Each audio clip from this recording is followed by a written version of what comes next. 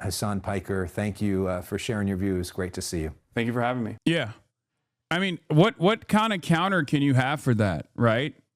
Like, people will turn around and be like, bro, you're doing propaganda. You're doing regime propaganda. It's like, no, I'm just telling you exactly what's going on the island. I'm telling you who is primarily responsible for it. And if you don't appreciate that, it's because you are unwilling. Number one, as you guys know, yesterday I was endlessly slandered by Jake Tapper, my number one op at CNN. Okay?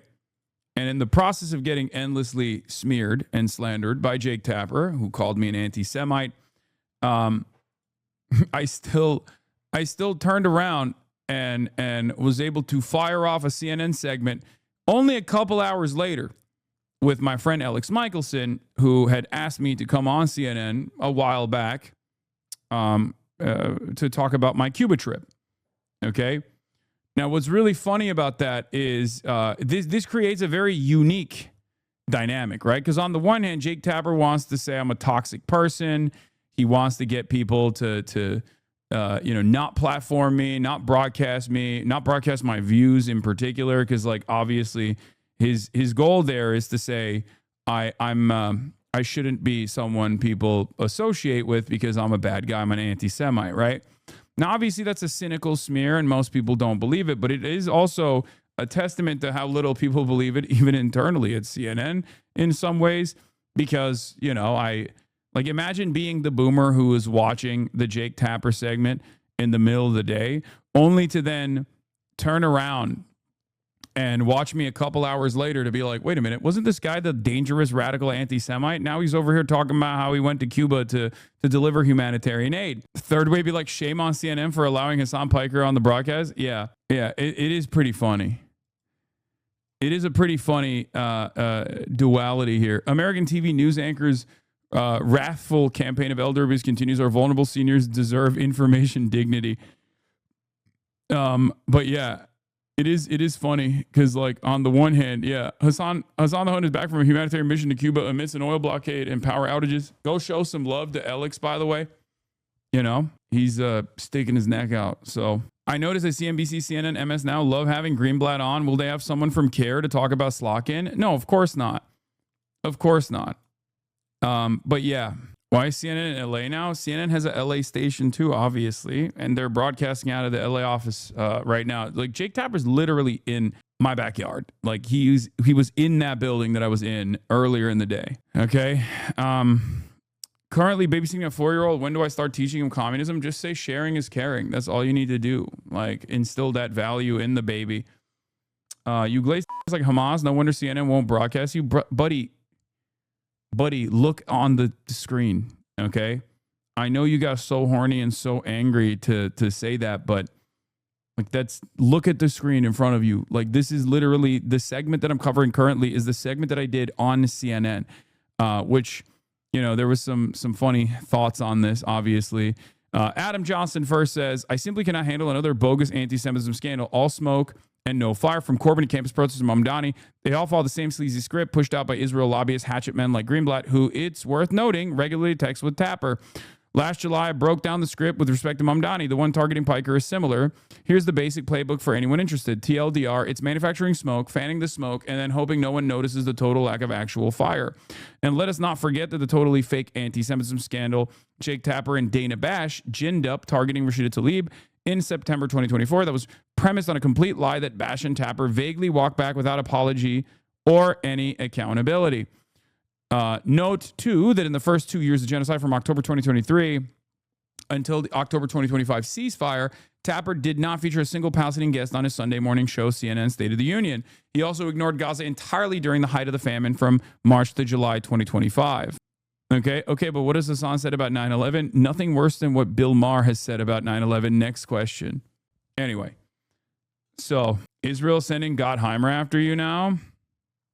Yeah, I mean, I hate Josh Gottheimer. You guys know this. And the other one will be Moskowitz, which is great. Come on, send Moskowitz after me too, because I'm working to unseat Moskowitz anyway.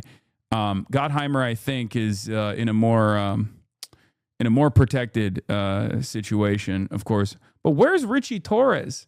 The streets are asking, Where is Richie Torres? Richie Torres used to be the APAC attack dog that they would send after me. Yeah, the primary, using another bigot to defend a bigot does not help you move past what Piker has said. By the way, I'm bigoted towards what? Like the Twin Towers? The f does that even mean? I'm bigoted. Like, it's so funny. It's so funny to just be like, oh, dude, you're a bigot. Like, you said America deserved 9/11. You're bigoted towards America, American imperialism. Like, what the f is the bigotry here? The primary person calling for Piker to be canceled went on Bill Maher literally the same day. This is the world's fakest outrage by the world's biggest hypocrites. Exactly. And yet you cannot say what Hasan said. You're using whataboutisms. Anyway, so there's that angle. We're not going to, we're not going to harp on it too much. I mean, it's just like I cannot stress how little motion this has. It's pretty funny. Even MAGA moms are defending you. Mary Lou's defending me. Hell yeah. We're building a coalition here. Bob, on the other hand, probably is like, we should send him to Guantanamo Bay. I heard his ass went down to Cuba. We should send his ass to Guantanamo Bay. Hell yeah. Going on the Nazi website to cry about anti-Semitism is something else. Yeah. Anyway. But where was I?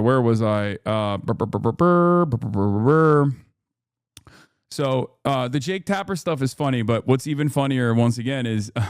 Gremlo says, imagine being a CNN watcher and seeing Jake Tapper go on an 8-minute pearl-clutching segment with two insane Zionists crying about Hasan the Hun, and then an hour later you see this piece on the same guy doing an aid mission. Really undercuts the whole he's a terrorist line of argument. Exactly. Exactly. It's like so insincere. It's such an obvious lie. And like, people are not willing to commit to it, right? People are not willing to commit to it, which... I'll start off with this, obviously. I'll start off with the segment here. Props to Mehdi Hasan says, props to CNN's Alex Michelson for having Hasan the Hun on and letting him speak in his own voice, his own words, rather than ventriloquized or quoted out of context by pro-Israel politicians and pundits. Let's take a look. There he is for the first time. Thanks for being here. Thank you for having me. Paint us a picture of what it's like on the ground. What'd you see? When I first landed in Cuba, I was taken aback by how beautiful everything was. You got the 1950s cars, and it's a tropical island destination. But very quickly thereafter, as soon as we got into Havana, the main city area where people congregate, I couldn't believe the sights that I was seeing. It was very sad. You had homes that looked like they were bombed out. Our tour guide at the time said that this was somewhat of a product of hurricane season and how difficult it is to like repair these buildings. And I already had known about the rolling blackouts, and I experienced them later in the day. And it was definitely unlike anything I've ever experienced before. Everything's pitch black. There aren't any traffic lights on. Like it's crazy, right? But I was taken aback. I was very sad by all the poverty that I saw, and then I was very angry.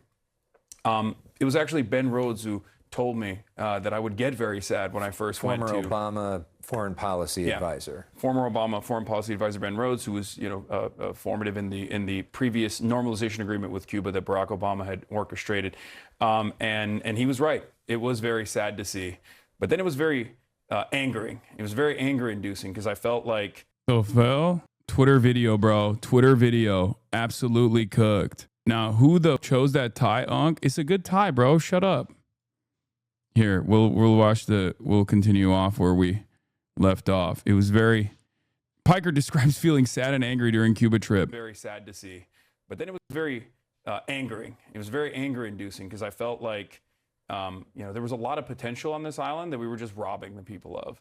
And it's totally cruel and totally unnecessary. And it was part of the reason why I went to Cuba, because I've heard a lot about, Cuban organizing, the Cuban government. I'd read a lot about it. Sure. I knew about the island's history of developing sovereignty, but I'd also heard about this blockade, right? And I wanted to figure out exactly how this blockade was harming people directly, and in many ways that are indirect, because the blockade itself is designed to be invisible. It's a system of sanctions. It's this like bureaucratic nightmare that basically renders it impossible for the island to do regular commerce, just like any other country. Banks can't take out loans from any other banks. And you, as an American citizen, as a matter of fact, have a lot of restrictions on what you can and can't do, both on the island or if you wanted to even send money, if you have relatives on the island, it's a very difficult process to like directly send cash payments to your relatives as well. It's totally unnecessary. These rules are so arbitrary, and yet they're so damaging to everyone, to everyday Cuban existence. What were you most surprised by actually seeing it up close and personal? I was surprised by the resilience. I was surprised by the fact that people, in spite of all of these, struggles, were still surviving. Right? They had a relatively chill attitude about everything, which was somewhat shocking to me because I feel like I'm a much more high intensity person. But I was also really impressed with the accomplishments that they've made in places like biomedical in the biomedical field. What do you think is at this point the biggest need? In recent memory, man, do you cover things from any angle other than how tangentially relate to coverage of about you in the media? What? Are you not hearing the words that are coming out of my mouth? This has nothing to do with me appearing on CNN. It's like no different than me talking about the experiences I had on the island. This is, what the hell?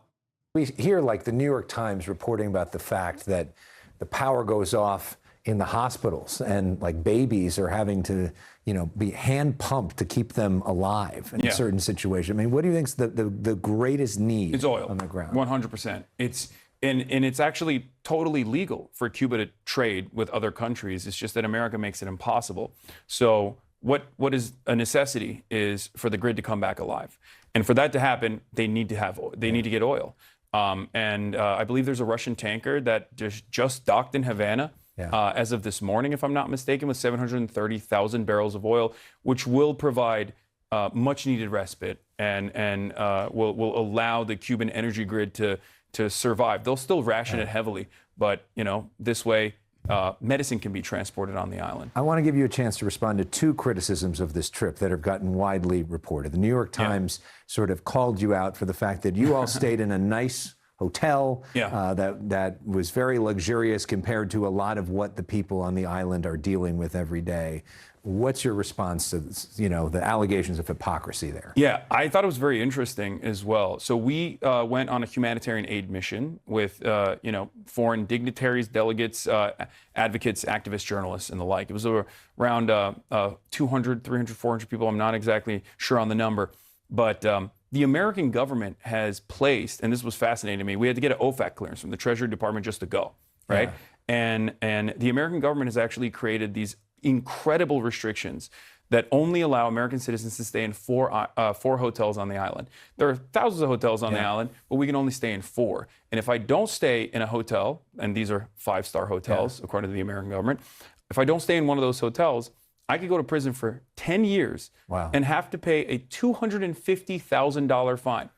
Wow. I'm an American citizen. Yeah. It's so totally ridiculous. I've never seen anything like it. And real quickly, there are a lot of people that are watching this, especially places like South Florida, that feel like the regime is repressive, that it's been a terrible regime, that it's killed people, and that what you're doing is propping them up. What do you say to that? I just don't want babies to die. I don't want people to suffer. I think that the difference in opinion as far as like how Cuba governs itself is up to the Cuban population. I just want, as an American citizen, to stop putting our hand on the scale in this incredibly violent way, because the results are unbelievably violent. Collective punishment is a war crime after all, and there is no other way to look at what we've done, especially as Trump has like basically said the quiet part out loud and restricted all oil from going into the island. It's impossible to ignore. Yes, it is. And according to what he's saying, it sounds like this story is not going away anytime soon. Hasan Piker, thank you for sharing your views. Great to see you. Thank you for having me. Yeah. I mean, what kind of counter can you have for that, right? Like, people will turn around and be like, bro, you're doing propaganda, you're doing regime propaganda. It's like, no, I'm just telling you exactly what's going on the island. I'm telling you who is primarily responsible for it. And if you don't appreciate that, it's because you are unwilling to recognize the damage that this government is causing to Cuba, because you have some kind of ideological blind spot. Like, are there issues with mismanagement of the economy? Absolutely. Okay. But it is not up to us to just directly cause death and destruction on this island for no reason. other than the fact that we want the people to be so angry that they rise up violently against the government until we stop their starvation. Like, why do we get to decide that? Every country has issues. Okay? Every country has issues, but it's up to the people to deal with those issues in a way that their dignity does not take away their sovereignty. It's unbelievable. Very effective job expressing your opinions. Good job indeed, sir. Yeah. You're reaching the Barbers and the Debras with this one. They love soft-spoken discussions like this on TV.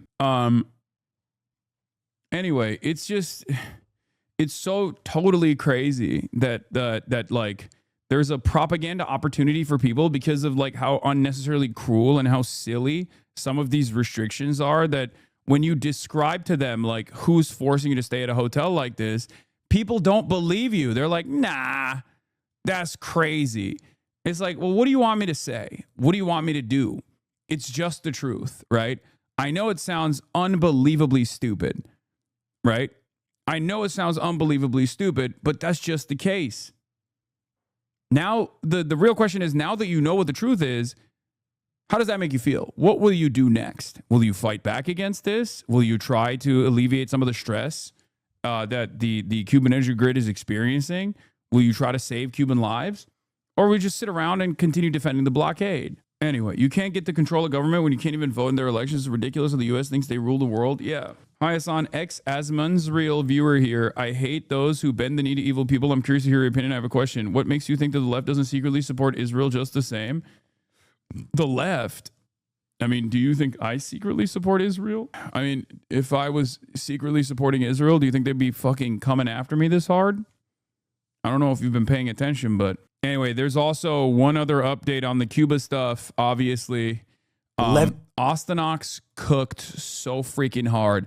The first round of our Cuba mini doc was not this good. And the reason why it's taken a long time for us to release the mini doc is because we patched it together, but it wasn't like good enough. And I wanted to go back and, you know, give editing notes and like, and put together something that's like very cool for you guys to appreciate, that you can share with other people, like a standalone property, a standalone mini doc. And Ostenox's editing is so spectacular.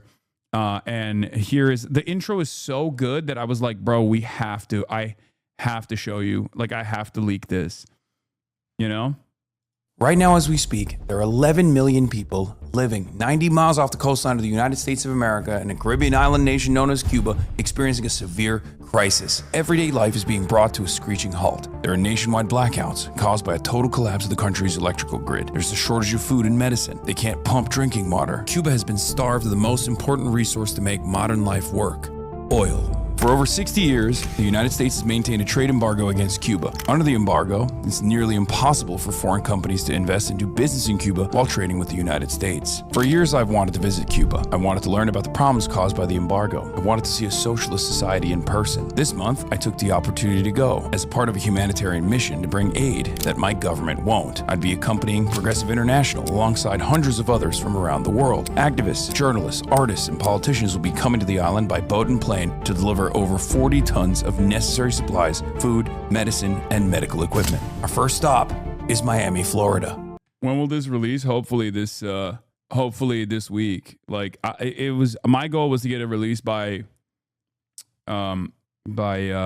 today actually, but it's obviously not going to happen. Yeah, Tyler Hasan Vera. It's Tyler Hasan Vera time. Is Unk a YouTuber now? Yeah, Unk is a YouTuber. But it's very good. Johnny Harris pissing and shitting after this one. Yeah, I'm coming for him, dude. Jonald Harrison, I'm coming for you. I'm coming for you, dude.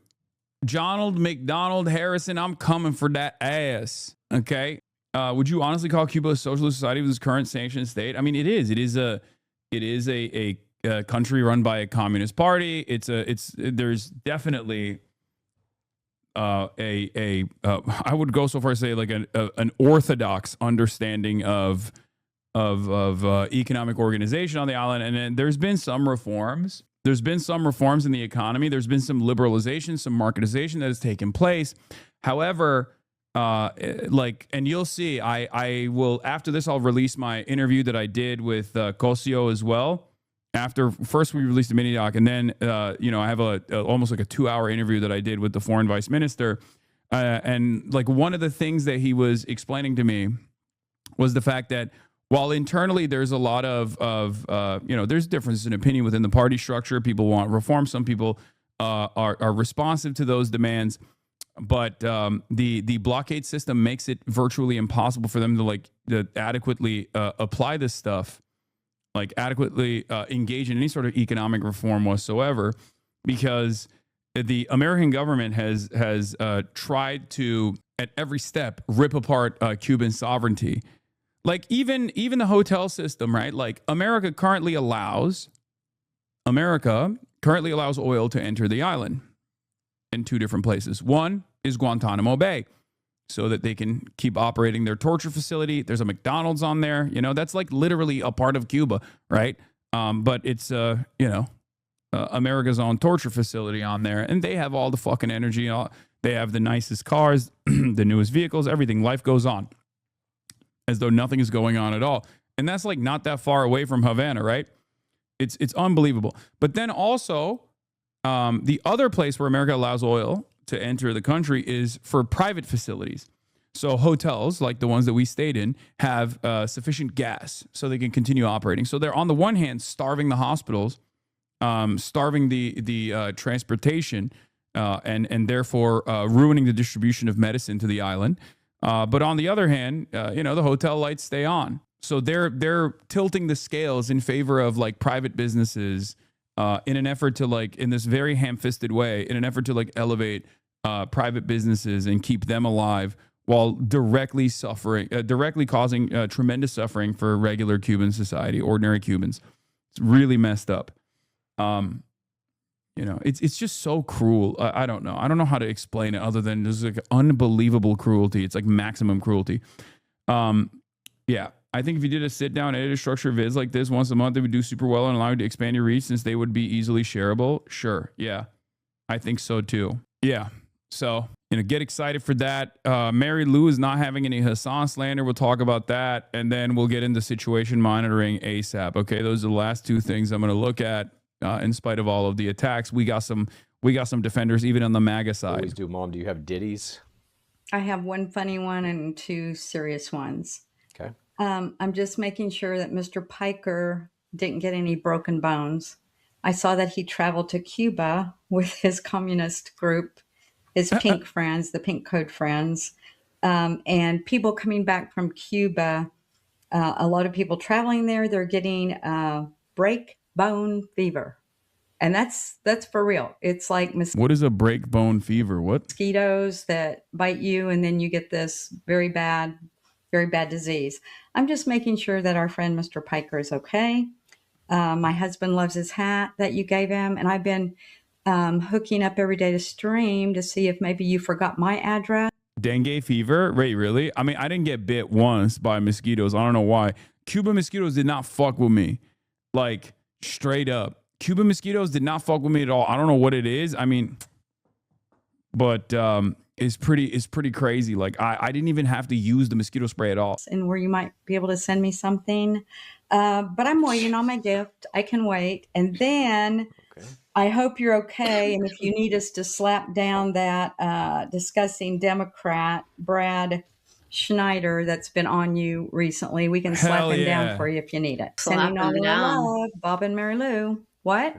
Slap him down. Yeah, he's been calling our friend Mr. Piker some bad names like anti-Semitic and all kinds of stuff.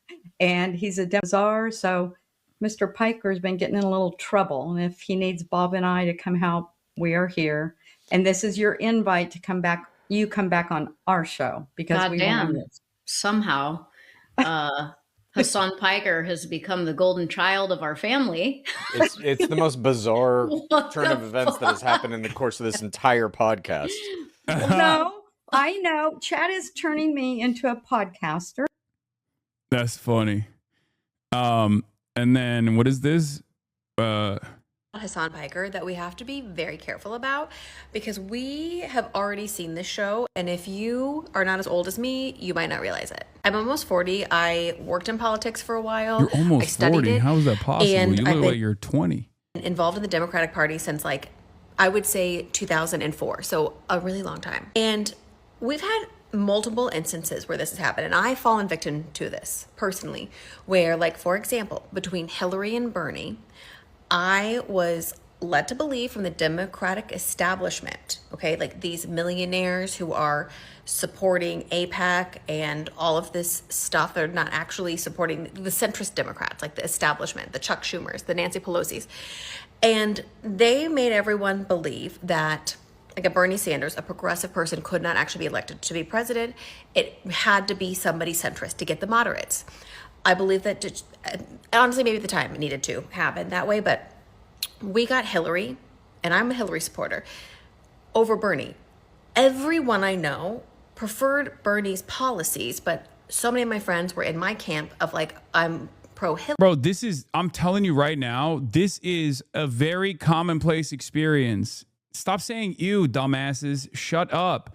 This is an incredibly commonplace experience amongst, like, a lot of educated, relatively well-off white women that went from, as lifelong Democrats, went from being pro-Hillary Clinton in 2016 and thinking, like, oh my God, Bernie is this reactionary force, or Bernie is this, like, misogynistic force, and his fans are bad, and he's wrong for the country, wrong direction in the country, to basically recognizing that Bernie Sanders was right, and the politics that he represents was totally what was necessary to not only defeat Donald Trump, but also to bring about much needed changes in this country. There are a lot of parents of people in this community that feel that way. Jennifer Welch is a great example of this as well. Like, I think you guys are just, like, casting aside certain productive forces in this country, certain, like, social changes that are taking place, because you just, like, get stuck on the aesthetics. Okay. Hillary, mostly just because we thought she had more electability. And now we have Hasan Piker coming out and, like, calling this out, and we're seeing this war of, like, the Democratic establishment towards him, and that can't happen. We cannot let that happen. Because at the end of the day, these centrist candidates don't do what we need. We need somebody actually progressive, like a Bernie, like a Mamdani, to actually move the needle. And we have to stop letting the Democratic establishment, the Chuck Schumers and Nancy Pelosi's, these old billionaires and millionaires, dictate it. Like, we have to get away from that as Democrats, and we can't let this, like, break us up before the midterm, and especially not as we're starting to gear up for 2028. Here's the thing about his. Yeah, it's just like, it's so obvious that there are a lot of forces in the party that Hasan Piker, straight up, there are a lot of forces in the party that don't want to make the necessary changes. Like, they're very resistant to the necessary changes that need to be made, right? About social progress, economic progress, and perhaps most significantly, because it's a 90-10 issue, especially for the base, Israel, like our relationship with Israel. And people say a lot. And it's crazy that that the Democrats are spending a good deal of time. They're spending a good deal of time and effort attacking that need, like someone who's responsive to the needs of the base, someone who's responsive to the demands of the base. And they're doing so in this, like, organized manner, in a way that they don't do towards, in a way that they don't actually have the same level of smoke for, like, Republicans. It's this weird mealy-mouthed, like, response that they have for MAGA voters and Republican voters, where they're like, we got to expand the tent to those guys. And we all know those guys are a cult. There are a lot of voters out there who you can win over, a lot of independents who you can win over through a comprehensive agenda that people can associate with policy prescriptions that seek to address all of the economic pressures that everyday Americans, ordinary Americans experience, right? And instead of doing that, they're like, no, we got to get these MAGA cultists on board. And how do we get them on board? By being more moderate on social issues, leaning to the right on social issues. Well, that fucking fails every single time. So you're basically just saying like you want the Democrats to consistently lose to the Republicans because you don't care if the Republicans win. You might act like you care. You might act like it hurts you. It hurts your feelings or whatever. But like you clearly don't care, right? And I don't think people are putting up with this. Like they're seeing the attack ads, they're seeing the organized initiatives, and they're thinking to themselves, like people that don't even know me, I think, are encountering this information and going, this doesn't make any fucking sense. Well, I don't know about this guy. It seems like he embodies some of the ideals that I have as far as like, you know, his opinion on Israel. And I've heard for the last 2.5 years over and over again, people who have the same feelings that I do about Israel are consistently getting smeared as anti-Semites. It's ridiculous. Also, what is this? Male voters ahead of 2028. Diving headfirst into the manosphere to woo male voters ahead of 2028. But they'll have to compete with the digital bro world's new rising star, far-left activist Hasan Piker. And what I really want is whether it's social media influencers on Twitch and YouTube like Hasan Piker or other kind of promoters of hate. What the hell is this? Okay, this is a new opening edit. What the hell is this, bro? What is it? Oh my God, Close Presence is back with 50 gifted You must always maintain revolutionary optimism. You must always continue to organize. You must always continue to agitate, because the quicker we can create enough pressure that causes the American state to recalculate its suicide pact with Israel, the quicker we can save as many Palestinian lives possible. Who made this, bro? This is a crazy. All right, new intro unlocked. New intro unlocked. New intro unlocked. New intro unlocked. Not so easy being a streamer, is it? Need this video? Please post source. It's on my Reddit, but the booty shaking is so funny. None of us are free unless all of us are free. You need to do okay, buddy, more.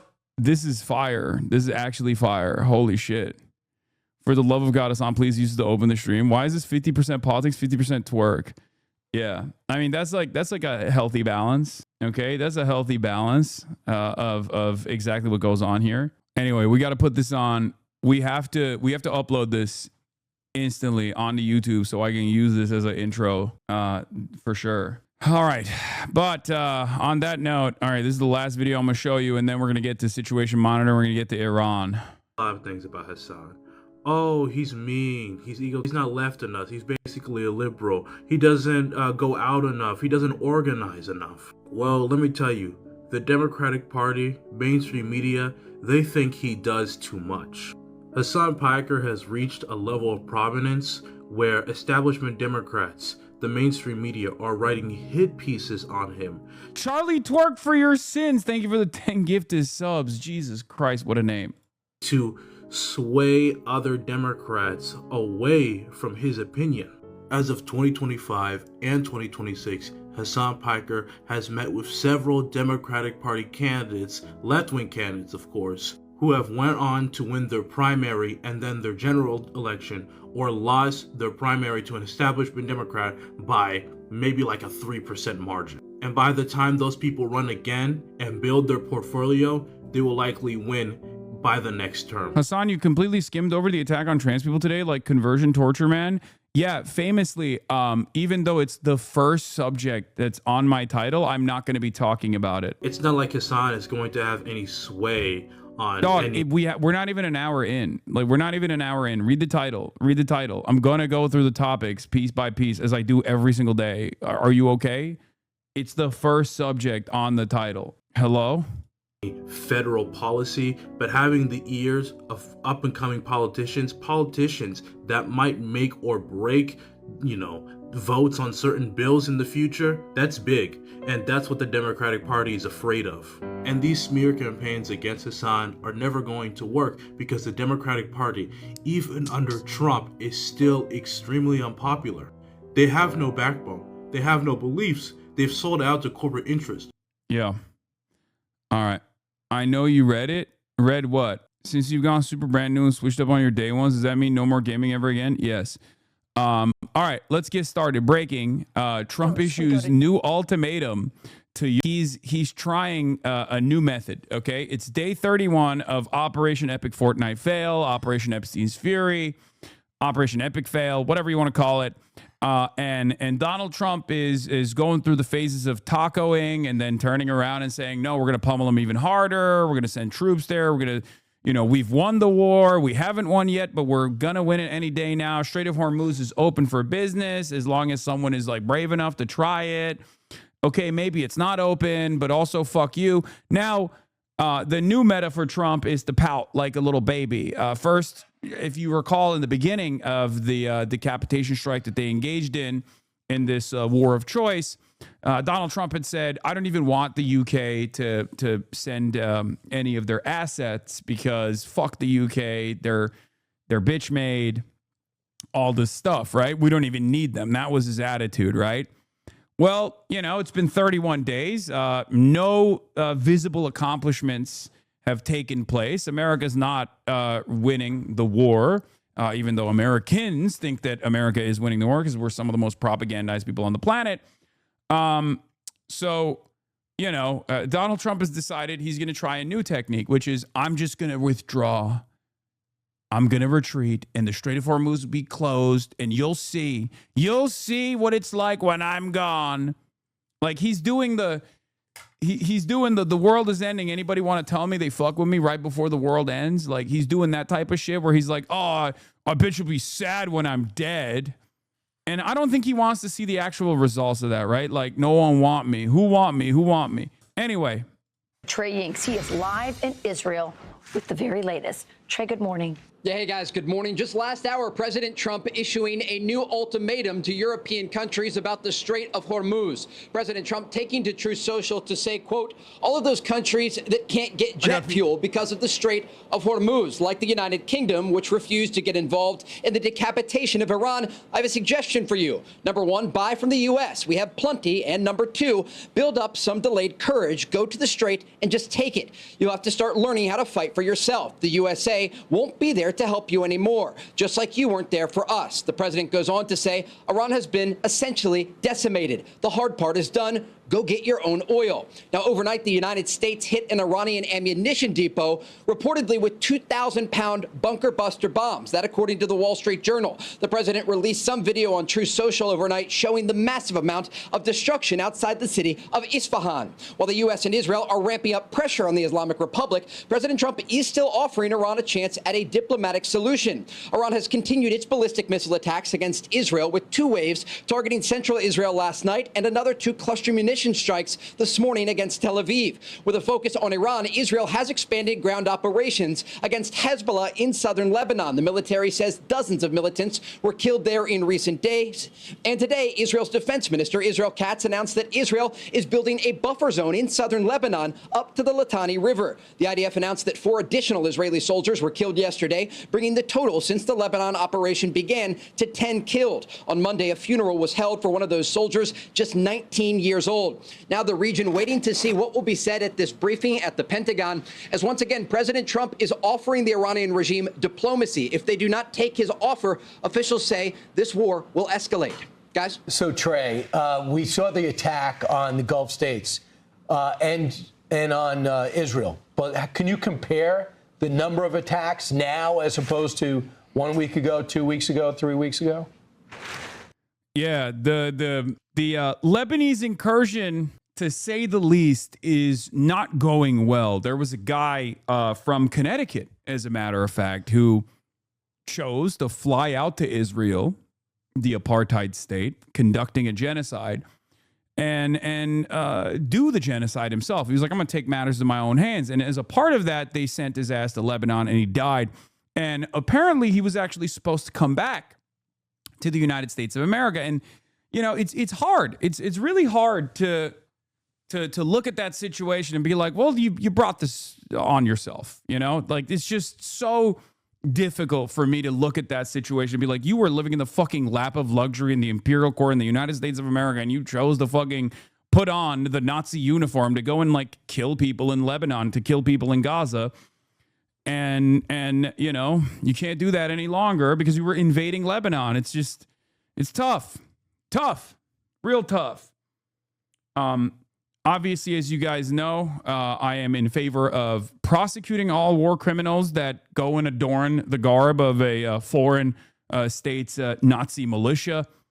You know, I think like there is functionally no difference than some American or Westerner literally joining Daesh. Okay, it's just not different. Like, the only difference is we don't receive these people in the same way. We don't look at these people in the same way. We just think like, no, that's an ally, so it's totally appropriate for them to go and do fucking genocide. I don't think so. Like, how is that any different than a guy who's like Johnny Jihadi or whatever, who's like, oh, I'm going to go and join ISIS. I'm going to go and fight alongside ISIS. You're a psycho. You're a psychopath.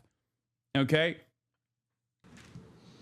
The U.S. and Israeli campaign against the Iranian regime has been very successful in going not just after the launching positions of these missiles and drones, as we've seen in new video from U.S. Central Command, but also, importantly, going after the production sites. What President... Yeah, like Brace Belden.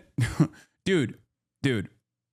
Corresponding to an international call to arms to fight against ISIS alongside like, socialist forces in Rojava is very different than going to do the genocide. Okay?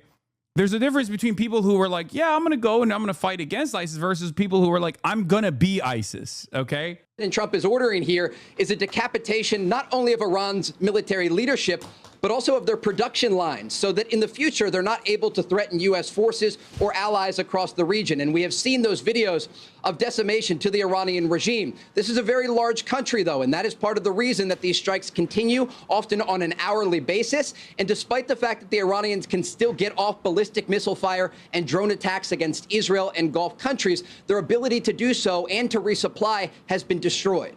Be sure to like and subscribe for all the Fox News latest on YouTube and catch full... President Trump... Anyway, Trump slams U.S. allies again over their stance on the Strait of Hormuz. Now, you have to understand, their stance over the Strait of Hormuz is just, can you please not fuck around with the Strait of Hormuz so, we can get energy. We can get our oil and gas tankers out of there. Okay, that's their stance. The problem is America and Israel had very different opinions, and they followed through on their desires. And of course, now the Strait of Hormuz is closed. And it's ridiculous because they didn't have a say in this process at all, right? They had no say in this process. America and Israel decided the fate of mankind for everybody else, basically. And because they could not accomplish their military objectives, I mean, Israel's military objectives are total death and destruction regardless. America's military objectives are like regime decapitation and then like new regime implementation, right? And neither of those goals are being accomplished as it stands currently. It's now they're just like flinging wildly, or at least Trump is like yelling at people who had nothing to do with this, right? People and countries that had nothing to do with this at all, and would have absolutely chosen to not have this complete collapse of the energy markets around the globe. Trump is slamming U.S. allies for failing to help secure the Strait of Hormuz. He posted this message on social media, writing, quote, "You'll have to start learning how to fight for yourself. The USA won't be there to help you anymore, just like you weren't there for us." Yeah, you'll miss me when I'm gone. Like, that's what he's saying. It's like, dog, I don't think you should remind people. Maybe it's just me, but I don't think you should remind people what it would feel like or what it would look like if you were no longer here, okay? It's one of those things where it's like, I feel like that's unproductive, right? It's not dissimilar to Israel reminding people like Hamas is just like ISIS or Hamas is the real Nazis. It's like, if I were in your shoes, well, first of all, I'm not going to say what I would do if I were in your shoes, but in a hypothetical scenario, if I was trying to do propaganda for the genocidal apartheid state, I probably wouldn't remind people of another genocidal apartheid state that existed throughout history that did its own Holocaust, you know. I just wouldn't remind people of that comparison, because out of the two groups between the Palestinian resistance and Israel, I think when you invite that comparison, people are inevitably going to go, wait a minute, you kind of remind me of what the Nazis are doing. And it's not dissimilar to that when Trump reminds people what it would be like if he was not around. I think that's people popping champagne moment, right? Third way, left wing anti-Semitism, often savvier than the brash neo-Nazi rhetoric on the right. Okay, man, like, who gives a fuck? There's no emotion. Defense Secretary Pete Hegseth doubled down on the sentiment in a press briefing this morning. Yeah, this was awesome. Israelis themselves r/ask Israel, and we'll talk about that in a second. Of course, I wouldn't be so anti-Semitic to demand that Israel also send their own ground forces into Iran. Obviously, I would never in a million years come up with an anti-Semitic opinion such as that one that would require the Israeli occupying forces to fight against not babies, but instead against adult men. And obviously demanding that is probably the peak anti-Semitism. I mean, straight up, it's not going to happen. There are countries around the world who ought to be prepared to step up on this critical waterway as well. It's not just the United States Navy. Last time I checked, there was supposed to be a big bad Royal Navy that could be prepared to do things like that as well.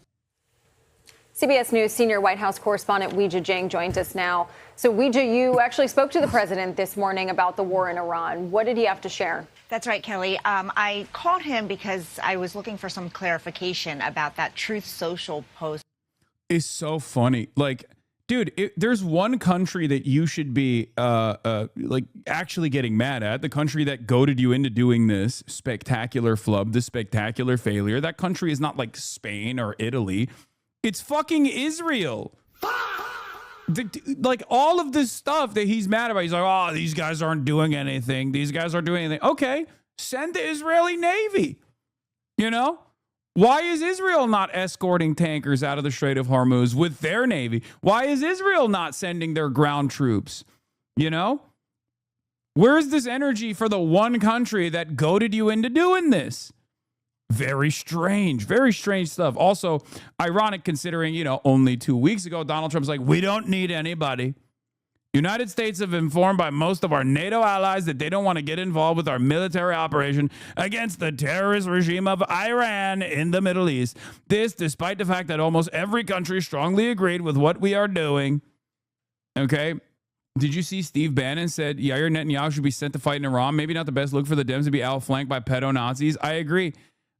Also, Steve Bannon is like he's not a real anti-Israel voice, right? Like, he's saying Steve Bannon is like anti-Israel is like saying Steve Bannon is anti-Jeffrey Epstein. You know what I mean? He's the opposite of both of those things, but he can present himself as that. And because Republicans are fucking cattle, most of them go, oh, I agree. He's kind of going beast mode, Anyway, getting back to this, he basically said, we spend billions of dollars on NATO and we're doing everything. We've destroyed the Iranian Navy. They're gone. They're done. They've perished.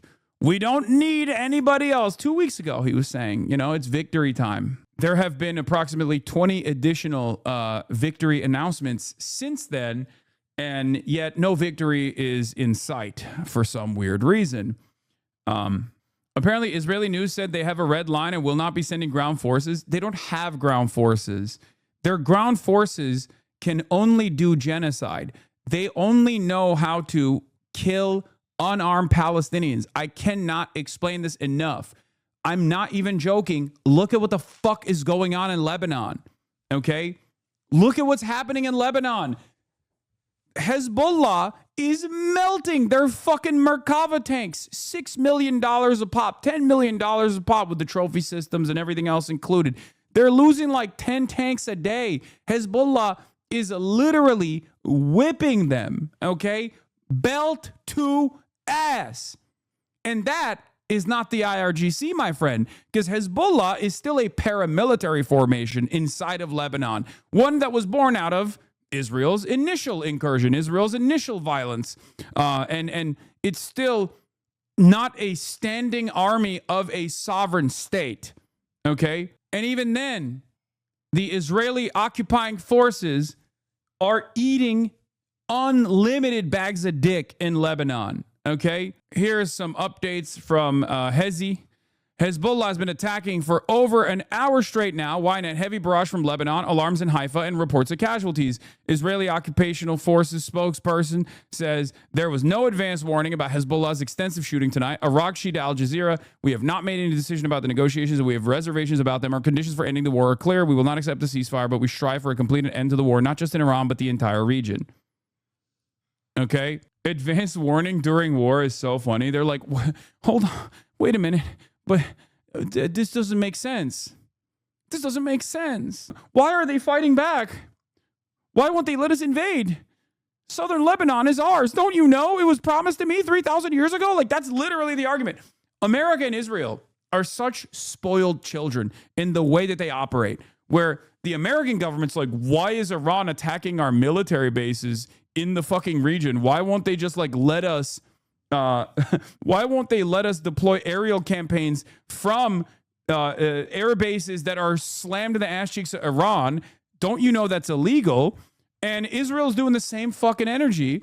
Israel's basically behaving in the same exact way with Hezbollah in Lebanon, where they're like, I don't understand. Why are we not allowed to like blow up bridges, assassinate doctors, journalists, without any sort of pushback whatsoever, right? Why is that allowed? I don't understand. Why can't you just like let us take over your land and blow up every house in every village? That he posted about the Strait of Hormuz, in which he, just like we heard from Secretary Hegseth, was really going after allies and expressing a fresh round of frustration. But it made it sound like the U.S.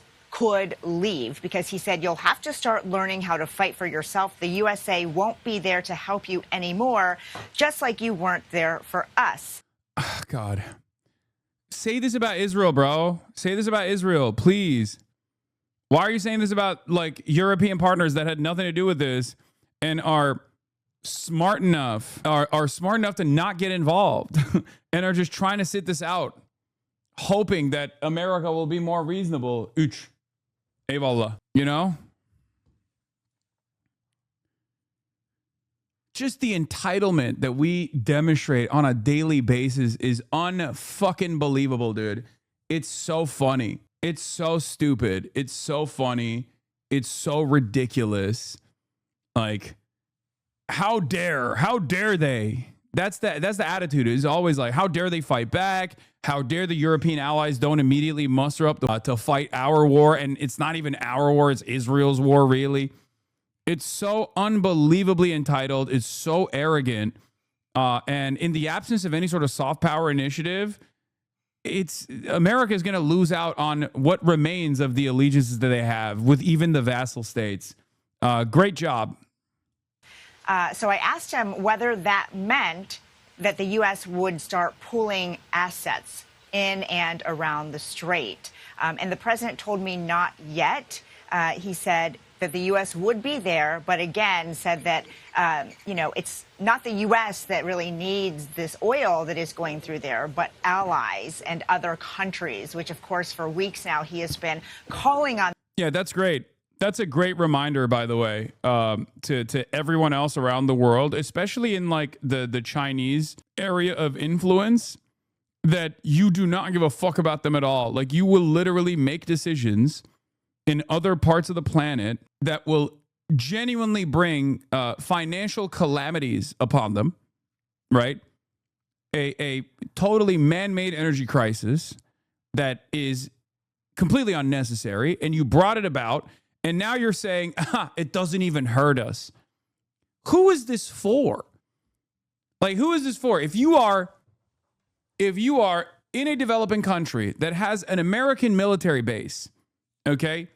If you're in a developing country that's in like the Chinese sphere of influence and you have an American military base, you have to really reconsider that, right? Like, you have to be like, okay, that's insane.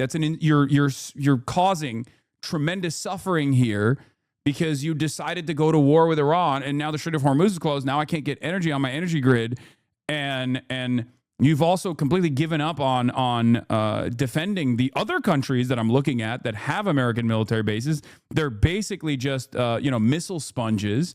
Why the fuck should I continue with this? Like, how does this benefit me? Right? America is no longer the guarantor of stability. Okay? It's not. As a matter of fact, American presence invokes instability. And on top of that, America doesn't even do anything to save face. They don't even try to make it seem like we are trying to stabilize the world. We're coming out in this like unbelievably arrogant way and openly telling anyone who will listen, anyone who accidentally even hears what we have to say, that we don't give a fuck about them. I think this is sheer imperial hubris, okay? Especially at a time when America is very clearly overextended, when the American empire is coming to a close, right? And American force projection capabilities have diminished in the eyes of the world, right? Everyone can see it, right? Everyone recognizes that American imperialism is a paper tiger, and yet they're still operating on, the last couple of decades propaganda, where we are saying to the rest of the world, like, we don't give a fuck about you. We don't give a fuck about you. What are you going to do about it? We have a military base on your soil, and you're going to shut the fuck up, and you're going to like it. A lot of people were misunderstanding what you were saying about Taiwan here. Yeah, I know. I didn't even get into it, but it's very, very stupid, right? Absolutely brutal community note, says Frank Luntz. Breaking news, Taiwan's main opposition, the KMT, said on Monday that its chairwoman, Shangli Wang, has accepted an invitation from the Chinese President Xi Jinping and the Communist Party Central Committee to lead a party delegation to China. It's a big deal, right? It's a big deal in relations between Chinese Taipei, or Taiwan, if you want to call it that, and mainland China, led by the Communist Party of China. And as you guys already know, I've talked about this extensively. I've covered this extensively. The overwhelming attitude, the domineering attitude in Taiwan is status quo. Stick to the course, stay the course, status quo. 1 foot in China, 1 foot in mainland China, 1 foot in the Western world. It's been very beneficial for developing Taiwan for a very long time, right? And I recognize that. Although the American government, ironically enough, the State Department's attitude on Taiwan is that Taiwan is a part of China, right? Like they have a strategic ambiguity in the way that they deal with Taiwan, and they obviously beef up the defenses of Taiwan and foment discontent against China within Taiwan. And obviously, like, there's a historic tension there as well. But like, the State Department in its official communique says they recognize Taiwan as a part of China. That's besides the point. If you are looking at the Taiwanese population and their attitude, they want status quo. They want fucking status quo. I loved it accurately pointing out stated U.S. policy is CCP shilling. Yeah, exactly. CCP shilling, but in cutesy lowercase. The U.S. doesn't want peaceful reunification, but maybe they're too busy right now, is what I said. Seeing that there is like an opportunity, seeing that there's like clearly an opportunity there from the Chinese government's attitudes to move in the direction of peaceful reunification, right? And what's frustrating is like everyone got super mad. They're like, "Oh, dude, you want to fucking militarily dominate? You want China to like fucking blow up Taiwan? All this shit, right?" Very stupid. And I think part of the reason why people are yelling like this, and just like assuming the worst, both in my commentary on this and assuming the worst specifically in what China will do, is because they're coping. They're coping. They realize that America's losing its capabilities around the world and like dominating around the world. And they recognize that Donald Trump has brought about great instability to the rest of the planet.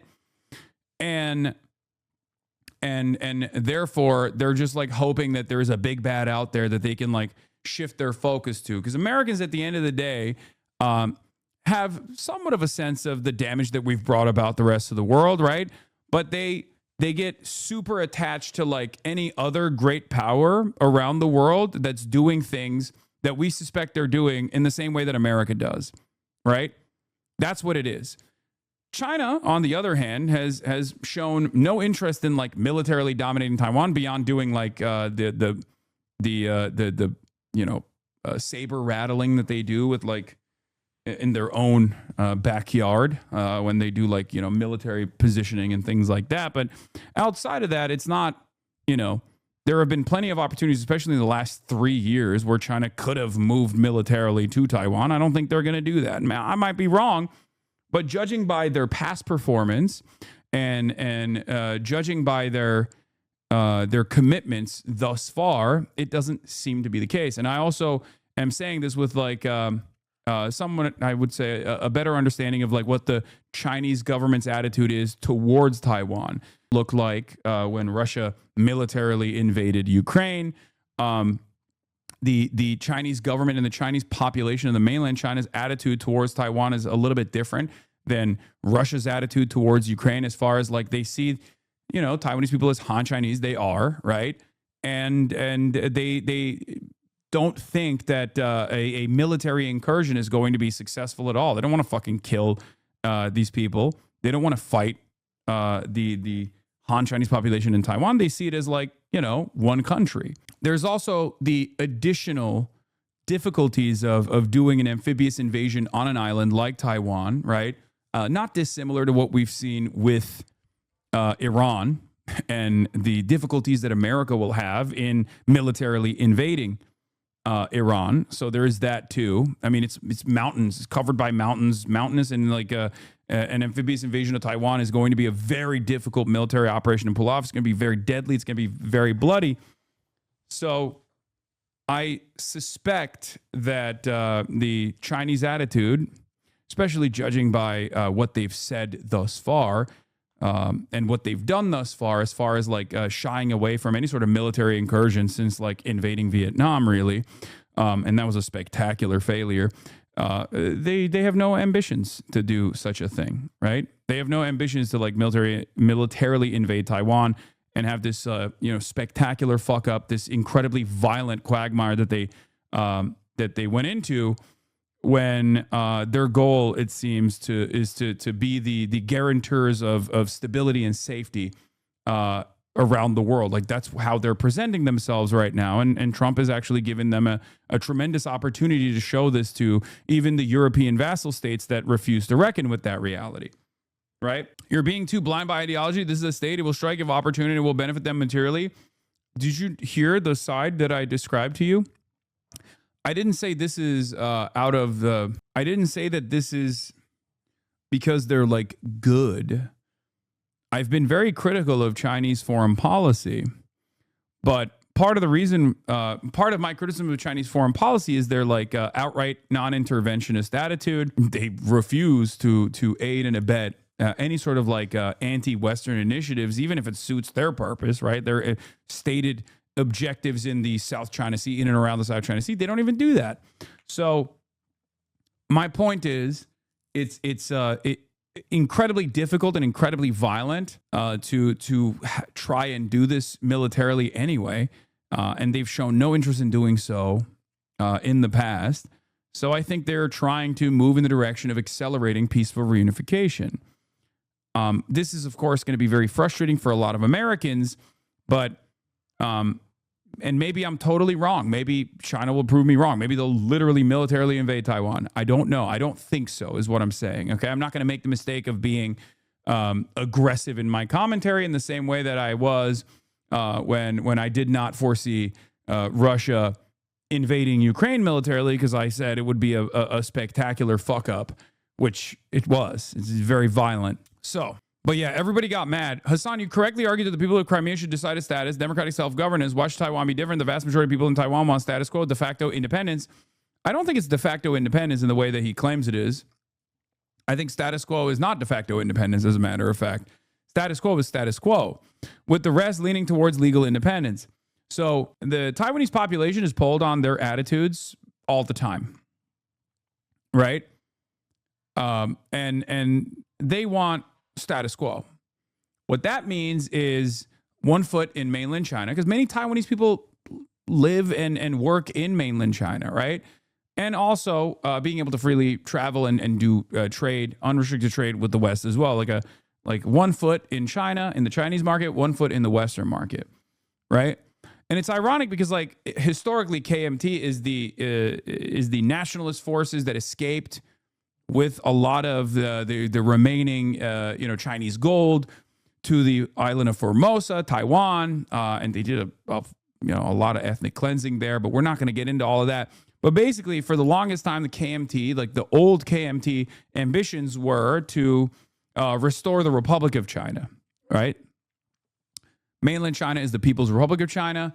ROC, the Republic of China, was the KMT's vision, which is even a larger PRC currently occupies.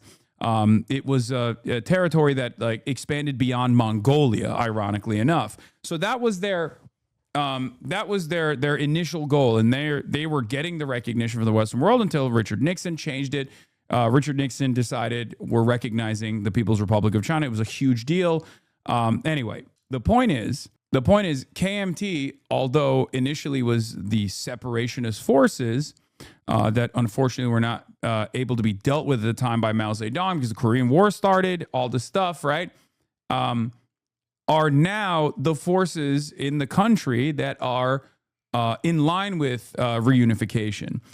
The problem for KMT, however, of course, is that young people in Taiwan have identified themselves as Taiwanese, like as their cultural markers are about not being a part of China, right? Like there's a lot of resistance from many young people. However, given the American allegiance and the instability that it yields all around the world, I do see that there is an opportunity here for China to engage Taiwan with peaceful reunification.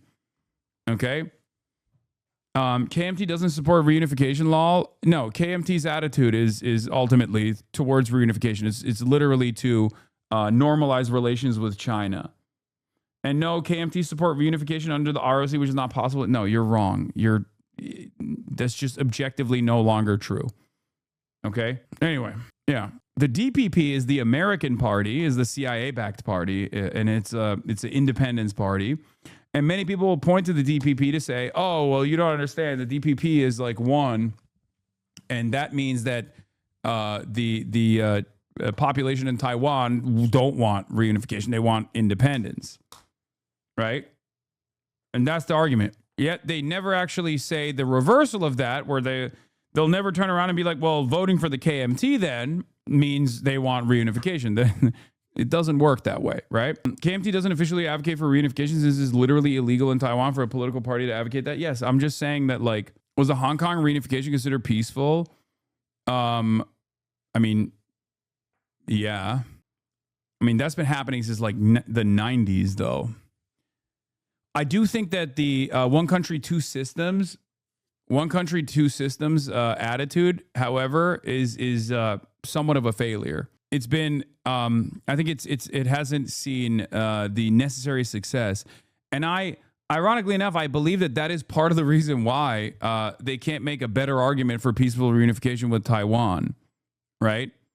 Because the reality of the matter is, if you could show prosperity in Hong Kong and like solving a lot of the problems born out of like the real estate market, for example, in Hong Kong, as like if you were to solve that problem and then show people like, no, look, Hong Kong is prosperous now, rather than a former British colony that is like left dormant for the last 20 years, as like the rest of mainland China has improved dramatically.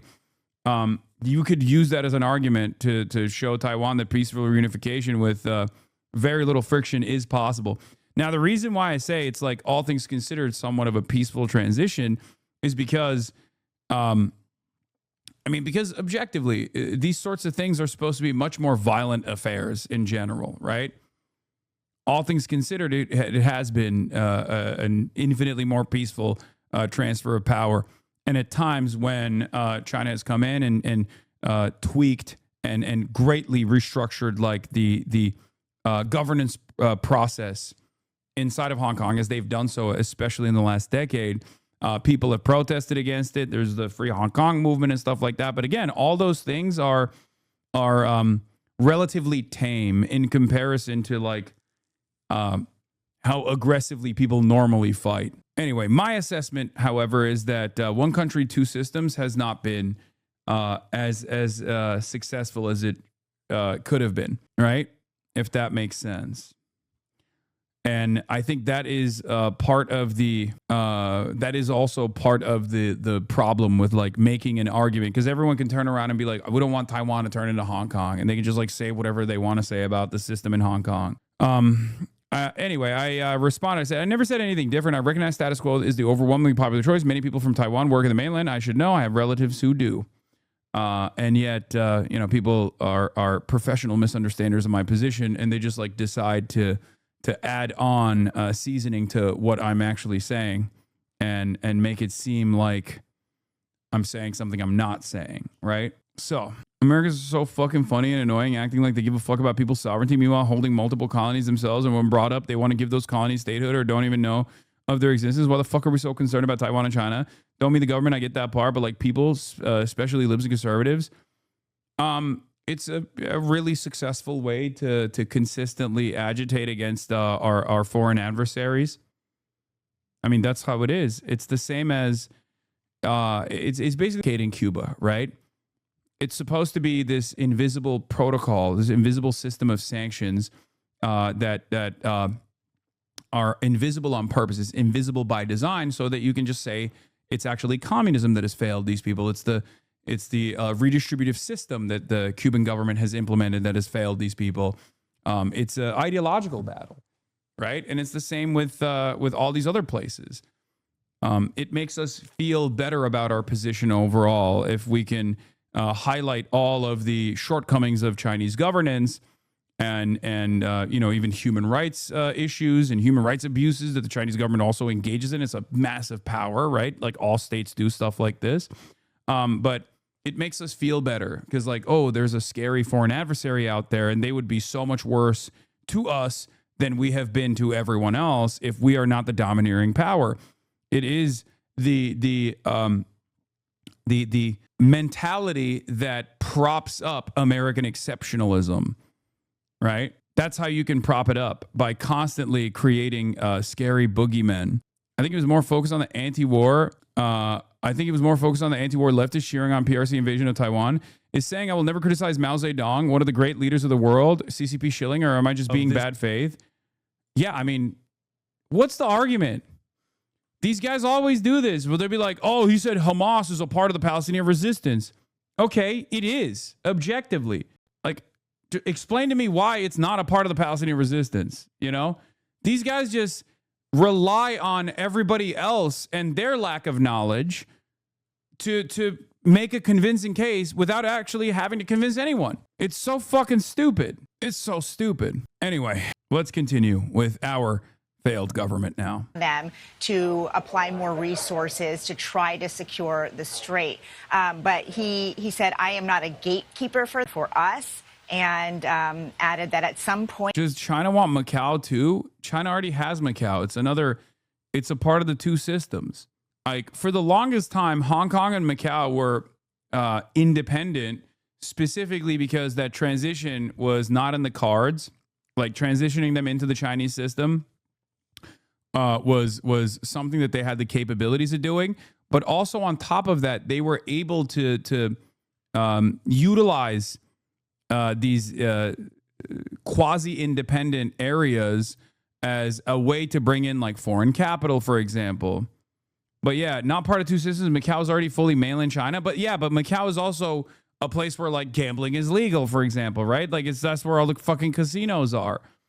So there is like a quasi-independence there for both Macau and also for Hong Kong. I know because when I left mainland China to go to Hong Kong, I didn't realize that I would need to get a new fucking visa to get back into mainland China. It's this unnecessarily complex design that they have. I think the U.S. will leave, but not quite yet, basically saying that. Yeah, Macau is Portuguese colonial holdover state, and Hong Kong was the British. Both of them are under Chinese governance now, but they have like a quasi-independent structure. But like especially with Hong Kong and with Macau too, Macau was peacefully given back by the Portuguese government. They hold good relations since then too. Visa-free travel for 9 months. And what do you call it? With Hong Kong, there was more friction, obviously. But what I was gonna say is there's a system of quasi-independence, so that they have like different different amenities, but also different shortcomings as well. Like things that don't exist in China, or things that have been eradicated in China, still are major problems in places like Hong Kong. You know, if these countries want the oil, they're going to have to come in and eventually do their own work. He did not give a timeline for how long the U.S. would remain in and around that strait, though. Of course, the reason why that matters is because the oil that is trying to get through there impacts the entire global supply of oil and gas prices, which includes the now $4 a gallon average here at home. And I asked the president about that as well. He says that the prices will go down when the war is over. But obviously, this is a huge concern, not only for the president, but for many Republicans as they are eyeing that critical November date for midterm elections. We'll have to see what the next move is here. But as far as the strait goes, that is what the president said about U.S. involvement. And Weijia, we've also seen this morning the president via Truth Social directly criticize France, writing that it has been very unhelpful in relation to the war. Around this time yesterday, we spoke with a French minister and we asked her why her nation has decided not to help secure the Strait of Hormuz with the U.S. Let's just quickly play for our viewers what she said. Our intention is that we can resume as soon as possible trade, but we need to do it once we can secure the situation and ensure that we are defensive, not offensive. We do not want to enter into a war without a framework, without a sort of certain guarantees, and this is why we might seem skeptical, but our intention is really to protect our citizens. And she also mentioned there are some 400,000 French nationals in the region that they want to protect. So based on your conversation with the president this morning, you've covered him for many years. You can kind of read between the lines sometimes and understand his tone. What do you think about his frustration with allies like France, and why is he choosing today to lash out? I did ask him, Errol, did something happen that triggered this post about the allies? And he didn't answer it explicitly, but he just went on to complain about how they were not there for the U.S. And he also mentioned NATO, and that NATO has also been, quote, terrible. The difference, though, Errol, Are freedom fries back on the menu? Hell yeah, dude. The country of France wouldn't let planes headed to Israel loaded up with military supplies fly over French territory. France has been very unhelpful with respect to the butcher of Iran, which, are you talking about yourself? Are you talking about Netanyahu? Or are you talking about the Ayatollah Ali Khamenei, who's now dead, who has been successfully eliminated? The USA will remember. He also had some smoke as well. Now Italy follows Spain in denying U.S. landing rights. Poland refuses to transfer Patriot missiles. Cracks appear in the U.S.-UK intelligence sharing. The transatlantic alliance is breaking down in real time. I never thought that I would see my goat, JD Pondon, do this, okay? I never thought that my goat, JD Pond, permanent first world genocide Don, the Donnie Dean himself, okay, actually shake up American hegemony in such spectacular fashion in such a short period of time. Oh my fucking Lord, dude. Yeah, also a demand from Poland to transfer their Patriot missiles to Israel is an admission that they're running out. Okay? They're running out. Shouts out to the Polish, by the way. Shouts out to the Polish. My kings, defend yourselves. Okay? Defend your sovereignty. My goats. Fuck you mean you're going to hurry away Patriot defenses to motherfucking Israel? That's not the reason. What's the reason? They just want Poland to be unguarded against like Russian incursion. Is that what it is? I've been screaming about this for years. If the left in Europe refuse to capitalize on American decline by pushing for decoupling from the U.S. as a core foreign policy pitch on their agenda, then the right eventually will. It's a perfect popular argument to couple with class-conscious politics, European sovereignty, and an independent path. It ticks all the principled and practical boxes and will only grow in popularity. I've made this argument quite a bit as well. Luckily, in France, LFI is capitalizing on this, and yet none of the other quote-unquote socialist parties are doing so. I guess the only one that you can associate with, like, social democracy or like the left flank is the Spanish Socialist Party, which is not really, let's be real, it's not a real socialist party at all. But Pedro PSOE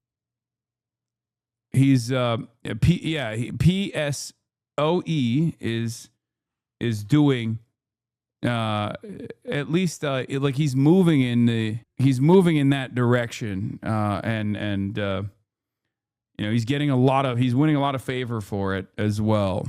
LFI is fully occupying the anti-war space. Yeah. They have an alliance with the left party. Sorry to inform you that Die Linke is doubling down on their Israel support. Ugh. Anyway, left parties, true left parties must make this argument. Okay? True left parties must make this argument, or else they will lose to fascists.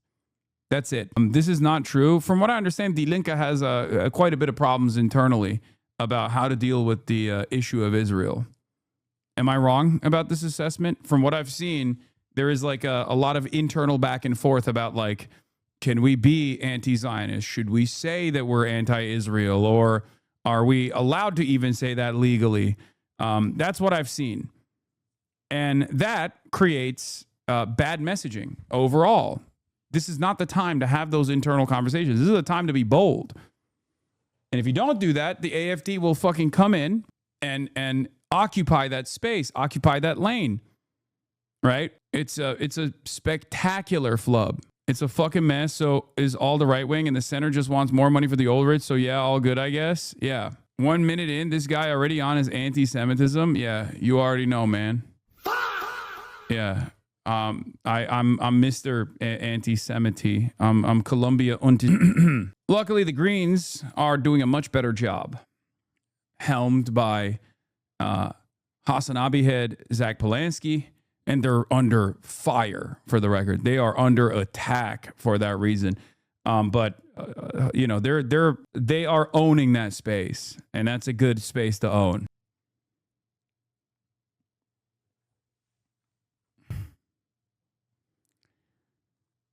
Anyway, I thought AFD supported Israel. AFD are a bunch of reactionary grifters. They're Nazis, so they'll say whatever they need to say to win elections.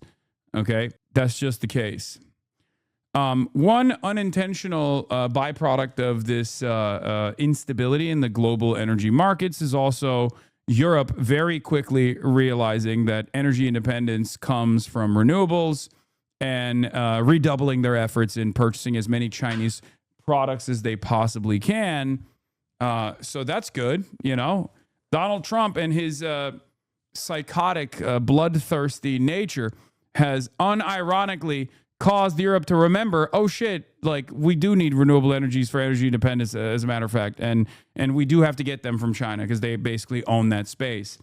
So that's cool, Good luck to everybody. Donald Trump obviously had a response to that. He said, just buy the gas and oil from us. We have gas and oil. Buy it from us. And that's what he said. Fucking idiot. That, and this is something that the Secretary of State has brought up as well, which is, look, we were there for the Ukraine-Russia war, and that's not our war. The difference is that the U.S. is a member of NATO. And so that is why it is involved with that war, because obviously there are interests there to ensure or try to ensure Russia does not strike a NATO ally, because that would pull the U.S. into that conflict. What we're hearing from the French here and from other allies with regard to the Iran war is that we didn't start this. We didn't have anything to do with this war. In fact, we were not even given a heads up that the U.S. strike. So that's why they say now they shouldn't have to be involved with the cleanup and with getting potentially pulled in to that conflict. I think the ones that get fucked over here will always be the ones that don't demonstrate any sovereignty against America. And I'm, of course, referencing Japan. Takaichi is even more pro-America than previous formations in Japan, even though, like, obviously there's been practically uniparty rule since America wrote the Constitution. Japanese politics are so stupid. I'm sorry. I'm not going to get into it. The population does not give a shit about anything. I've never seen a more disillusioned country, a more disillusioned voter base that just goes, oh, I don't know, I guess I'll just vote for this person. They're omega cucked. But Takaichi has been aggressively posturing against China and was sucking up to Donald Trump as recently as last month, even though America's initiatives in Iran have been devastating for Japan. Okay? Devastating for Japan.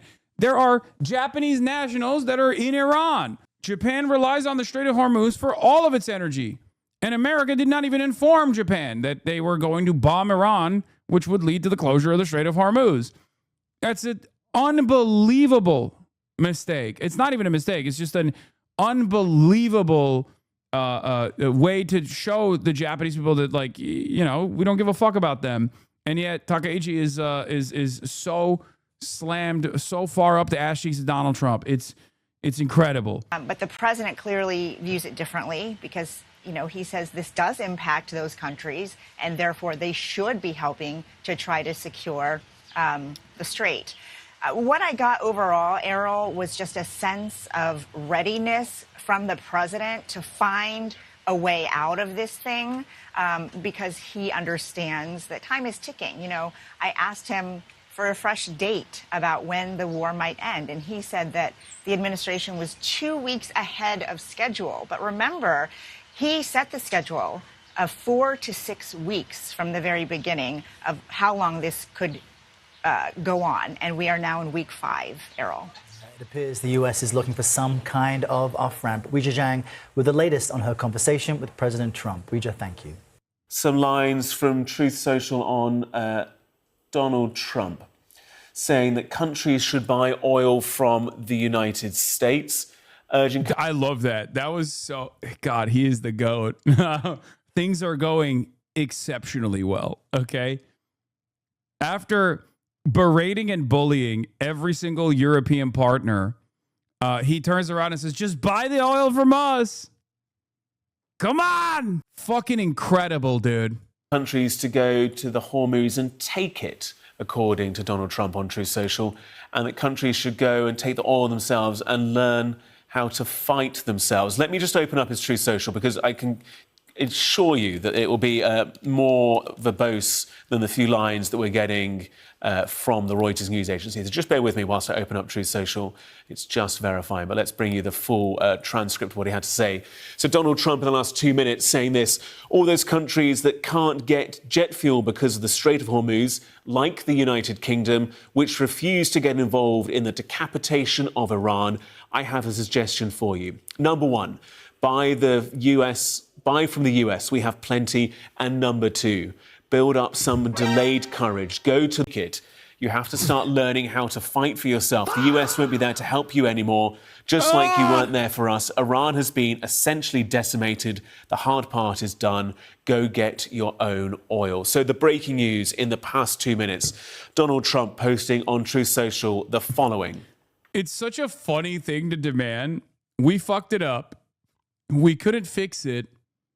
And you should now do something that we are incapable of doing with the greatest military force on the planet. Like, I can't read this as anything but a total surrender. I just don't know if this is real or not. You know what I mean? I just don't think this is real because, like, everything that he's doing, first of all, everything he's done is up to this point is so inconsistent, right? One day he says he's doing total victory, unconditional surrender. The next day he's literally doing the unconditional surrender himself and trying to sidestep the blame over to Europe, which had nothing to do with this at all. And they're just simply suffering as vassal states. But then also he's simultaneously deploying more and more troops into the region So I can't read this as him trying to find an off-ramp, but instead just a way to conduct his favorite activity, perfidy, right? Perfidious Don. He loves that shit. He loves doing a pump fake, right? Oh, we're going to do negotiations. Oops, we blew up your Ayatollah. So he's, who knows? Who knows which direction he's flailing in. There is still, what is this? Let me make this. Come on, man. Come on. Enough like HasanAbi takes, please. Like SGA drawing fouls. True. Yusuf Manayar says U.S. stock markets are in the midst of a major rally on indicators that Trump may finally stop digging and start ending this stupid war. Oil markets, however, are showing no such optimism yet. Even if we wake up to a magical peace agreement tomorrow, the economic impacts will be with us for some time. A lot of people are refusing to recognize that, by the way. I find that rather strange. All those countries that can't get jet fuel because of the Strait of Hormuz, like the United Kingdom, which refused to get involved in the decapitation of Iran, I have a suggestion for you. Number one, buy from the US. We have plenty. And number two, build up some delayed courage. Go to the Strait and just take it. You'll have to start learning how to fight for yourself. The USA won't be there to help you anymore, just like you weren't there for us. Iran has been essentially decimated. The hard part is done.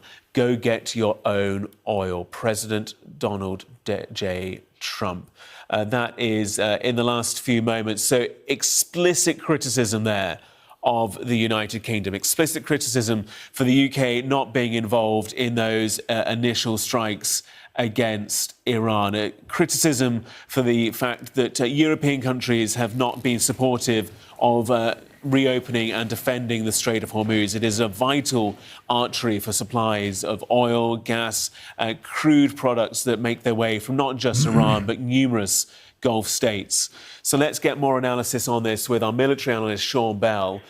Sean, this is quite the moment, I think it's fair to say, explicitly telling the UK either buy from us, which kind of tallies with the fairly kind of US-centric economy that the president's trying to build, and number two, if you don't want to do that, go to Hormuz and sort it out yourself. Yeah, and it's somewhat missing the point, some of that, isn't it? Because this isn't just about availability of oil. America provides more than enough oil than it uses, but its prices have still gone up. It's about global prices for oil, and therefore, whilst there's still friction in the world, the global price will stay up. I think what's most interesting is we've seen a gradual simmering of President Trump, frustrating that he's the only country that's gone into this war, frustration that NATO allies weren't involved. It's not a NATO war. NATO is a defensive alliance. A frustration that countries like the UK haven't got directly involved. What was the defensive posture of NATO with Libya? No, NATO is not a defensive alliance. It's never been a defensive alliance. It will engage in offensive shit.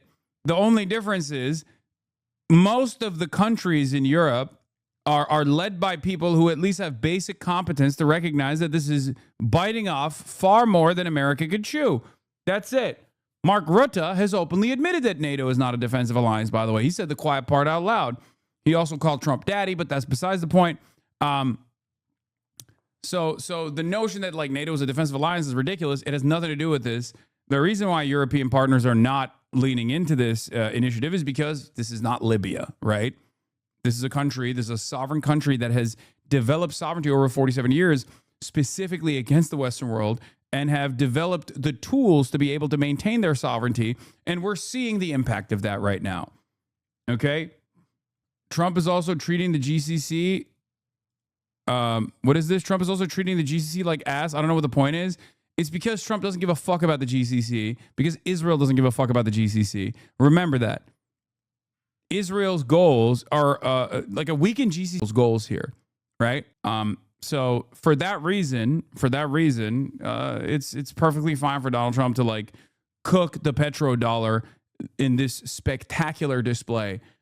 It doesn't make any sense for longevity. It doesn't make any long-term sense at all. But at this point, it's very hard to make sense of anything that Trump does, really. I try every day.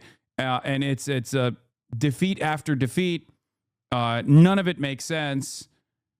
And I don't know. I mean, it's It's totally antagonistic to any kind of like hegemony needs that America might have. It's unbelievable. Yet it's not been clear what the legal justification for the war is, and quite rightly, I think in most people's view, the British Prime Minister has been somewhat circumspect to get back getting dragged into it. But now you're seeing that despite the military dominance of America, Iran is still fighting. It's still able to launch counterattacks. And the Straits of Hormuz is now a real thorn in the side of Trump.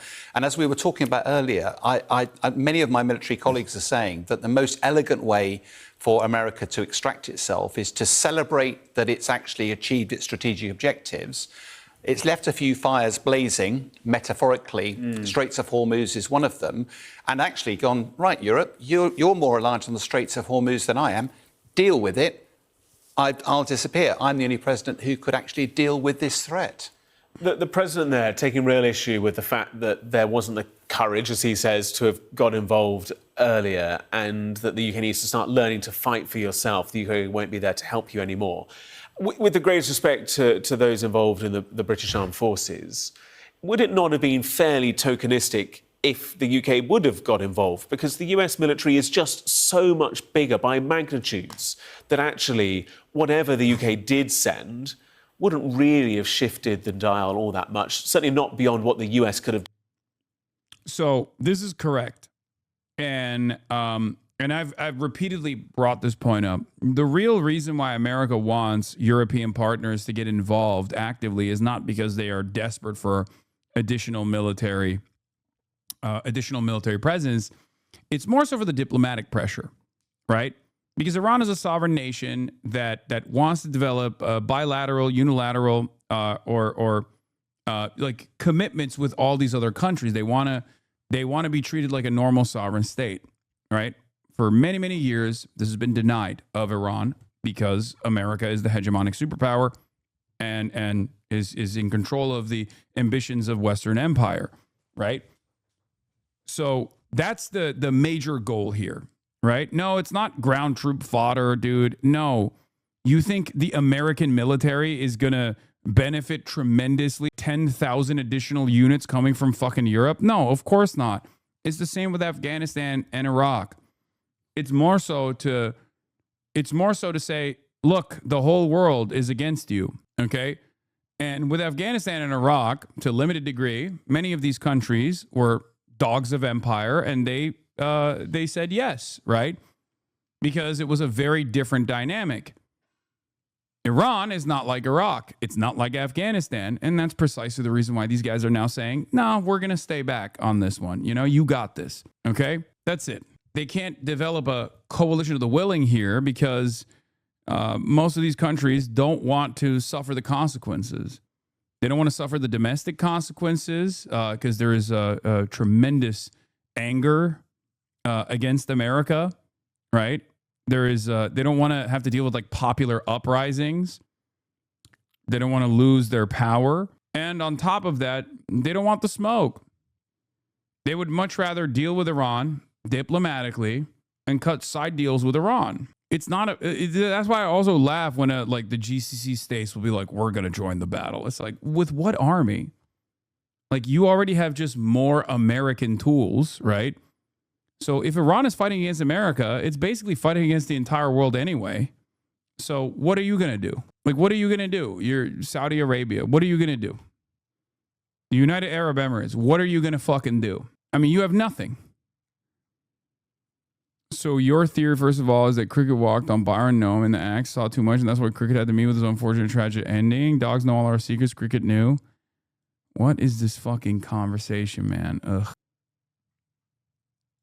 Marco Rubio, if Europe won't allow us to use the bases we man and fund for their defenses when we need them, when we ought to close them down and remove our troops from Europe. If they get attacked by Russia, we can discuss whether or not we have time to help. I mean, that's spectacular. I mean, just straight up. Again, I wouldn't be saying this shit, especially right now. Okay? I wouldn't be saying this shit. Like, this is the worst time to say this. Okay? In the entire global design, post-World War II, New World Order, this is perhaps one of the worst times to make this threat a potential promise. Okay. And I've been a big supporter of NATO. And one of the reasons why I've been a supporter of NATO is because I believe that these basing rights give us leverage and give us flexibility and operational capability all over the world. But if NATO is just about us defending Europe if they're attacked, but them denying us basing rights when we need them, that's not a very good arrangement. That's a hard one to stay engaged in and say this is good for the United States. So all of that's going to have to be re-examined. All of it's going to have to be re-examined. And I've been a big supporter of.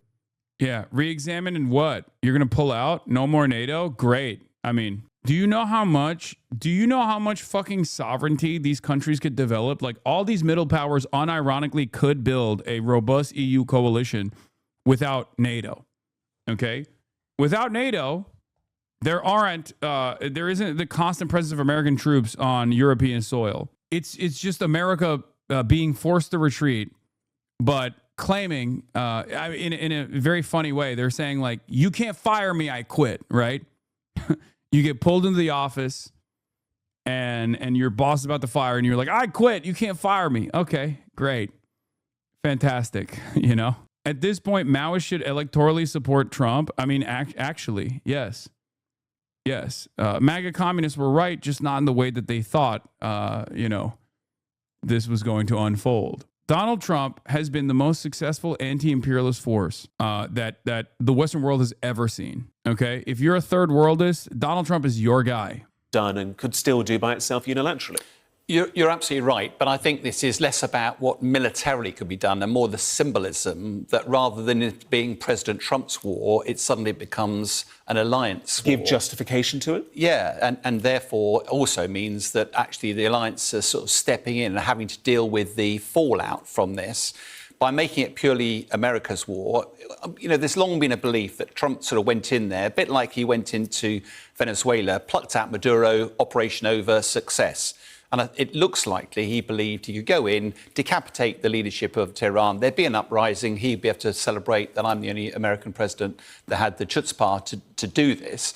The harsh reality, of course, is that's not the way it's played out. He's got his hands firmly in the mangle, trying to find a way of extracting himself.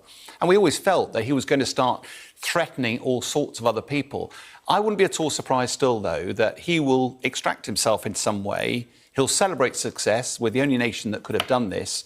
Europe try and deal with it. I think the fallout, though, from this for NATO, the fallout for our national security in the future, is some of the damage being done by President Trump irretrievable? Is this actually him expressing his honest view that actually I'm going to look after America first?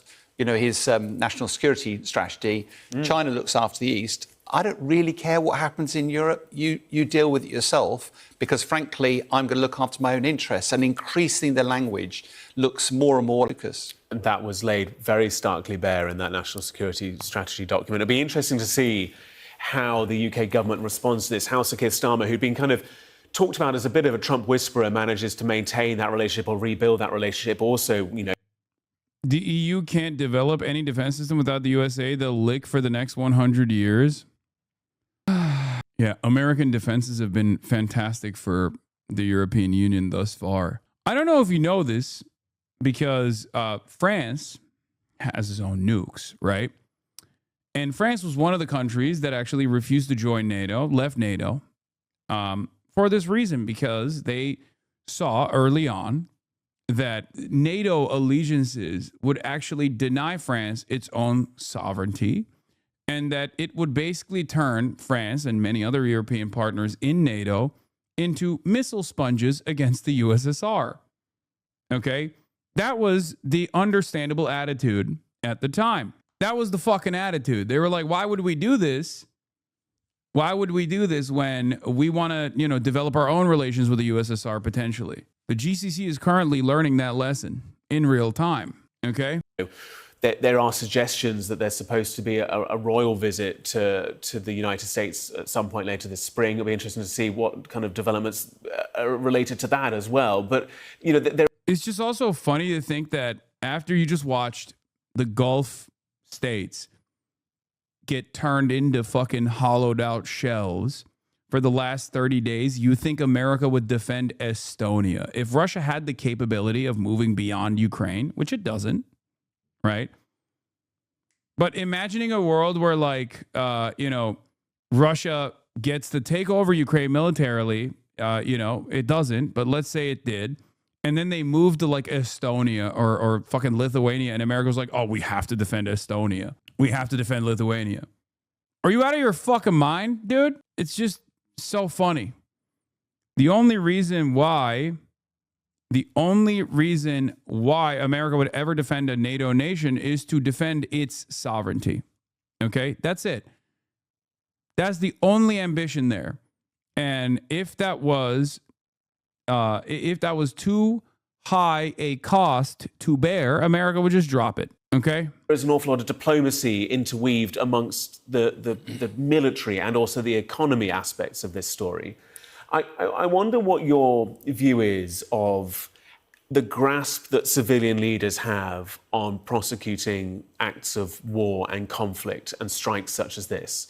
How do you balance between what a president or a prime minister wants and what militarily can be achieved, and the understanding between the two sides?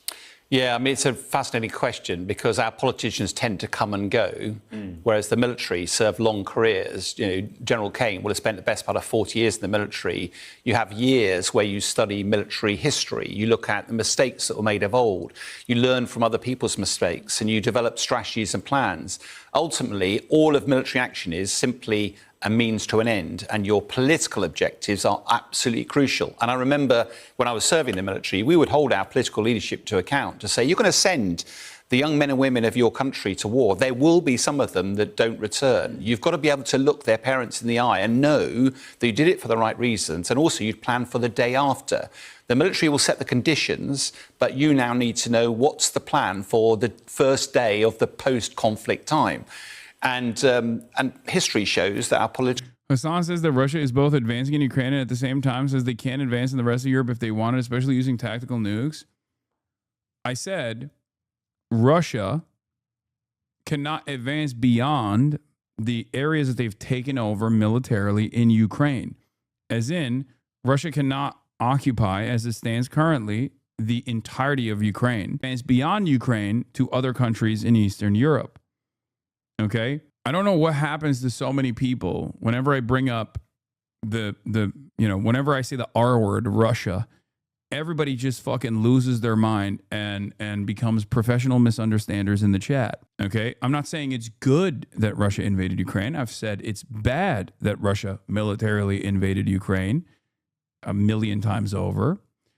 And I'm also just being honest about Russia's limitations as far as advancing a ground incursion beyond the Ukrainian soil that they currently occupy.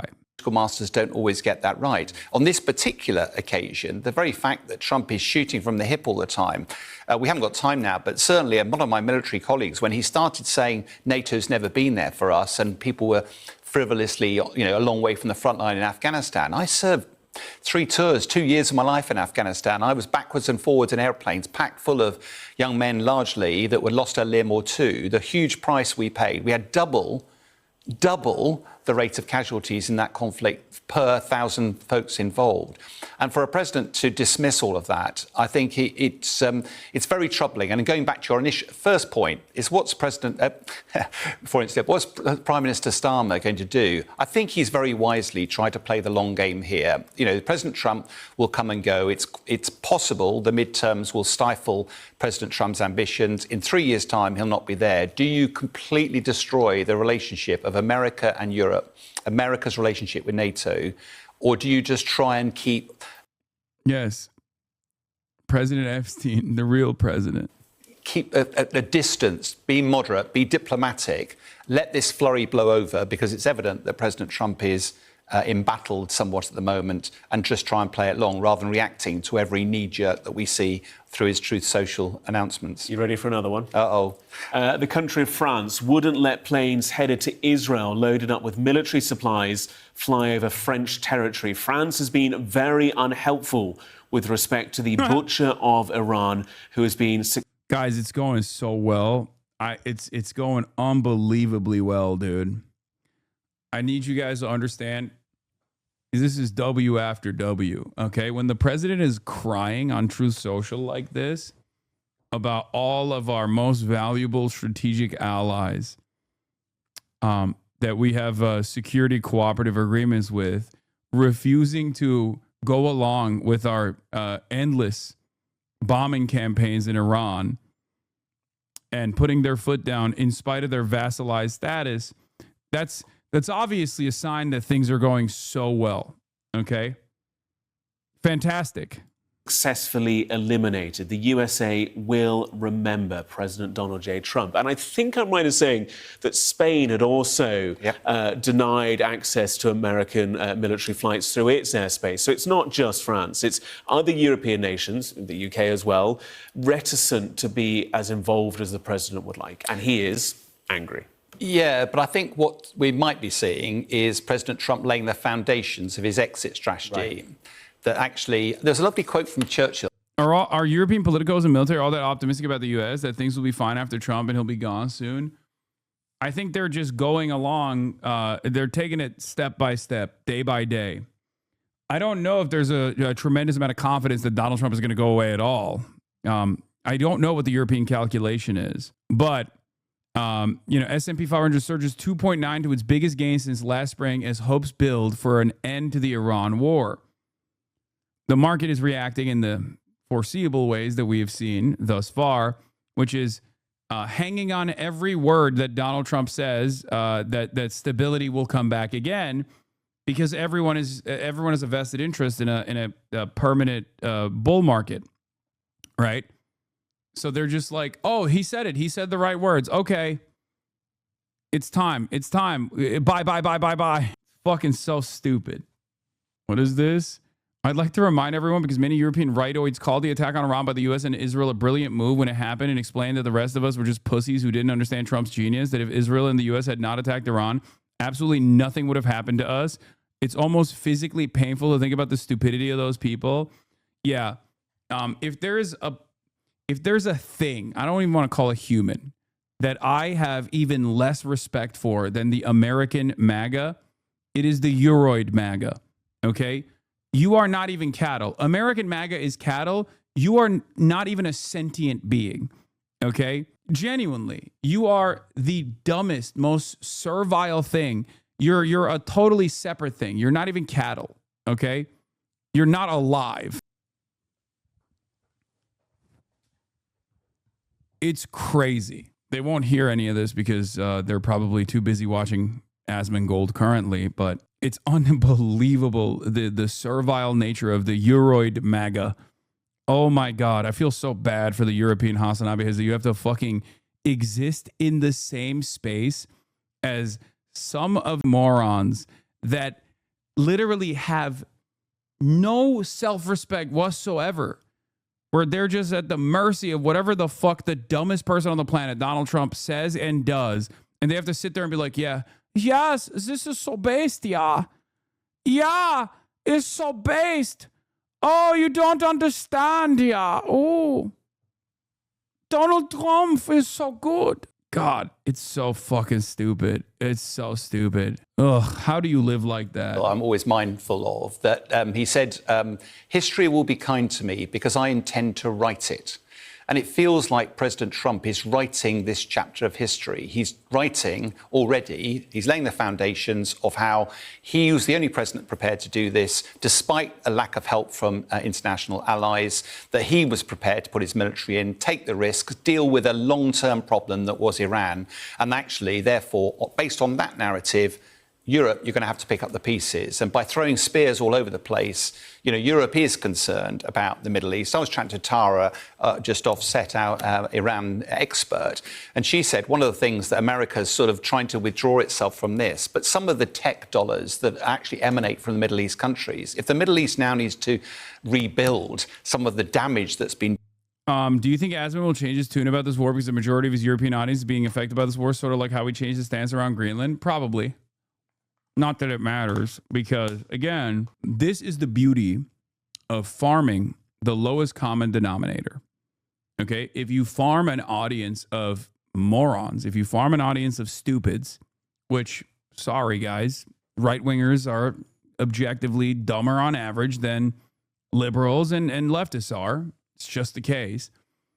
they are much more susceptible to changes in your commentary, and they won't punish you for it. They won't think you're being indecent. They won't think you're grifting. And they'll just like, they'll reward you endlessly. That's it. Yeah, if you want to sell to people, if you want to sell something to people with ease, sell to stupid people. And there is no group as stupid as European MAGA. Okay? None. They are dumber than the American MAGA. You know, when you think about the dumbest guy you know in the American MAGA movement, now times that by 10. Because at least the American MAGA guy thinks like, oh, American prosperity, American force projection, it makes me feel powerful. It's like when you're a European MAGoid, okay, when you are a fascist in Europe, because now the international fascist movement has basically just become MAGA, right? You unironically are just saying like, I don't want any national sovereignty at all, right? I don't want any national sovereignty whatsoever. I just want whatever America wants me to do. I'm so servile. I'm so cucked to America. Even if American actions that I had no control over directly ruins my life in much more meaningful ways than, in much more significant and much more meaningful ways than like the American MAGA movement has their lives ruined. And you still advocate for it. You're no longer in the cuck seat. You're in the hotel room next door. Your wife is getting fucked and you couldn't even get the cuck seat. You put a cup to the wall to hear your wife getting plowed from the other room. At least MAGA is sitting in the cuck seat. You're getting double cucked. Unbelievable. Breaking. Germany's Chancellor Merz says the effect of the Iran war in Germany and Europe will be as serious as the COVID-19 pandemic if it expands. Previously, he couldn't hide his glee at this war, and the 12-day war last year, he said Israel was doing our dirty work. Yep. What is this analogy, big dog? I'm just saying, you're double cucked. Done on friendly, then that money won't be flowing into tech industries. And Tara was very clear. The long-term implications of this could be profound for President Trump. But if he writes his own narrative, which he appears to be doing, sometimes it's difficult to put a counter to that. But therefore, it's really important. People are literally clutching their pearls like you aren't, right? I mean, it's just, they can say whatever they want, but enjoy blackouts. You know what I mean? Like, do you see what I mean?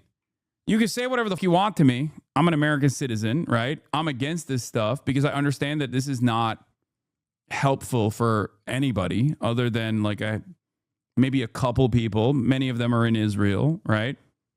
And their ridiculous ambitions, their ridiculous regional ambitions. But even that is like running its course currently as Israel keeps getting steadily pummeled by Iranian munitions.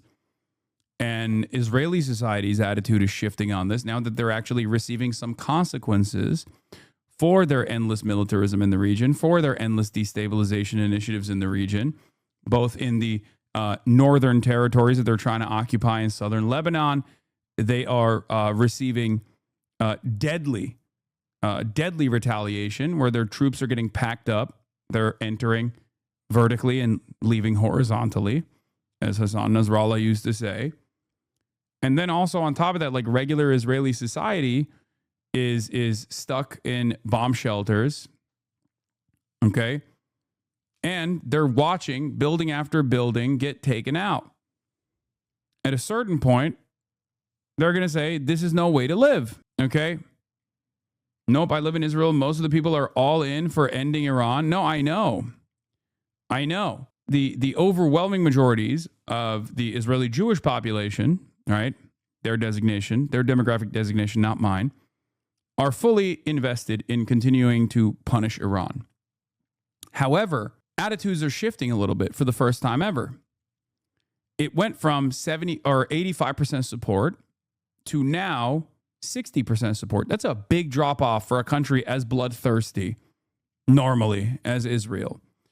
And you have to recognize that drop off is coming from the fact that there are now, for the first time ever, in Israel, some consequences for ordinary Israelis, right?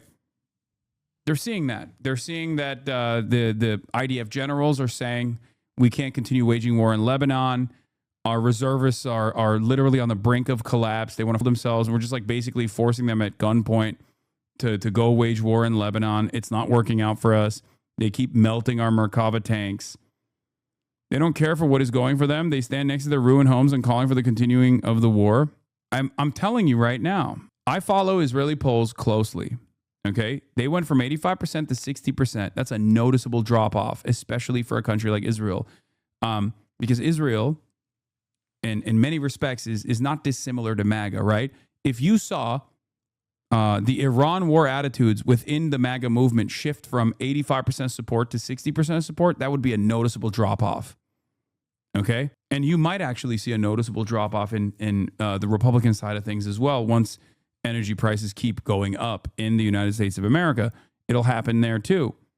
These people are cattle. They only recognize the consequences of their actions when they're forced to reckon with it. Okay, Israeli society is perpetually bonded with American society. Israeli and American are like this. Okay, they're treat the rights. You can only maintain unlimited bloodshed in Israel if Israel is protected. Okay, every now and then they sit in a bomb shelter for a little bit. Maybe they do a little raid in the bomb shelter, a rave, sorry. But ultimately they go back to business as usual. Once you take away that, once you take the Amerifat dream, the Israfat dream away from the regular Israeli treat the rights, all of a sudden they're going to start feeling the pain. And they're going to have to recalculate how much appetite they have for unlimited destruction in the region. Important that I reiterate where I stand and where this government stands, because this is not our war. Dude, he's been eating off of this, by the way. I think people are confused. Israelis don't want the war because of their own comforts, not because they don't want Iranians. Yeah, exactly.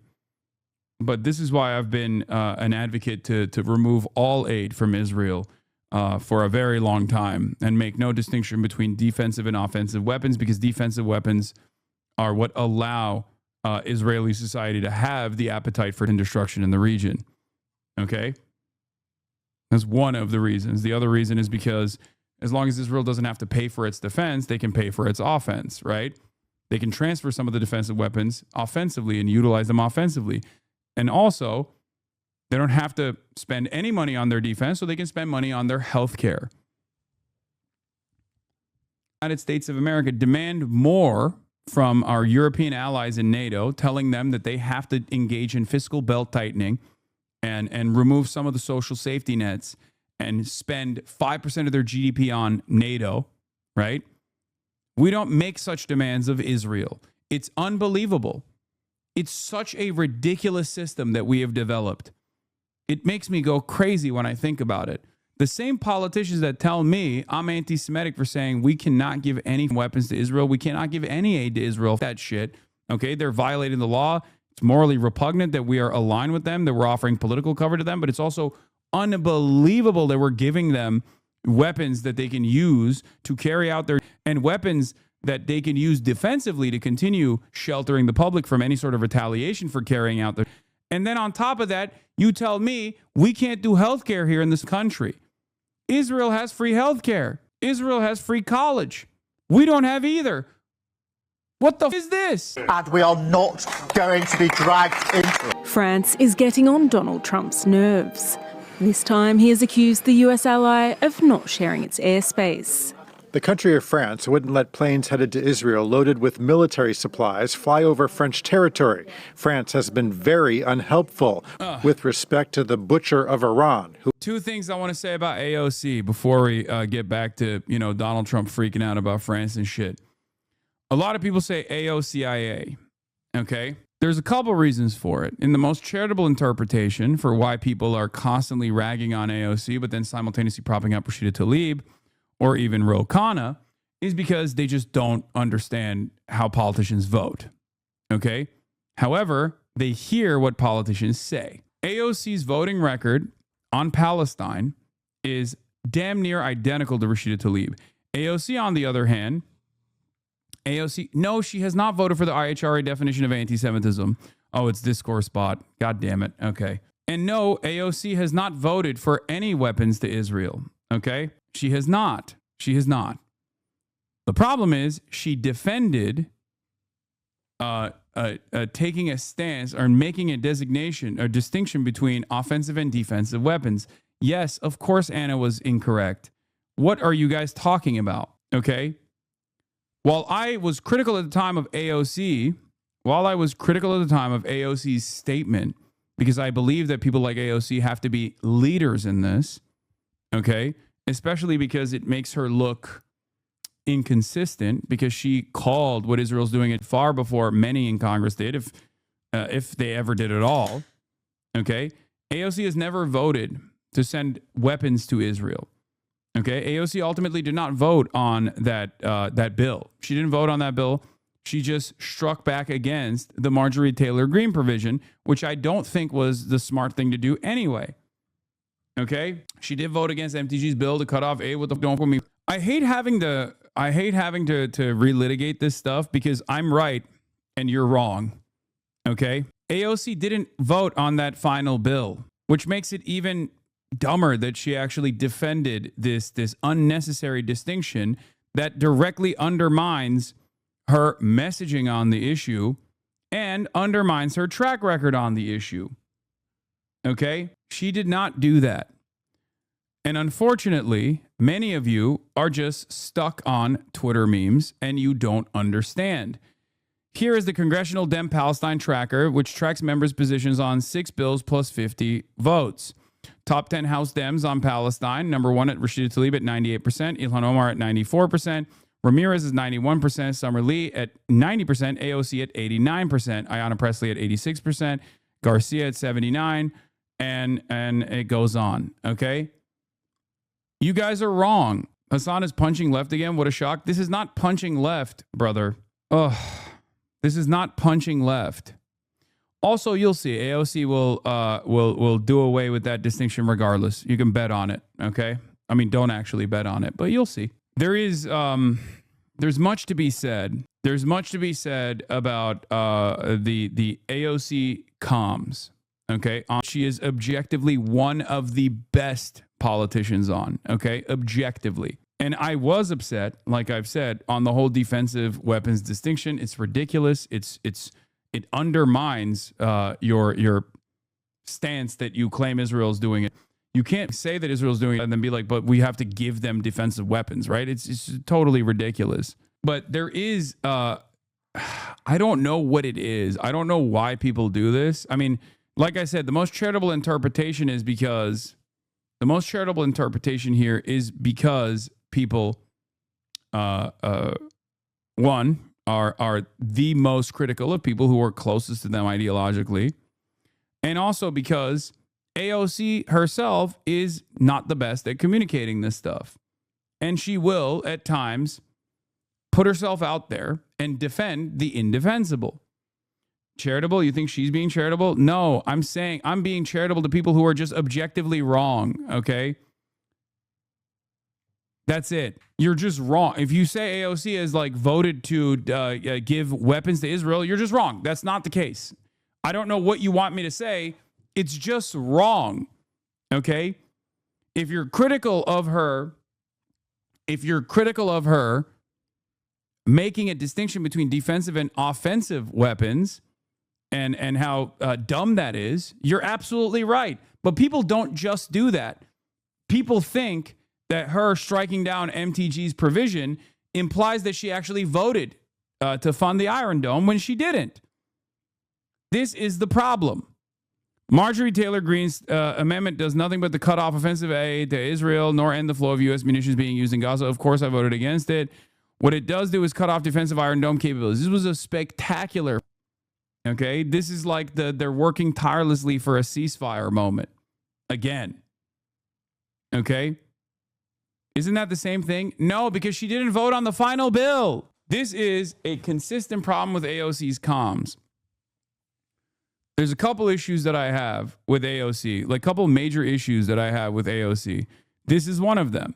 Because if you're not even going to vote at the end, first of all, you should be unconditionally in support of this. You should be the one who is actually pushing for this, right? Not Marjorie Taylor Greene. That's number one. Okay? That's number one.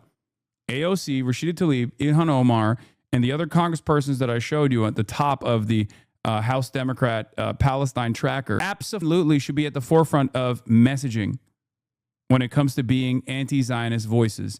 That's number one. And at times, AOC has done that, right?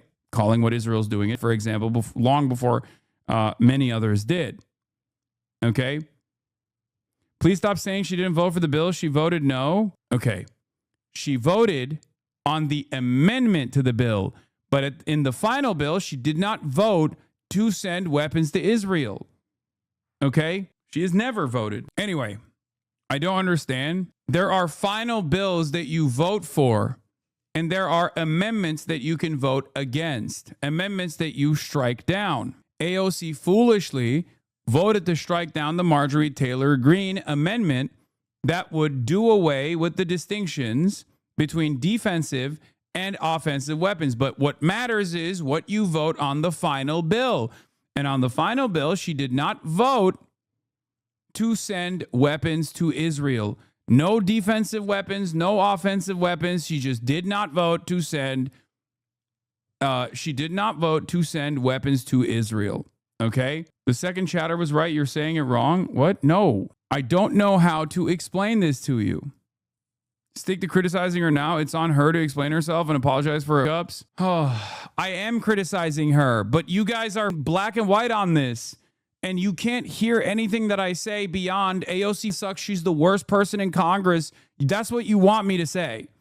And that is not the truth. So what do you want me to do? You want me to lie to you to soothe your interest because you saw a bunch of shit on Twitter and it made you lose your mind. It's one of the the most annoying parts about leftists online. Like they make up their minds about certain things and don't want to look at it. They don't have a consistent principle that they apply, okay? It's so frustrating. You were saying she didn't vote, which means she abstained, not voted no. That's confusing, chat. Yes, she voted present. She did not vote. She did not vote yes. They're complaining that you're saying she did not vote. They'd be dumb as shit and want you to say she voted no for it. They think you're saying she didn't vote at all, okay? It reminds me of how much more people place the emphasis on politicians and the way they communicate on Twitter and the way they communicate in general without taking into consideration their voting record. Okay? That's what it is. People only remember what you said on the timeline, especially leftists, and they offer no consideration whatsoever to the way you voted. It's unbelievable. Okay? Regardless, the reason why I'm critical of AOC is, one, first and foremost, that she even voted no on that provision, or perhaps even more importantly, that she wasn't the one advancing that provision, right? That amendment should have been the AOC Ilhan Omar Rashida Tlaib amendment, right? She should have been, under normal circumstances, the person that is leading the charge, not Marjorie Taylor Greene. That's number one. Number two, she should have never voted no on it. And number three, she should have definitely not tried to defend why she voted no on it. These are the reasons why a lot of people see that and they remember that. And then they think that AOC went and not only defended this like defensive, offensive weapons distinction, but also on top of that voted to give Israel weapons. It's not the case at all. Do you understand? AOC's foreign policies just asked, bro. MTG and Ro Khanna outflanking Justice Democrats on this is embarrassing. She deserves the flame. Brother, buddy, I like Ro Khanna did actually end up voting for weapons to Israel. Okay, there's one person that you mentioned in this process. I like him. He comes on my stream. I think he communicates very well on this issue now. He literally did vote. He voted to send weapons to Israel. AOC never did. This is what I'm talking about. You guys are fucking stupid. You don't know anything. Oh my God. He said it was an accident. He didn't realize what he was voting for. That's one thing, okay? But the reality of the matter is, you don't have this fucking appropriate, you don't have the appropriate metrics here. And then you fucking yell at me. You yell at me and you tell me I'm wrong when I'm not the wrong one. You're the wrong one. You just want me to say the wrong things. I'm not going to fucking do that. Jesus Christ. Is this all about communication? Ro Khanna has been outspoken and going on all the platforms. Yes, it is. It is about comms. Something that AOC should learn from 100%. with these types of idiot leftists who are so fucking cooked, can't even be bothered to look at voting records, it ultimately doesn't matter. I mean, it ultimately does not matter. Okay.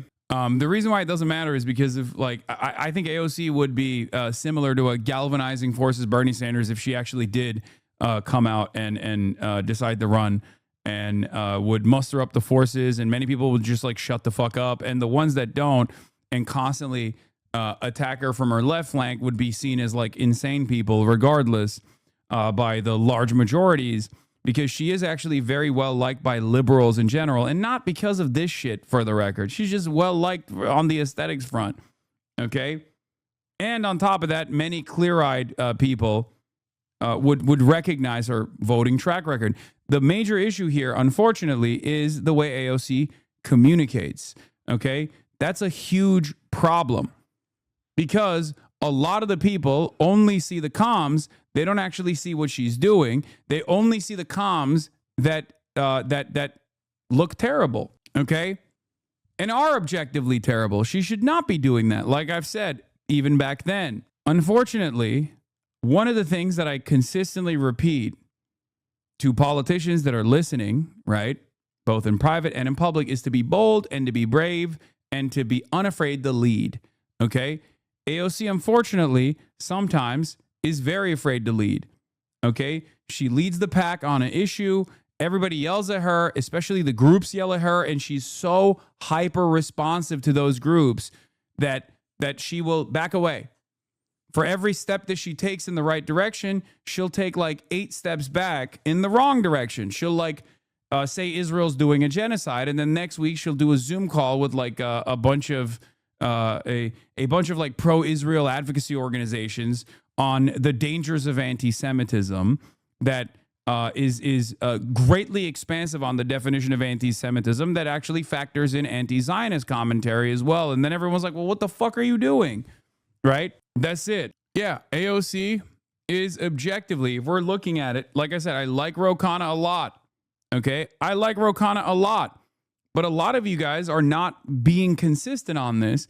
And I want you to understand a big part of the reason why you're not being consistent on this is because you're just like hyper focused on the comms. Okay?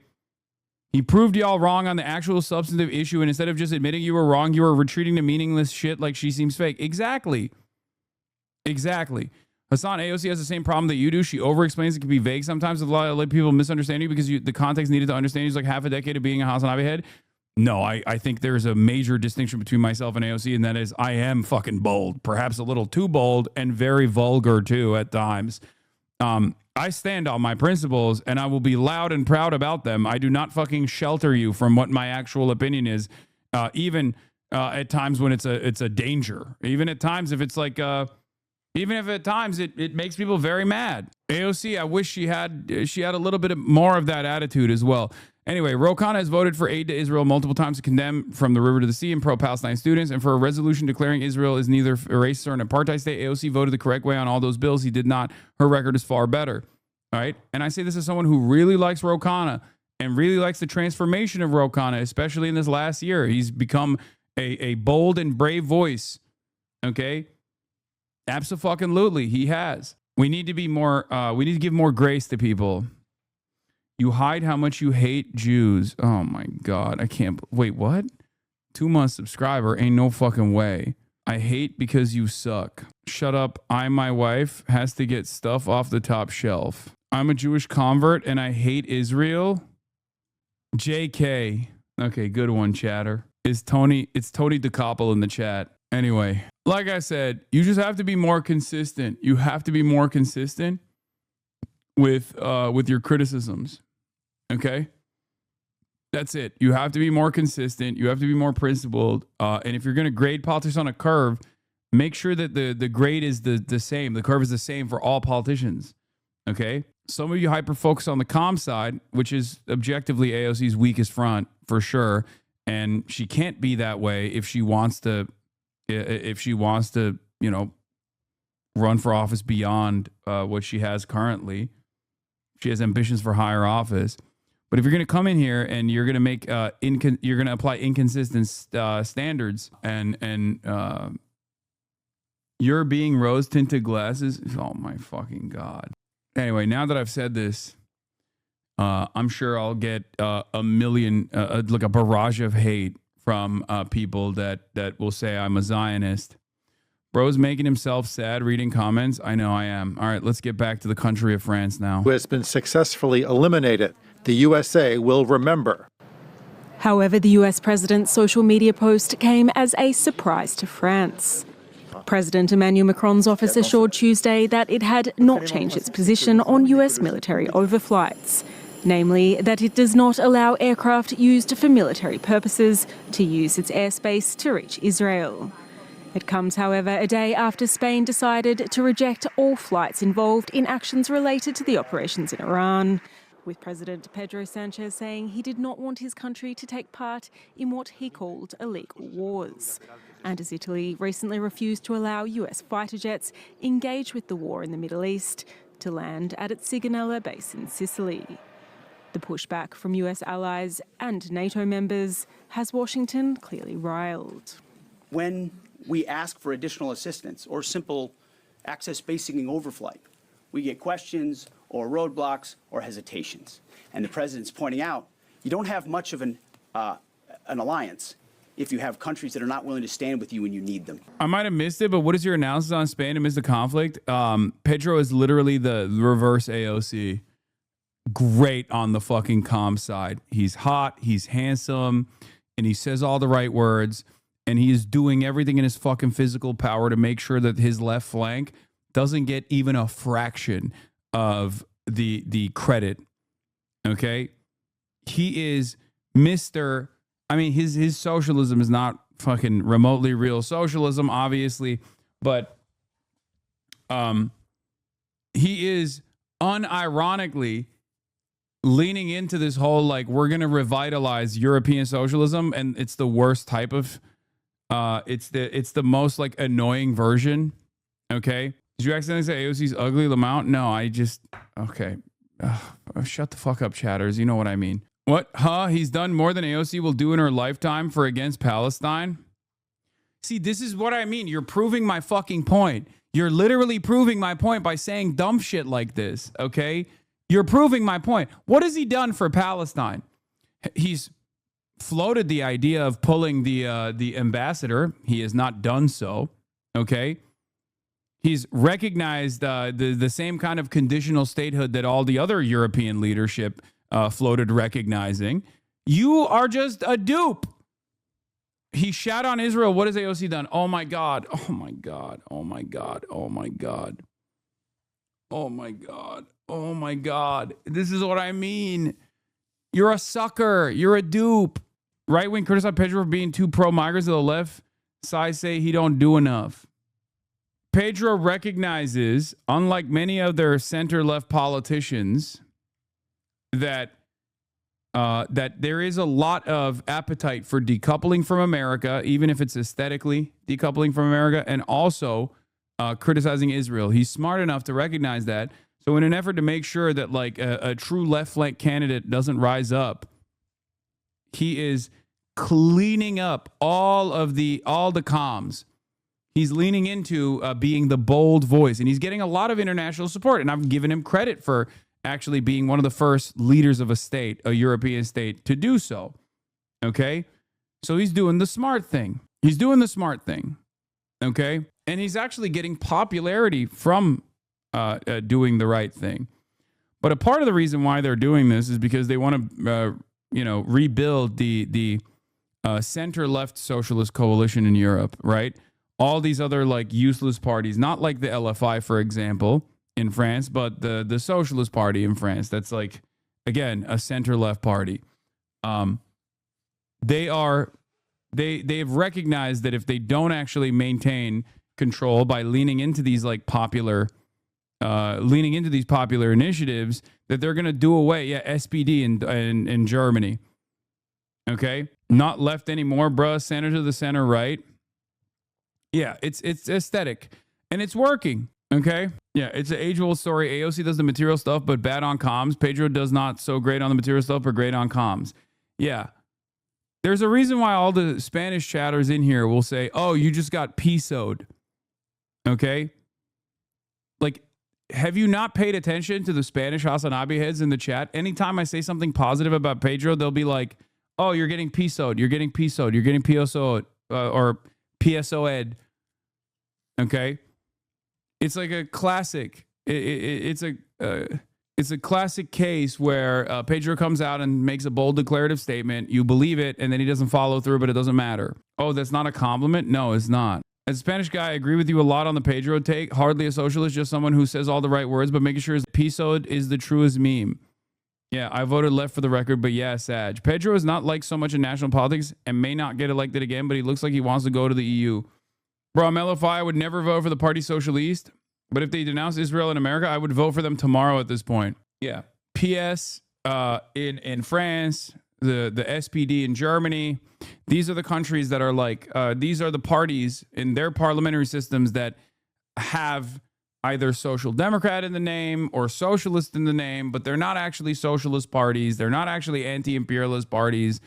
They're just simply center-left parties that still have the name socialism. Okay? And Pedro is probably the shining beacon of that. He is the greatest example of that, the most successful example of that, that runs around and presents himself as like this bold radical that's leaning into popular sentiment, but is not actually doing that at all. Okay? Some of these parties are not even center-left. They're just center-right, for the record. They're not even fucking center-left. Yeah, we call SPD just PD in Germany. They're leaning right. Yeah, SPD is a great example of a party that's not even center-left. Let's be real. It's just fucking a center-right. But PS is center-left in France. And these guys understand the dynamic, and they are worried about their left flank winning more support, so they just like lean into leftist positions. But they do it in a way where it's just it's not like material changes necessarily, but simply aesthetic changes. Even if those aesthetic changes, given how bad things are in European politics, like they come across like actual bold and radical sentiment, and that's what you end up focusing on, and you give a lot of praise to. Is Mélenchon PS? Sorry for the ignorance. No, Mélenchon is LFI. LFI is the Mélenchon party. Trump also singled out the United Kingdom on Tuesday as one of the countries he's... Yeah, in France, if not for the PS betrayal, the Macron government would have come down. I don't even want to get into the fucking the popular front that they were able to develop.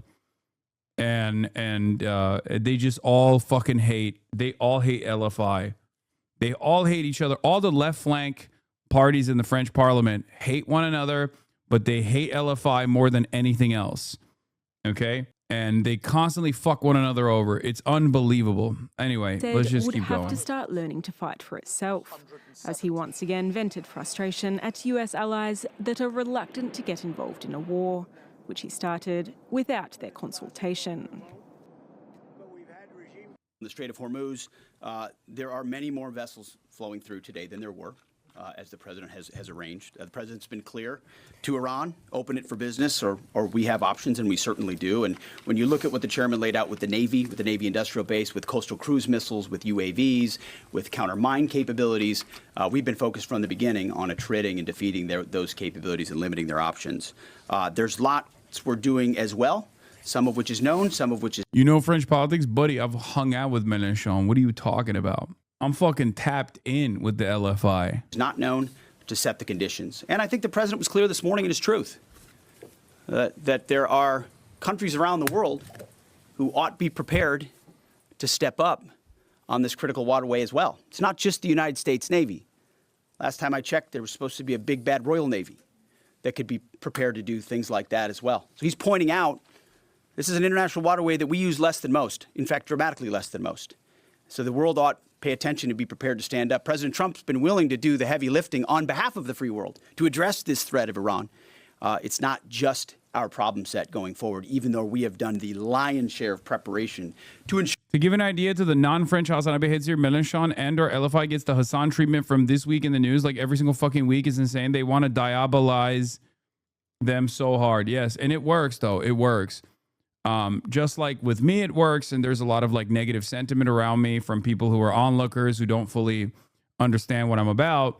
There are plenty of people in France that would 100% they would 100% lean into Mélenchon's statements, but they can't get beyond the fucking aesthetics. They literally are so stuck. They see him as like this diabolisation, demonization. Yes. They are, he gets unlimited attacks in French mainstream media. They literally did the same thing that they did the Corbyn to him the other day, where they were like, he said, I should say Epstein, not Epstein. And then they were like, oh, anti-Semitism. They like called him a fucking anti-Semite. They call him an anti-Semite all the time. And also they say he's an Islamo-gauchist, an Islamo-leftist. But yeah, everybody in France that would normally, like, if they were to listen to what he has to say and most likely find themselves in agreement with it, can't get beyond the aesthetics, and they think he's a too grumpy and too crazy and too angry of an old man. Are you endorsing Tech Bros Shoycott over someone who's actually left-leaning being Connie Chan in San Francisco? Is it because your uncle is financially tied to Shoycott? Yes. Or because, unlike you, I've actually looked at I know Shoycott's background. I know his track record, both inside and outside. And I think he is one of the best candidates this time around. Like one of the, I will put him up there with Oliver Larkin as far as how much I align with his stated policy goals and how knowledgeable he is about how to run the political machine.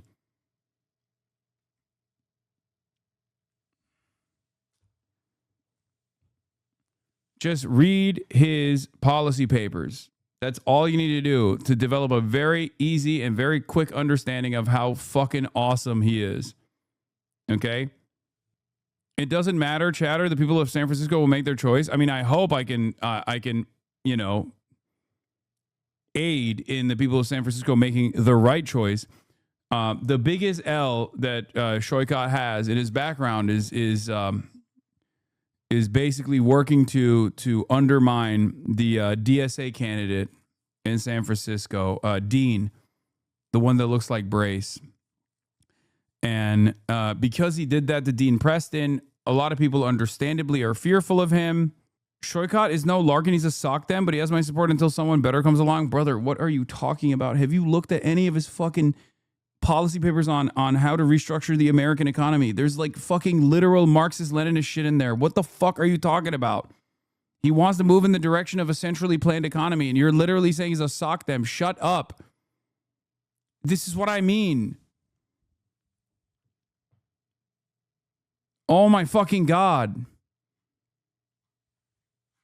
It doesn't matter. He just doesn't say what his ideology is because he's smart to not do that anyway. Are you asking chatter to read? Yes. It's one thing to accuse him of lying, but if you aren't doing that, then I guess you just don't know what Marxist-Leninism is. Wait, what? Oh, you're talking to the other chatter. Okay.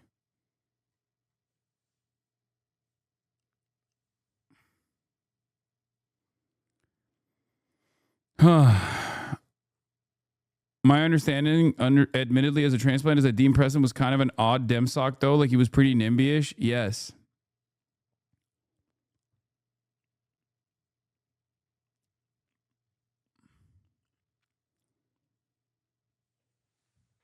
Yeah, he doesn't like labels. It's an opportunity to get, like, unnecessarily smeared or attacked, and that's fine.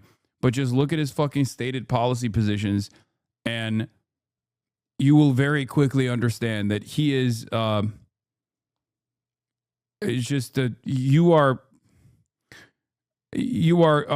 totally delusional or totally oblivious to what his actual fucking takes are, okay? What his actual stated policy objectives are. And he also has a clear-eyed vision on how to accomplish those goals as well. So you're totally wrong.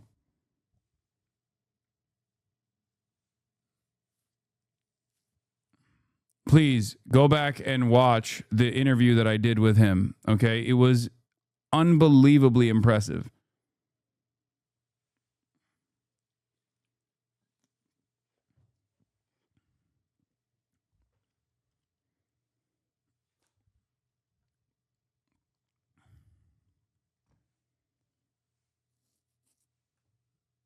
100% unconditional endorsement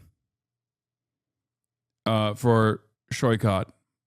Absolutely.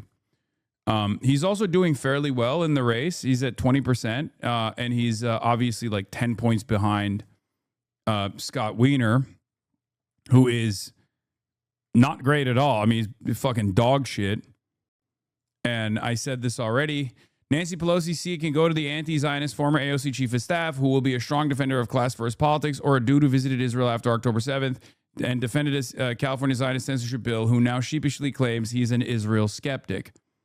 Okay? Scott Wiener is at 32% in the California 11 top 2 primary. This is the internal numbers coming from Shoykot Chakrabarty. Okay, so take that with a grain of salt. Obviously, there's going to be more favorable to Shoykot Chakrabarty, but the fact that he's in 20% in top 2 with Connie Chan at 17% is good. I mean, he's like gaining momentum in the polls. But what is this? For those who missed it, Hasan Piker's in favor of defeating one of the most progressive politicians in America. Why? Because he visited Israel and supported a bill addressing anti-Semitism. The message is clear. Anti-Zionism trumps everything else for these clowns. Oh, sounds like Connie Chan might play the role of Brad Lanner in this one. No, I don't think she will. I don't know her at all, but I don't think she will.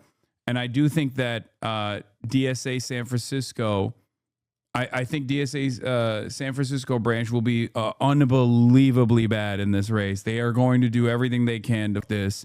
And then Scott Wiener is going to win 100%. Like that's the worst case scenario, but I totally see that happening. And I'm really, really, really worried about that.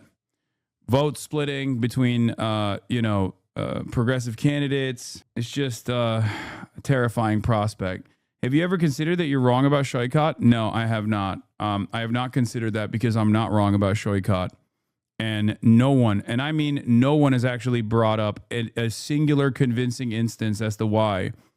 Everyone just goes, he's rich, he's a tech bro. You're voting for a rich tech bro. Clearly, he's just trying to buy his. You just can't go beyond. Yeah, see? Look. Again, vendettas. Folks, Shoykot, like you mean? I don't think you deserve anything good. I'll be honest, chatter. Like, you just don't. You have to suck it up. You have to suck it up. I hope people understand. You have to suck it up. Okay? We have an unbelievable opportunity here. And all of this back and forth is unironically going to create an opportunity that Scott Wiener is already is utilizing. Guy who literally is one of the more pro-Israel candidates in California politics. Yeah. But yes, look, Shoykot should come seek our endorsement and apologize for Dean. I agree. Okay. So aside from the Dean Preston saga, like what's the issue? Have you looked at his policies? Do you not believe that he's being sincere? Would this change the dynamic for you? Remember how much you loved AOC when she first ran, okay? Remember how much you loved AOC when she first ran. Shoykot was at Justice Democrats at the time.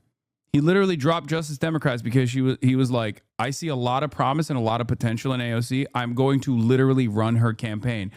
Remember how bold AOC used to be when she first ran. If you go back and rewatch old AOC comms from back when she first ran, okay, as the out of nowhere underdog pick, Shoykot was a major part of that, okay? A major part of that. He's been at this game for far longer than you have been a self-declared, self-described socialist. A lot of you do not know the background of these people. You just lean into aesthetics, okay? Not only that, but he hasn't ever stopped. I don't believe he's sincere, and when I loved AOC, I didn't know anything, to be honest. Working with Gary Tan isn't really positive on my end, especially given the harm the group has done with Shoykot was also sort of, yeah, okay, well, they're all against him now, so what the fuck is that about? And secondly, again, exactly, yeah, when I loved AOC, I didn't know anything, to be honest. Okay, so why don't you listen to someone who was there when it was happening? Okay, why don't you listen to someone who is more knowledgeable than you? See, do you understand? Do you understand why sometimes I just say things and I'm like, please just give me a little bit of charity. I know what I'm talking about. I was literally there when it was happening. Okay, do you understand where I'm coming from? I'm not running off of vibes. Please, Jesus Christ. Because now I know and I work in these groups. Oh my God. It's insane how quickly people are willing to write out progressives. No, Brother, this is not even a writing off progressives. This is like, Shoykot isn't just like a regular progressive pick, okay? I hate to break it to you, but you're canceled. Thanks, chatter. Take a week off. I am stupid, but everyone with this attitude is a lot more stupid. It seems like they're just LARPing. It feels like, no. They're just like, they got hurt one time. They leaned into Dean Preston. They thought Dean Preston was going to be this like, this once in a lifetime San Francisco candidate. I totally understand it. He's pretty good. Like, I get it. And he literally spent money against them. And he put his folks on the other dude, Bilal. Okay. And everyone in DSA San Francisco that worked on that campaign, that door knocked for that campaign, has not given up on that. And they do not trust this dude for that reason. They just think like, no, he's a piece of shit. He's a rich tech bro. Okay. Ultimately, I think the situation is dire enough that DSA should not be doing purity and loyalty politics. Yeah, I don't disagree. The fact that they are targeting you as a threat means that, okay, it's irrelevant that they're targeting me. Anyway, I think you should provide some charitability to the San Francisco DSA chapter here because they have probably given this 100 times more attention and thought than any outsider. I know. I am doing that. I am aware. Okay, 1,000 times more thought and attention than you, and it's bad to blame DSA chapters for not jumping on board with campaigns. I am doing that. I'm making that calculation, and I'm more understanding of where they're coming from. I also think they need to lock in because the reason the reason why they're not actually taking in Shoykot, the reason why they're not taking Shoykot seriously is because of what I already explained. Okay, that's it. Because you do not, I promise you, you do not have a real significant policy disagreement with anything that he's advancing. Okay? You don't. You want to know why I know you don't? Because not a single person has brought up any of his policy positions as a reason for why they're like, oh, I don't want to. National org locked in on Oliver Larkin because we know he has strict principles and followed national endorsement standards. Oh my God. Okay, I don't want to get into internal DSA shit, please. Okay. Again, we're talking about this seat, okay? Let's say you're in San Francisco. You saw his policies. What do you have an issue with beyond? What do you have an issue with it? Like, what are the issues that you have with his policies for this seat? Okay? Especially in comparison to Scott Wiener, for example. The internal DSA stuff does matter, though, if it's DSA being criticized. I don't want to get into it because it's embarrassing, it's silly, it's unnecessary to have in this situation. Okay? That's why. Because it doesn't favor me coming out and just like launching critiques at DSA and only expanding on that endless embarrassing infighting that turns into, you know, things that people pay attention to from the outside to belittle the DSA when they're doing great work overall. Okay? That's why it's irrelevant. Just focus on the campaign, okay? Focus on the campaign. What are some of the issues that you have with his policy prescriptions?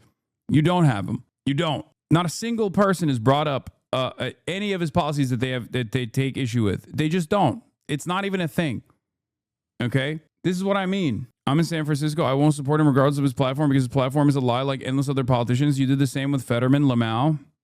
Yeah. Same with John Fetterman. Who are you supporting? Scott Wiener? Connie Chan? Is that what you're supporting instead? Like, if all politicians lie, what's there to, like, you're just not going to vote for any politician? Is that your argument? I mean, I banned him, but you know what? I'm going to unban him because I want to hear his dumbass opinion on this. Okay? Link to a detailed interview on each candidate's foreign policy chain is unfortunately very centrist. Yes. All three are, on paper, progressive. Okay? Shoykot is objectively the most leftist candidate in this race. Objectively, bar none. Scott Wiener is progressive on social issues. He's a champion of like LGBTQ rights and stuff like that, but he is incredibly pro-Israel until this last race where he decided to say, oh yeah, I actually am very skeptical of Israel. By your same logic, you should be 100% voting for Gavin Newsom. Me? Are you talking to me? Okay. Yeah, we don't have ranked choice voting here in California. If we don't consolidate, it'll be a repeat of what happened with Cat in Illinois. I know. Fetterman really broke a lot of brains. I know. It's very toxic. Yes, you're on people about who you're going to vote for then, lol. Yes, and wait, what? By your same logic, we should 100%. Dude, what is the comparison? You think Gavin Newsom is trying to move in the direction of a centrally planned economy? Is Gavin Newsom advocating for a nationalized healthcare system? Do you have a stroke? Are you stroked out? What the is this leftist critique? I can't deal with it, dude. Unbelievably stupid people. Holy shit. You guys are morons, okay? Many of you are unironically moronic babies. You don't look at people's actual policy prescriptions and you just make the fucking statements. Holy fuck. Oh my God. Look at the fucking policies that they're advancing. Are they earnest? Do they have a track record of defending said policies? Shoykot has it all. I'm not saying vote blue no matter who. This is a fucking Democratic primary. This is, you know what the saddest thing is? This is one of the most tapped in communities in the United States of America.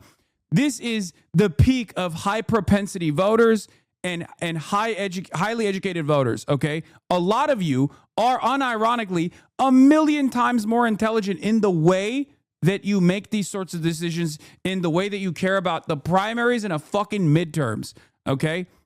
And yet, a lot of you are fucking morons. It's unbelievable.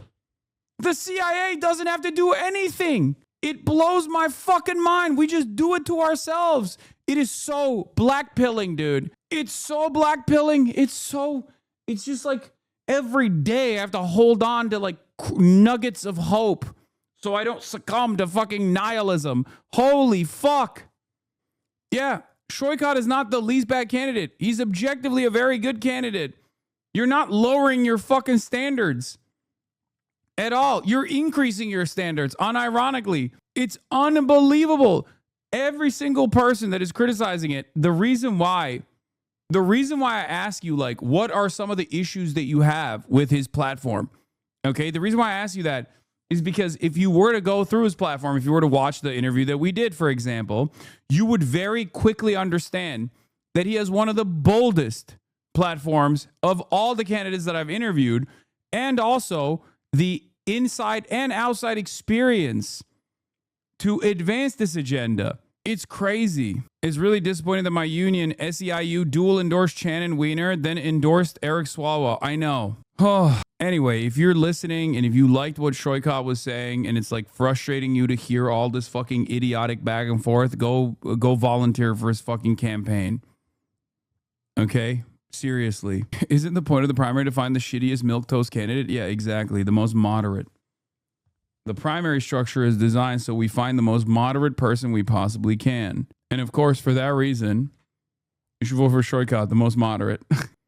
Do you consider Shoykot the same level as Zoran? Shoykot has fucking way better foreign policy than Zoran. What are you talking about? No, he is he doesn't have the legitimacy that Zoran has as an activist who worked within the DSA for years and years. But he absolutely has a much more comprehensive agenda than Zoran. What the fuck are we talking about? Again, this goes back to the same problem that I have with people who just fall mercy to vibes. You fall mercy, you give in to the vibes, and you're like, well, I love Zoran. He's awesome. He's handsome. And you hyper focus on the aesthetics. You don't apply the same standards to politicians. We just had a conversation about AOC and the way people treat AOC. This is precisely what I'm fucking talking about. Look to the policies of each individual candidate. Do you like it? Do you not like it? And then make up your own mind. And yeah, Zoran was running for mayor. This is not for Senate. No, it's for House of Representatives. It's Nancy Pelosi's seat. Yeah, Adam Schiff endorsed Connie Chan. Think about that. Think about what that says. Connie Chan is like the Mallory McMurrow in this race, okay? And Shoykot is closer to the Abdul al-Sayed, if not far more radical than Abdul in many ways. How is it fine stuff? Shoykot claims to support not vibes, but his past actions are attacking DSA no matter what. Like, fine, I'll vote for him to beat Weiner, but why are you so unable to understand why we don't trust them? The reason why is because for a much longer time, okay, for a much, much longer time than the Dean Preston thing that Shoykot did, he has been at this battle, okay? They literally wrote the Green New Deal together, okay? Shoykot Chakrabarty was formative in the construction of the Green New Deal, chatter. Okay? He was AOC's chief of staff. Okay? Like, there is no, like, he has been at this for a very, very long time. So, yes, I'm willing to overlook his past mistake in that race. Like, a lot of you just found out about Shoykat Chakrabarti. So you think, oh, he was like an unknown guy. I have no object permanence. Okay. Wait, hold on 1 second. Shoykat Chakrabarti has been working behind the scenes for years and years. He is a part of the Justice Democrat. He's been at this game for quite a while, trying to fucking build a coalition of like left flank candidates. Okay. He co-founded the organization Justice Democrats that created the squad. He played a formative role in the architecture of the Green New Deal. He was AOC's chief of staff at a time when AOC was very bold, very radical, as a matter of fact. Yeah, he lobbied the primary Hakeem Jeffries. He was very much in favor of that too. Unironically, for the leftist purity guys that literally were critical of Zoran, undercutting Chi Ose's potential primary attempt against Hakeem Jeffries, you know who was in favor of that? Shoykat Chakrabarti. Okay? It's so funny that the people that are like, well, I don't know, I can't trust them, are yeah, Ryan Grimm's book on this is so good. Shoykat is a star in it. Yeah. I don't understand how Shoykat's agenda is ML if there's no proletarian dictatorship and we're in social democracy in the current bourgeois state. Here, take an hour off and really reconsider why an American politician running for a congressional seat wouldn't write proletarian dictatorship in their policy papers. Hopefully after that hour is over and you come back, you will have developed a fucking consciousness and a brain, and you know, you'll be a little bit more intelligent, and everyone else will be a little bit more intelligent for that reason. Okay? Please engage in a little bit of self-criticism and engage in a little bit of self-reflection. Okay? I don't understand. Why doesn't he have 10 treaties that he wrote specifically defending Stalin and the collectivization initiatives in the USSR? Is he truly an ML? I don't understand. What is Shoykat Chakrabarti's assessment on what to do with the kulaks? What if they are hoarding grain? How should he deal with that? Will he punish the kulaks? Will he throw them in jail? Because if not, he is not a real follower of the doctrine of Marxist-Leninism. For the fucking San Francisco Nancy Pelosi seat. I just got the Justice Democrats endorsement. That's what I'm talking about, baby. Let's do it. That's what we want. Bringing the gang back together. Amazing to see like the thing that we created to try to change power. You know, we got a little bit of way there with the squad in 2018, and then it has grown. And now they've got... Folks know Shoykat Chakrabarti got let go by AOC for bullying moderate Dems, right? I mean, there's some... I don't know... I'm just not going to say anything one way or another about that, but he's good, okay? Just know that he's good. All these people running all over the country. That's right. And that's what it's going to take, because we want to change the system. It's got to be a group of us. It can't just be any one of us. It's got to be a movement of candidates working with a movement of people. Absolutely. And that's possible this time. The Justice Democrats are part of the new American Revolution. We're talking about organizers from the Bernie campaign who come together to say, F this, we need to do something different. We need to challenge the status quo. We need to build a new system. 2020, me and Cori Bush get in. Right. Right? And so now we're in 2026, and now they're endorsing you, the co-founder, one of the co-founders of JD, to make it happen, man. It's full circle moment for you, brother. If DSA is against the guy who got fired for bullying libs and they need to do some self-crit law, yes, that's why I'm saying, like, a lot of people look at who he's pushed for in San Francisco politics locally, and they just, you know, they don't look at anything else. They just remember that, and it's understandable that they're very frustrated by that, because many San Francisco DSA members were door knocking for Dean Preston, and they feel like they were robbed. Okay, so I do understand the resentment. And I do think that, I do think that Shoykat needs to win over DSA San Francisco. I don't even know if it'll ever happen. I certainly want to make that a reality, because I understand that he is the best in this race. Like, not even a fucking question, bar none. His policies and his background and his experience in putting forth the most left flank candidates out there all around the country. Like, this is a person who has a shit ton of money, and he's put his money where his fucking mouth is. Okay? Not just like with Justice Democrats in general. He's like propped up candidates all around the country over and over and over again. Okay? Him shying away from calling himself a socialist or whatever is ultimately inconsequential. I don't care about that. Okay? Just look at his fucking policies. I've interviewed him on stream. He's been on stream. I've interviewed him. Listen to that interview. It is impossible for your takeaway not to be that, what is this? It's a tough job Hasan has. Yeah, lol, chatter might have genuinely understood that proletarian dictatorship is a notion of the things Shrikot is describing. Don't get lost in the sauce, San Francisco. Yeah. He's not even mean. He's not even mean. Okay? He's not even remotely mean, for the record. He's not. He's got a great track record in general. Not gonna lie, you got a lot of work to get him over, because I'm asking a lot of people here in the Bay Area. He's not even a consideration, but good luck. Yeah, I know. He's not as well known, I guess, as part of it. And ultimately, I don't know what the issue is really. I mean, I can't even get my fucking chat to take a serious look at what his policies look like, what his vision represents. And it's literally the closest association that you can have to many people that self-identify as MLs in this community. So it's very frustrating. And not only does he have the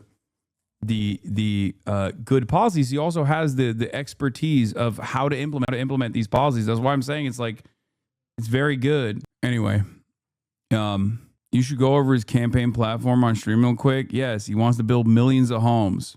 He wants to save Mooney and Bart. He wants to kick out PG&E. He has universal pre-K and daycare, monthly child stipend, Medicare for all, paid parental leave, tuition-free public universities and trade schools, build high-speed rail, prevent housing displacement. And for the record, this stuff is like the watered down version that is like the most palatable for a liberal audience. Okay? Muni, not Mooney. Okay, sure. Yeah, DSA hasn't backed anyone in this congressional primary. They're hesitant to back Shrikot because Shrikot played a role in funding a campaign against Dean Preston. The DSA backed San Francisco city supervisor that looks like Brace Belden. It's not even a risk. The irony, of course, is that it's not even a risk to vote for him. It's just like crazy to me that people are making it seem like it's a risk to vote for him. Okay? That's what's so wild about it, where people have just like made up their minds. I guess like sometimes people want to be contrarian against what I represent, and that's what it is. Scott Wiener has this locked down for the most part. Let's be real. And he is awful. Okay? He's like pro-LGBTQ, and that's pretty much it. Okay?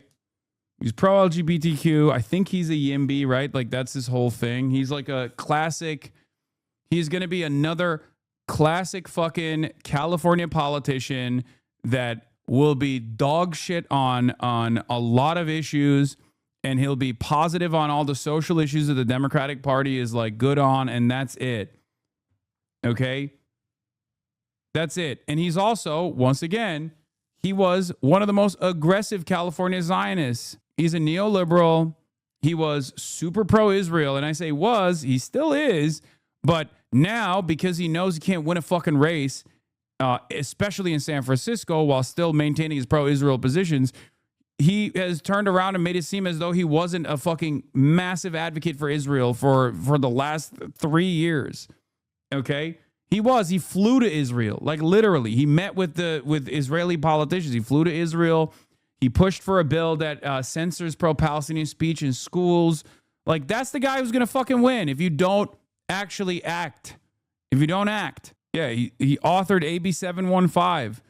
Got a pro-Palestine doctor fired. Still taking AIPAC donor money. It's incredible. Anyway, I don't know. It just like breaks my heart to see people in this chat behave like silly children. And they get mad when I say you're behaving like a silly child, and that causes people to be even more mad. What? You're telling me this guy likes Zionism? What? The fuck does this have to do with anything? Yeah, he's also insanely tall. What about you and where you spend your money? You've been doing that. And stock prices were up today almost to a record because they know two things. Number one, we have a safe country. We had to take a little detour because we had a madman named Khomeini who sadly is no longer with us. And we had regime change already. We've knocked out one regime, then we knocked out the second regime. Now we have a group of people that are very different. They're much more reasonable, I think much more one-sized. We have had regime change. We're dealing with people that are much more rational, and it's amazing what we've done. We had to make a little detour. So when the stock market broke all records just a few weeks ago, when it hit 50,000 on the Dow, 7,000 on the S&P, I said to the American people, it's time that we have to make a little detour because we have a madman that wants a nuclear weapon, and if we didn't knock him out... Abdul Hussein was right. People are sad about losing Khamenei. Yeah, Trump is. It would have been used... Very sad. We lost before today, and you may not be standing there asking that question, okay? So I think we have a country that understands that. I see CNN did a poll, and they talked about voters or MAGA voters, and my poll came out at 100%. Nobody covers that poll. They had another poll where it's at 92% approval. I think that the people understand it. We'll be leaving very soon, and if France or some other country wants to get oil or gas, they'll go up through the Strait and Hormuz Strait. They'll go right up there and they'll be able to fend for themselves. I think it'll be very safe, actually, but we have nothing to do with that. What happens to the Strait, we're not going to have anything to do with, because these countries, China will go up and they'll fuel up their beautiful ships and they'll leave and they'll take care of themselves. There's no reason for us to do it. We hit them hard. We got rid of a lot of the radicalized lunatics along the Strait. But if they want something, but I would say that within 2 weeks, maybe 3, we're hitting them very hard. Last night we knocked out tremendous amounts of missile-making facilities. As you probably read or wrote, we knocked out. Excuse me. Pardon me for interrupting. The U.S. will be gone or done with the war in 2 I think weeks? 2 or 3 weeks. Not 3 weeks. If it is we'll 3 leave weeks, because there's no reason for us to do this. Look, problem with the Strait, a guy can take a mine, drop it in the water, and say, "Oh, it's unsafe." It's not like you're taking out an army or you're taking out a country, or they can drop it, or you can take a machine gun from the shore and shoot a few bullets at a ship, or maybe an over-the-shoulder missile, small missiles. That's not for us. That'll be for France. That'll be for whoever's using the Strait. But I think when we leave, probably that's all cleared up. Today I heard tremendous... Wait, so maybe it was a bad idea to, like, with the country, they could do that, right? They've been, again, we have had regime change. Now, regime change was not one of the things I had as a goal. I had one goal. They will have no nuclear weapon. And that goal has been attained. They will not have nuclear weapons. But we're finishing the job. And I think within maybe 2 weeks, maybe a couple of days longer to do the job. But we want to knock out every single thing they have. Now, it's possible that we'll make a deal before that, because we'll hit bridges, and we've hit some. We'll hit some bridges. We've got a couple of nice bridges in mind. But if they come to the table, that'll be good. But it doesn't matter whether they come or not. We've set them back. What? It'll take 15 to 20 years for them to rebuild what we've done to them. They have no Navy. They have no military. They have no Air Force. They have no telecommunications. They have no anti-aircraft systems. They have no leaders. You know, their leaders are all gone. That's why we have regime change. We have nice new leaders. Peter? Thank you, President Trump. You talked about how the ballroom needs to have a drone-proof roof. Right.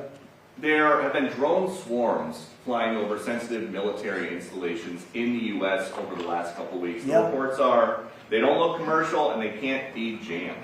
Is this another country's military? I don't think so. We have a great system of... Do you notice that over the last 4 or 5 days you haven't seen very many drone hits, right? We have some unbelievable anti-drone weaponry that's incredible. But you want to have, like, for instance, the ballroom. We have a very powerful very steel roof with other things in it. And you want to have, if you're building a building for security, just like his judge's opinion, you have to have security for the president and his staff. You need heavy, strong ceilings. You need seriously thick, bulletproof, ballistic glass, and we have that. Other buildings don't. You know, fairly modern buildings don't have that. They have roofs that are weak, and they have regular glass windows. There was this incident down at Barksdale, though, where apparently a whole swarm of drones for a couple hours was over the flight line. There's a lot of really important planes down there. Yeah. How concerned are you that this is something? Well, I'm not some other concerned. country is Yeah, scoping out where I we know have about all our it. stuff? They've checked that out, and they've gotten to the bottom of it. You know, you have a lot of people now that fly these things all over the place, and we're coming down very hard on them. But we're able to take them out militarily. We're able to take them out very easily. And a new thing is lasers. You know, the lasers are becoming very, very effective.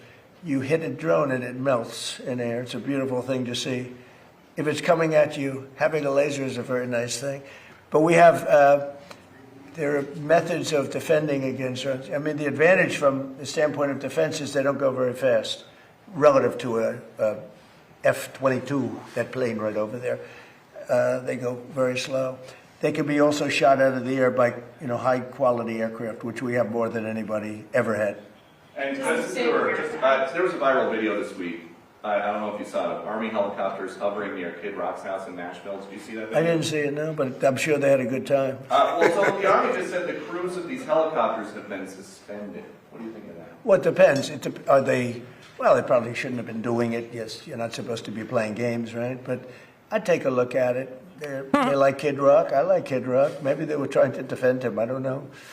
Does Iran have to make a deal for the U.S. to end its operation in Iran? And No, have you spoken, no. and Iran have you doesn't have spoken to. directly? Iran doesn't have to make a deal. No. Yeah, I've spoken to a lot of people. It's a new regime. They are much more accessible.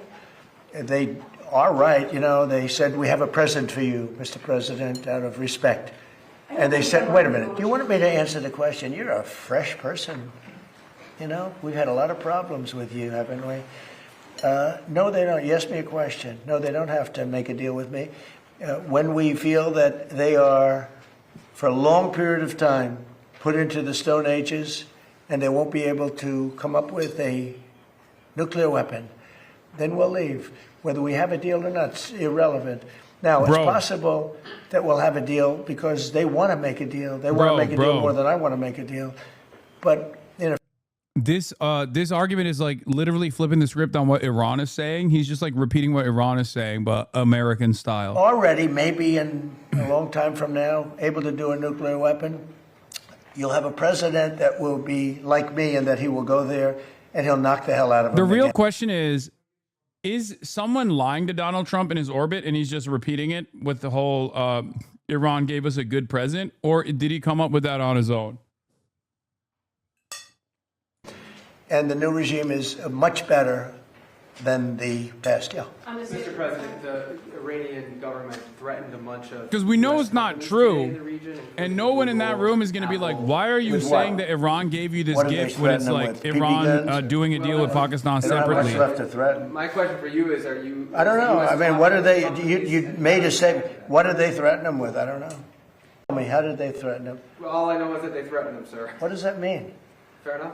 He said something nasty. Is the government in touch with these companies? Are you helping to backstop them? You don't even know what the threat was. What was the threat? I haven't heard it. What was the threat? Did they say they're going to blow them up? They're going to hit them? They're not. You know what they're not going to do? They're not going to hit them with a nuclear weapon. Is this something you're concerned about, sir? No. Iran's IRGC issues a warning that they will target 18 U.S. technology companies if the U.S. continues targeting of Iranian leaders beginning on April 1st. Those companies include NVIDIA, Apple, Microsoft. Most of those people are dead already. Yeah, Peter? I got one. Your son Eric posted a photo of what will be the Trump Presidential Library. Yeah. It's a huge skyscraper. In Miami? Is that all a library? What else is going in? No, well, it's a library. It's a museum or a library. It's a presidential. But I wouldn't start it till I'm out of office. I don't believe in building libraries or museums. It's really like the Barack Hussein Obama one in Chicago. In not a good location, and it's a very unattractive building that's seriously late and seriously over budget. I think you're going to see a great one here, and it'll go up on time, on budget, best location in Miami. They say it's the best block in Miami, and the state worked with us. Will people live in the floors? No, it's going to be most likely a hotel. You know, this concept could be office, but it's most likely going to be a hotel with a beautiful building underneath and a 747 Air Force One in the lobby, which is going to be a trick. And the Supreme Court tomorrow is going to hear arguments about your executive order trying to get rid of birthright citizenship. And I'm going. You're going to go to the Supreme Court I think tomorrow? so. I do believe. And just sit there and listen. Because I have listened to this argument for so long, and this is not about Chinese billionaires or billionaires from other countries who all of a sudden have 75 children or 59 children in one case or 10 children becoming American citizens. This was about slaves. What? And if you take a look, slaves, we're talking about slaves from the Civil War. And if you take a look at when it was filed, all of this legislation, all of this, everything having to do with birthright citizenship, it was at the end of the Civil War. The reason was it had to do with the babies of slaves and the protection of the babies of slaves. It didn't have to do with the protection of multi-millionaires and their children get an American citizenship. It is the craziest thing I've ever seen. It's been so badly handled by legal people over the years. If you look at the original birthright citizenship papers, they all happened right after the Civil War. The reason was it had to do with the babies of slaves. Constitutional law scholar Trump. Hopefully it's going to say, because our country is being scammed.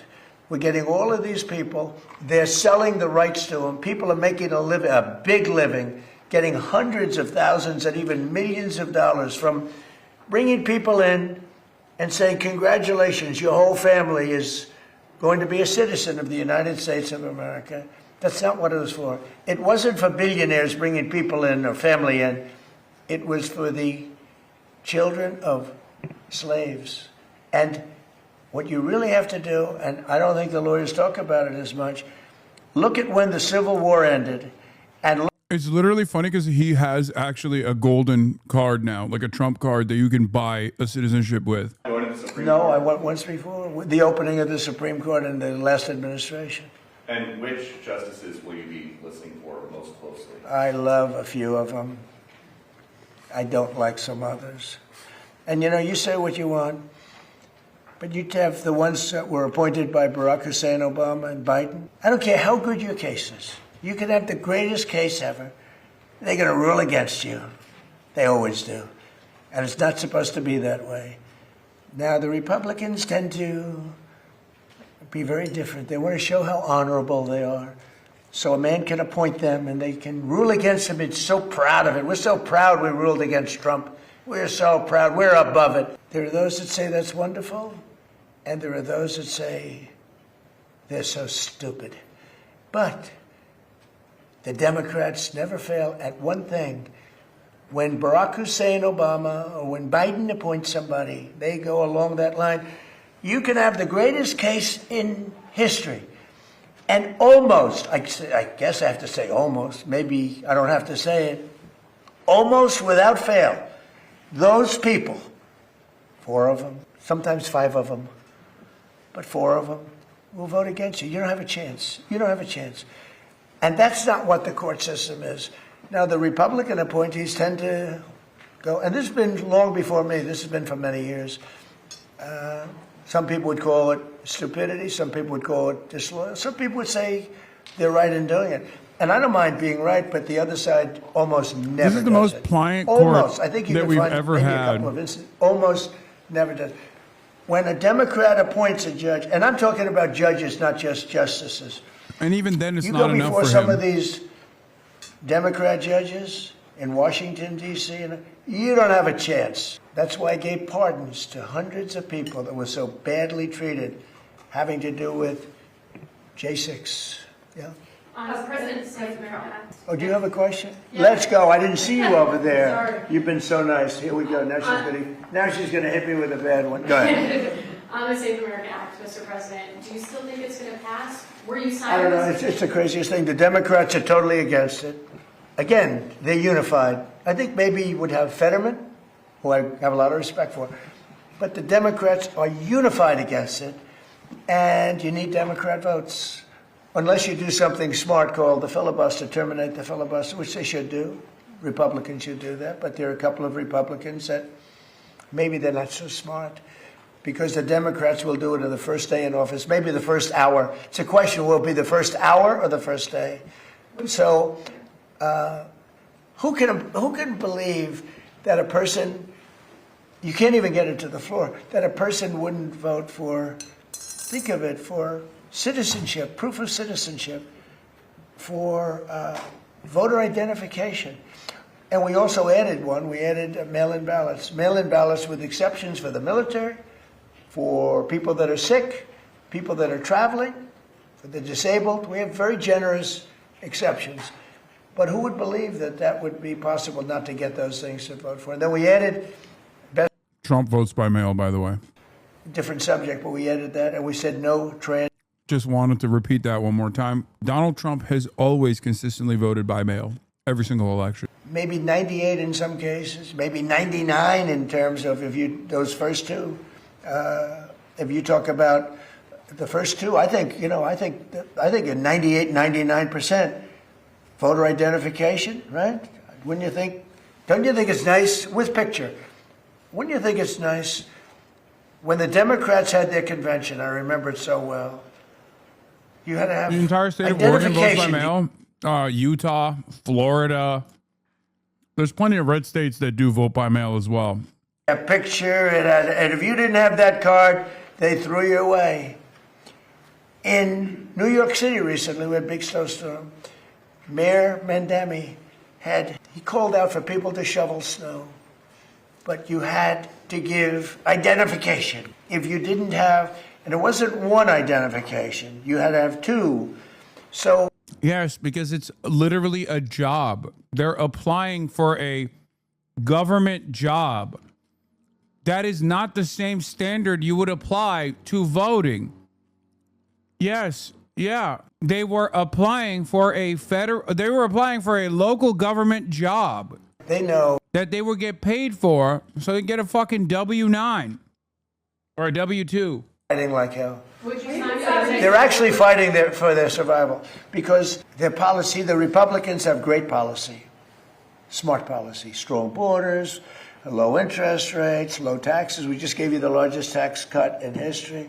All these great policies, we want a strong military. Look at our military. We have the strongest military. Look what happened in Venezuela.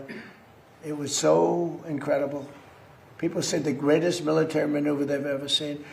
Look what's happening in Iran. I mean, it's most likely for a 1099, which is ironic because that's what I have. I no longer am an employee as I used to be with a fucking salary like that. I get a 1099. When I read the fake New York Times, you take a look at it, it's like, oh, they're putting up a good fight. They're not putting up a fight. They're not even shooting at us, okay? We have planes are just ruling the sky. We have airplanes. Those two. We have airplanes. Nice, right? Lincoln with a little modern touch. The great Benjamin Franklin with a little modern touch. But think of it. They are roaming the skies over Tehran. They're not even being shot at because their equipment's been totally decimated. They have nothing to shoot. They have no Navy. They have no anything. And just think about this. They have no Navy. They have no military. They have no nothing. They're losing. They admit they're losing. They're begging to make a deal. And if you read the fake New York Times, a corrupt newspaper, where I'm suing them and I think I should do very well, but you would almost think, who's winning? It's so fraudulent. But just to finish up with the New York Times, if you read the New York Times prior to my election victory... Question once again. Is someone actually giving him fake data to make it seem like they're actually winning? Or is he completely aware that they're losing and he's frustrated, but he just hates that the New York Times is covering it like that? New York Times, you would say, oh, Trump's going to lose. But I won in a landslide. I won the popular vote, the Electoral College in a massive number, right? Massive. I won the counties, 86% of the counties I won. All of these different things. Winning the popular vote for Republicans, pretty amazing. But if you read the New York Times for months and months and months, you were hearing, oh, Trump is doing so badly. We have to straighten out our media. The reason their circulation is way down, the New York Times circulation, has gone way down. Washington Post is almost extinct. The papers that are being dishonest, the papers generally, people don't believe the media. And to finish, I got 90. The irony is the Washington Post is basically extinct because Jeff Bezos literally pledged fealty to Donald Trump and totally dropped impartiality. And that frustrated, obviously, the only people in this country who read, which happen to not be Republicans, because Republicans are fucking illiterate. And they, stopped subscribing to the paper. So the only reason why Washington Post died is because of its, very clear pro-Trump slant, which has no market whatsoever amongst people who have the capacity to read. If you can read, if you are literate, you're probably not pro-Trump. What happened to them, but they're bad. Their circulation went way down. Wall Street Journal, I don't know if you saw the numbers that came out yesterday. New York Times, way down. Wall Street Journal, way down. Washington Post, #1, way down. Because people don't believe them anymore. And until they get, it's not the paper, it's not the big, it's that they have no credibility anymore, which is a very sad thing for our country. Thank you very much, everybody. Thank you very much. Thank you, Brad. Can you text Felix and make sure he's okay? He should have been there by now, and I'm worried about him. The fuck are you talking about? Zoran spoke about the Iran today. Zoran on Iran is a that should be opposed on every single ground, not just procedural, but also moral, and also that should be opposed on the grounds that is being financed by the very money that can make it easier to keep calling the city, this country home. Seeing the fact that in the face of Americans facing a historic affordability crisis, that we have the pursuit of something that has already cost $23 billion thus far, the kind of money that could transform working class Americans' lives, whether through investments in Medicare or teachers or even elimination of student debt for tens of thousands of Americans, and all of that being thrown aside for the pursuit of yet another regime change. And it's a war that should be opposed on every single ground, not just procedural, but also moral, but also political, and also a war that should be opposed on the grounds of the fact that it is being financed by the very money that could make it easier to keep calling this city, this country home. And yet there is a blindness to that fact, all while we're being told that this is not what we're seeing with our own eyes. I think we're seeing one of the main peddlers of Hassangate now calls it a distraction. See, this was their plan all along. The Hassan stuff is a distraction and an attempt to genocide. Are flipping seats all across the country in red, pink, and purple districts. Media elites are terrified. Democrats stay focused. We're winning. Ignore them. Dog, you were the one doing that.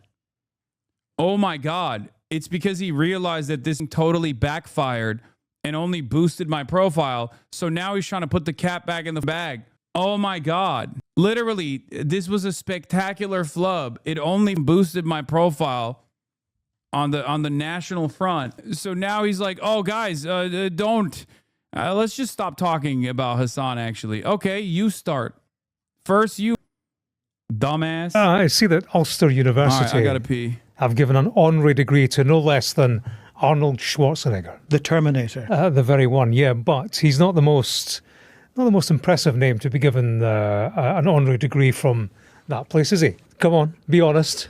Well, 4 years ago, for some reason, they considered me worthy of an honorary degree, but I'm not the only person with one, because James Matthews has an honorary degree too. So there's you, me and Arnie, 3 doctors in the house and not a cure between us. That's some forward line, isn't it? Yeah, I've got an honorary degree from Edinburgh Napier University, but of course, Arnie, the Terminator, that makes you the Blevinator, right? I'm James Matthews. And I'm David Blevins, and we're both in Washington, D.C. As we enter the 5th week of the Iran conflict, Donald Trump has been talking tough on Truth Social, where else? But has he threatened to commit war crimes? We'll investigate. The president rolls out his White House East Wing blueprint and reveals a few military secrets along the way. Should he be telling the public all this? And a new statue has appeared on the Mall in Washington, D.C. They're calling it a throne fit for a king. It's in the shape of a golden toilet. in the heart of the nation's capital, the metaphors are writing themselves. David, we're into week 5 of the conflict in Iran, and the US build-up continues. 2,500 Marines arrived in the Middle East over the weekend, several thousand from the Army's 82nd Airborne Division also heading to the region. The prospect of a ground invasion, it seems to be increasing. As for Donald Trump, he's been fighting his war on social media. Yes, another day, another Truth Wait, there's Social. two of them? What the? Oh, I'm sorry. What? That's funny. They're wearing the same shirt. Why did they do that? That just looks like he's interviewing himself. Oh my God. Oh my God. Oh, that's funny. Are you going over your CNN interview today, Unc? Post beginning this week, really, as the last one had ended with a contradictory statement talking about progress having been made in negotiations, while at the same time threatening to obliterate, there's that word again, civilian structures in Iran. Yeah. This is what he posted online. Great progress has been made, but if for any reason a deal is not shortly reached, which it probably will be, and if the Hormuz Strait is not immediately open for business, we will conclude our lovely stay in Iran by blowing up and completely obliterating all of their electric generating plants, oil wells and Karg Island, and possibly all desalination plants, which we have purposefully not yet touched. Yeah, that raises a number of questions, doesn't it? Not least, is that an American president threatening to commit war crimes? Some of those structures that he's talking about, desalination plants, they make water drinkable for the population, essential for human survival. To attack them is to commit a war crime. And yet Trump appears to be threatening that quite explicitly. Caroline Leavitt held a press briefing today. She was asked about this. Of course, this administration and the United States Armed Forces will always act within the confines of the law. But with respect to achieving the full objectives of Operation Epic Fury, President Trump is going to move forward unabated. So the US always operates within the confines of the law, she says, but the president will pursue his objective. The Strait of Hormuz, there are many more vessels flowing through today than there were. Is Felix stopping by again today? Yes, he is. The president has arranged. The president's been clear to Iran, open it for business, or we have options, and we certainly do. And when you look... Yeah, we got options. Trita Parsi says, an increasingly likely scenario for ground troops is that Trump will seek to take 3 Iranian islands in the Persian Gulf claimed by the UAE, Abu Musa, the Greater and Lesser Tums. It's in between, right? And this is a way to win support over the UAE and turn this into a Gulf versus Iran situation. Not that these are going to be easy islands to take militarily anyway. Okay. Both pro-Israeli voices in the U.S. and prominent Emirati accounts have been pushing this idea publicly for the past 10 days. Several motivations and objectives may lie behind this potential move. Abu Musa in particular is a strategic island situated in the middle of the Straits, but it may no longer be critical given the manner in which Iran controls the Straits via missiles. It would have been 20 years ago if the Straits had been blocked solely through mines, so controlling it will likely not be the silver bullet Trump is hoping for. 2, is the idea to trade the control of these islands for the opening of the Straits? Assuming that such a trade is even possible, it would depend on the cost of not seizing the island, but keeping it. The U.S. Navy has kept itself 3,000 kilometers away from Iran to avoid being hit by Iranian missiles. Abu Musa is only 70 kilometers from the Iranian shorelines. The Tums are even closer. Iran would rain down missiles and drones, likely a large number of U.S. troops. As a result, Iran would likely not have to trade the island. The U.S. would simply abandon it because keeping it would be too costly. Okay? However, going for the island does carry some messaging and political benefits. The GCC states have been split by the war, with Oman and Qatar striking their separate deals with Iran. But GCC has a unified position on the 3 islands in support of the UAE. Making the war about the islands may be motivated by an attempt to push Oman and Qatar to support the U.S.-Israeli war, but under the false rubric that it is now about liberating the islands. This would then also add new political messaging, given the UAE's likely endorsement and participation in the attempt to take/retain the islands. This would be an attempt to reframe the war from one that an isolated America and Israel are fighting alone to one in which there is a potential U.S.-Israel Arab alliance against Iran. However, while that political messaging and reframing may succeed, it does not translate into a recipe for actually winning the war. That problem will not only remain unresolved, but it will become even more challenging based on point 2 above. In sum, it appears that an increasingly desperate Trump is lowering his ambition. Instead of winning the war, he hopes to expand the number of stakeholders, and by that, spread out blame for this debacle. Daily Mail Journal. I am told by White House sources that Trump is seriously considering taking Carg Island. Yeah, but like how? The question is how, okay? The question is how does he take it? And then if he takes it, how does he seize it? Oh, I misclicked on the playlist. Is that what it is? Oh, it was Marco Rubio was talking and talking about U.S. war objectives will be achieved within weeks. They're giving it to Al Jazeera. Mr. Rubio, thank you for talking to Al Jazeera. You're speaking to a global audience across Al Jazeera English, Al Jazeera Arabic, and our digital platforms, reaching viewers across the Middle East, including Qatar, well, Saudi also, Trump Arabia. is live right now, right? What is he doing? Is he responding to the press, or is he just like signing shit? The United Arab Emirates, Bahrain, Kuwait, Oman, and Iran, as well as millions more around the world. Let me start by asking you this. Have formal talks begun with Iran, or are these still in direct communications exploring common ground? On mail-in ballots? Well, there's messages and some direct talks going on between some inside of Iran and the United States, primarily through intermediaries, but there's been some conversation. And I think the president always prefers diplomacy, always prefers an outcome. And we could have done this before. I mean, imagine an Iranian regime who, instead of spending billions of dollars supporting groups and building up all these weapons, had invested that money into Iran, for the people of Iran, so they wouldn't have water shortages, so their economies would provide opportunities for an incredible people. The people of Iran are incredible people, very resourceful, very entrepreneurial, but it's their regime that's been a problem. And instead, they've chosen to spend the wealth of their country to support Hezbollah and Hamas and Shia militias inside of Iraq, and to try to destabilize Syria when Assad was there, and all over the world to sponsor plots and build these drones and build these weapons to threaten their neighbors unnecessarily. So we would always welcome a scenario in which Iran was led by people that had a different view of the future and had a different view. And if that opportunity presents itself, we're going to take it. What are your main demands for Iran at this particular stage of the war? Iran can never, the Iranian regime can never have nuclear weapons, and they need to stop sponsoring terrorism, and they need to stop building weapons that can threaten their neighbors. These short-range missiles that they're launching, they only have one purpose, and that is to attack Saudi Arabia and the UAE and Qatar and Kuwait and Bahrain. That is the range of these weapons. And they have thousands of them. They've built extraordinary numbers of them, and not to mention, you know, their desire to have this nuclear weapon to threaten and blackmail the world with. That will never be allowed to happen. It's too great a risk. What would you consider to be the minimum concession from Tehran to bring this conflict to an end? I think they have to take demonstrable steps towards ending any ambition of having nuclear weapons. If what they want is nuclear energy, there are multiple countries in the region that have or will soon have nuclear energy, and they're going to do it through a well-established mechanism that everyone, and that is that you allow imported fuel to, you import the fuel, and that fuel is used to power up your power grid and provide energy resources for your people.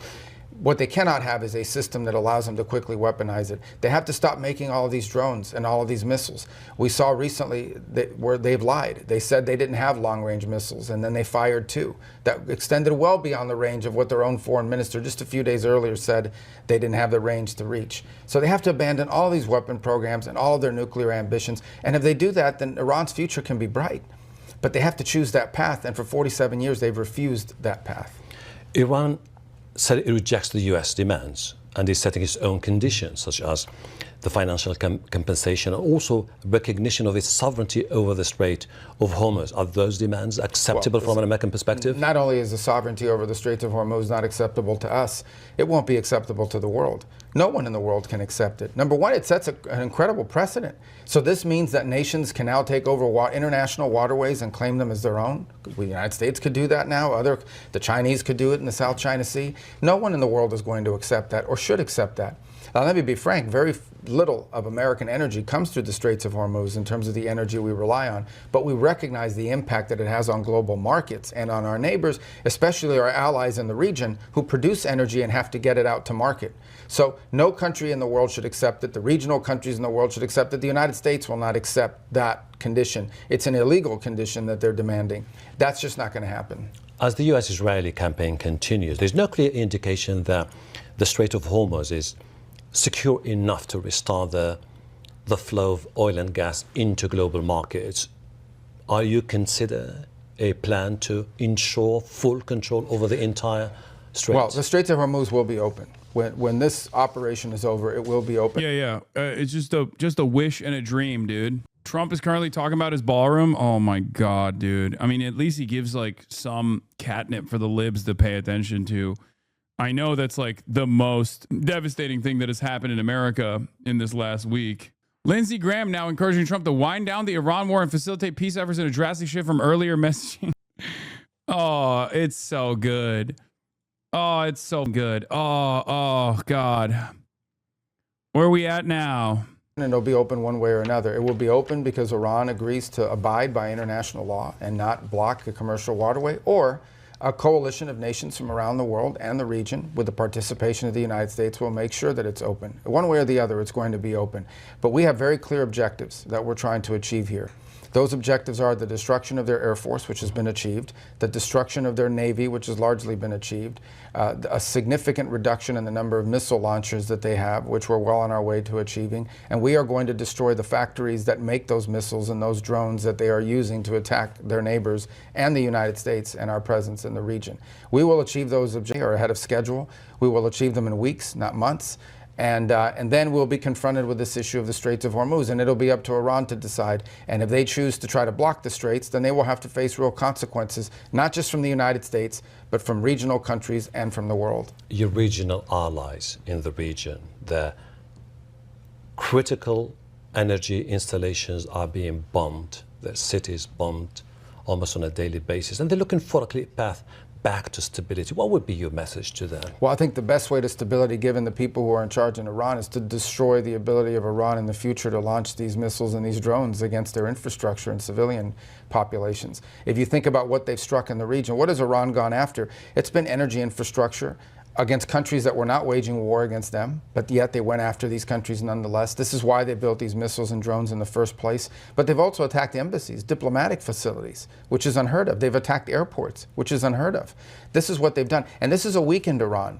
This is an Iran that's weaker than it's been in 10 years. Imagine 5 years from now or 3 years from now, when they had more missiles, more drones, what they would have been willing to do to their neighbors and to us. That was intolerable. That's why this needed to be done now. The United States is committed to finishing the job. We're working very closely with all of our allies, work very closely in defensive.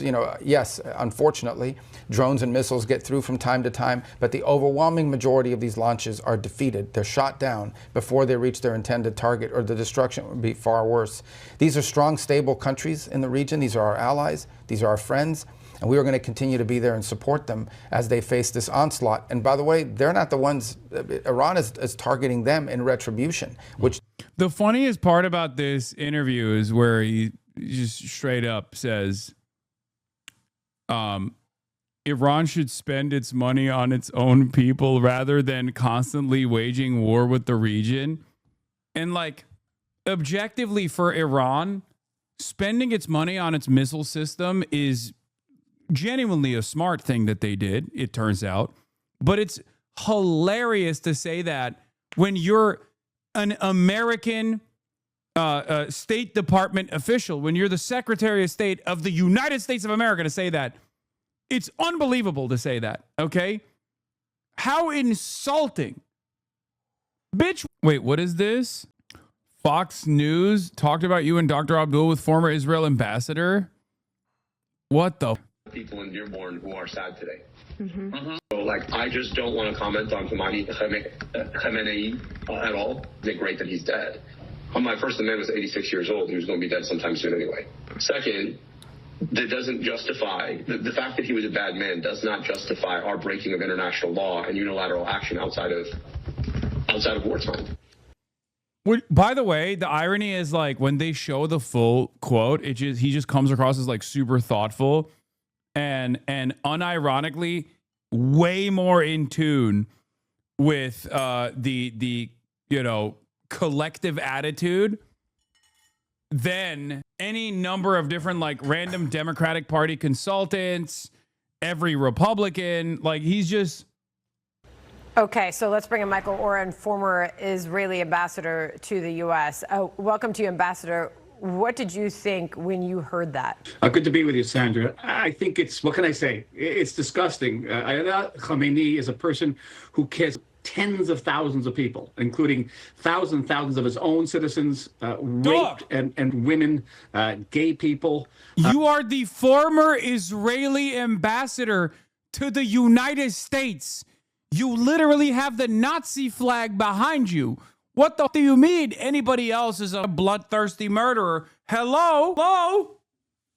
You're Israeli. You work for the Israeli government. There is no comparison. What the fuck? Hundreds and hundreds of Americans by this man. And the fact that anybody's saddened by his passing or is afraid to talk about people who are saddened by his passing is reprehensible. It just is. It's a moral meltdown is what it is. So we're going to say, and by the way, there is nothing remotely illegal about America's intervention in Iran. Iran committed literally hundreds of acts of war against the United States since 1979. In what moral universe is responding to that forcefully? A violation of international law. It beats me. These people know nothing about international law. Well, the statement that he issued is more about the leak of the audio than the content of it. This is the statement that he released saying that this audio was obtained by a disgruntled employee. The fact that a right-wing news outlet, he says, may have illegally and unethically obtained a deliberation about how to talk about this by way of a disgruntled former employee is only a distraction. I mean, that sounds like a doubling down of the statement itself. It does, but again, to be saddened by the death of Ayatollah Khamenei is itself, is as I said earlier, it's a moral meltdown. This is a person, again, responsible for the deaths of I'm gonna once again say you're literally Israeli. Yeah. I wonder who normies will side with, Michael Oren or El Sayed. You're literally Israeli. Thousands of people in the most horrendous ways. And a person who, for 47 years, did nothing but declare war against the United States and make acts of war against the United States. And responding to that is legal under any definition of international law. Well, I wonder how you think this is going to go over for him as he tries to make way there in Michigan. Maybe will it hurt him? Or See, they're so that like as soon as she brings up Michigan, she's like, well, they're all a bunch of Ayatollah lovers over there. All of those Muslimans, like it's Fox News, so they can't even do the insincere like, oh, this is gonna hurt your chances in the election. Like they're not. In Michigan, I don't know. This is an internal American political issue. I'm telling you from an Israeli perspective. Why do we care about the Israeli perspective on this? It's an American race in the state of Michigan. Like, why did nobody think like, oh yeah, we should get an Israeli on to give us his take? Who cares, man? What do you mean? I'm giving you my take as an Israeli. Okay. I don't give a We hear this debate about whether the Epic Fury operation Abdullah is take on me as well. He canceled me. He came out and was like, Hasan, it's messed up, dude. It's over. Legal or illegal under international law. I got to tell you, we got to scratch our heads. Before the autists take me seriously, I'm obviously joking. Don't get what act of war, in addition, that Iran could commit against the United States that would make America's intervention legal under their definition. It is really quite baffling to us. And we don't have that problem. Iran has been trying to kill us now every single day, not just by verbally, but actually acting on it. And tonight, there are millions of Israelis who are in bomb shelters as Iranian proxies fire rockets at our people. Firing rockets tonight at the Galilee, which is, I know, is an area very precious. Yeah, he's like, it's obvious that Iran is not abiding by international law. Just a great number of Americans, everybody in the galleys and bomb shelters tonight because of Iran. Well, Dr. Abdul Can't believe an Israeli talking about international law is always funny. El Sayed also making headlines for campaigning with Hasan Piker, the left-wing streamer who is very, very popular on the internet. He's dividing Democrats over anti-Semitism, and campaigning with Dr. Abdul El Sayed has becoming an issue. And this is what he is saying about that. Listen. Any Democrat who tells you that you cannot speak with some group of people because of one offensive thing that they might have said is missing the point of what it means to actually bring people into a legitimate mainstream policy. These responses are just baffling some people, but maybe he thinks it's not going to hurt him. Well, I don't know about the politics of it, Sandra, but here's the reality of it. American Jews, Jews around the world will be celebrating Passover tomorrow night. And one of the themes of Passover is that in any generation, there are people going to try to come up and try to us as a people.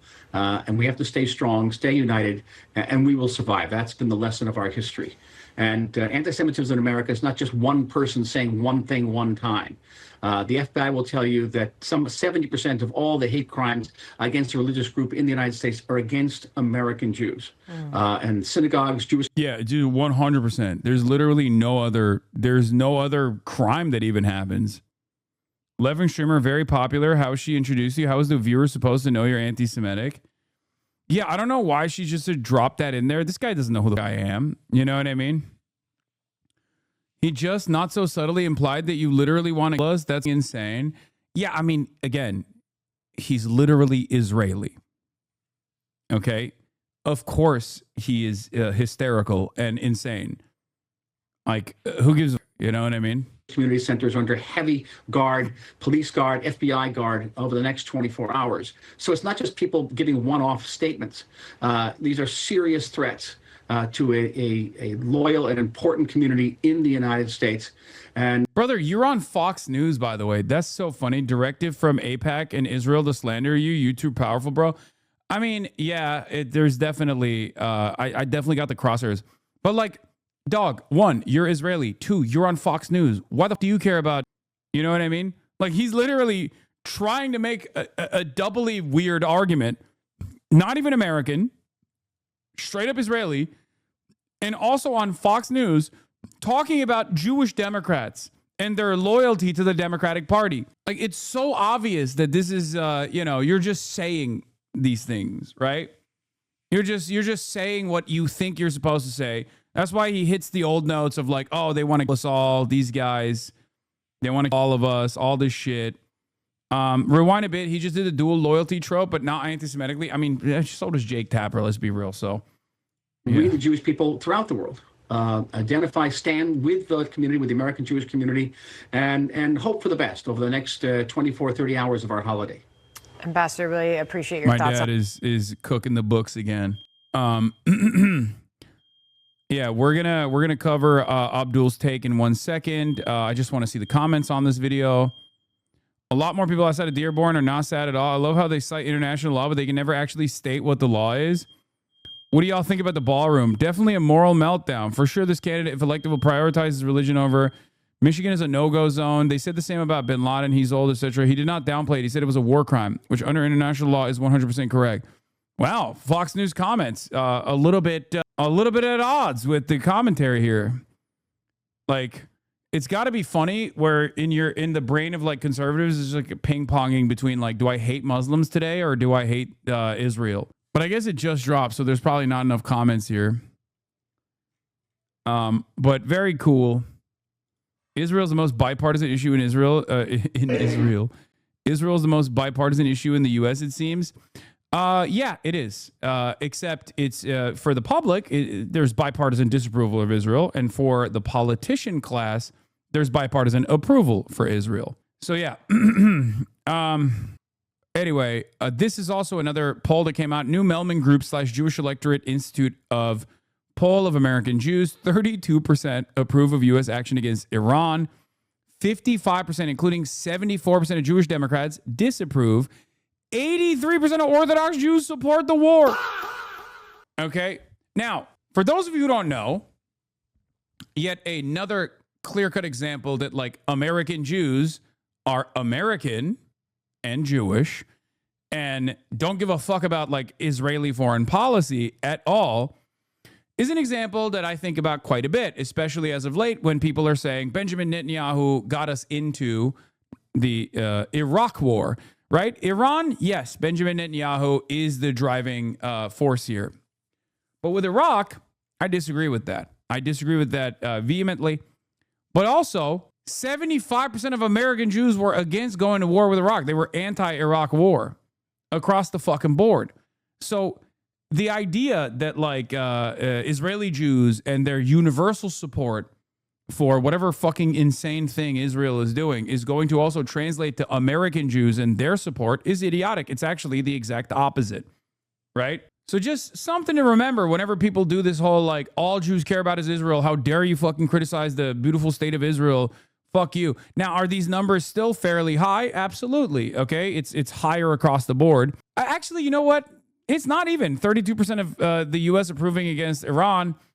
Kind of makes sense. I mean, that's, you know, that's the conservatives, right? 55%, including 74% of Jewish Democrats disapprove. Also makes sense. There's another poll. Oh, there's another poll that came out. J Street poll of 800 American Jews, 60%, including 83% of Jewish Dems, oppose U.S. military action against Iran. 45% say it makes Israel more secure. 63% say diplomacy plus sanctions to curb Iran's nuclear capabilities. 44% support some conditions on U.S. aid to Israel. American Jews increasingly see Israel's ugly reality. This past October, a survey by Washington Post found that 46% of American Jews supported the war in Gaza and 48% opposed it. 39% believed that Israel had committed a genocide. As far as the numbers go on this, it is definitely worse than like the population's percentages. But once again, why do we care? The only reason why I'm bringing it up is because it's not a monolith. And it's ironically something that I keep repeating over and over again, and people get fucking mad at me. I think that American Jews should be at the forefront of communicating to non-Jews in the United States of America that like Israel and Jews are totally separate. And yes, this also includes like criticizing religious institutions that literally almost universally, with like obviously notable exceptions, ride for Israel way more than the actual American Jews do. Yes, there is a very real divergence here. If you look at a lot of the prominent Jewish advocacy orgs and the Jewish institutions, they are first and foremost predisposed with defending Israel. Okay? Almost every single one. You're thinking about Hillel, Chabad. You think about like all of the rabbis that come out and like write articles or the Jewish advocacy organizations. They all create the sense that American Jews are united in their defense of Israel, when that's not the fucking case. And the only way to deal with that, and I've been talking to my friends about this as well, but like the only way to deal with that is to be loud and to do your very best to be like, this is not representing me at all. Like talk in your community as well, to talk to community leadership, to say like, this is not something that I want to be associated with, not in my name, you know? Because I think there is an opportunity now more than ever before for anti-Zionist Jews to take more control over their communities. For the longest time, anti-Zionist Jews, self-identifying anti-Zionist Jews, right, were in the margins, at least in like the American Jewish coalition, the American Jewish constituencies. Like they would be cast aside as bad Jews, and there's still a lot of that, right, in these communities for sure. But the reality of the matter is the number of anti-Israel Jews in the United States of America, especially amongst younger generations, has grown rapidly. Okay? It has. It's grown dramatically. Okay? So this is an opportunity to take control over what it means to be a Jew in the Western world, unlike ever before. This is the only way to begin the process of like combating the growth of anti-Semitism in this country, because a lot of people are unironically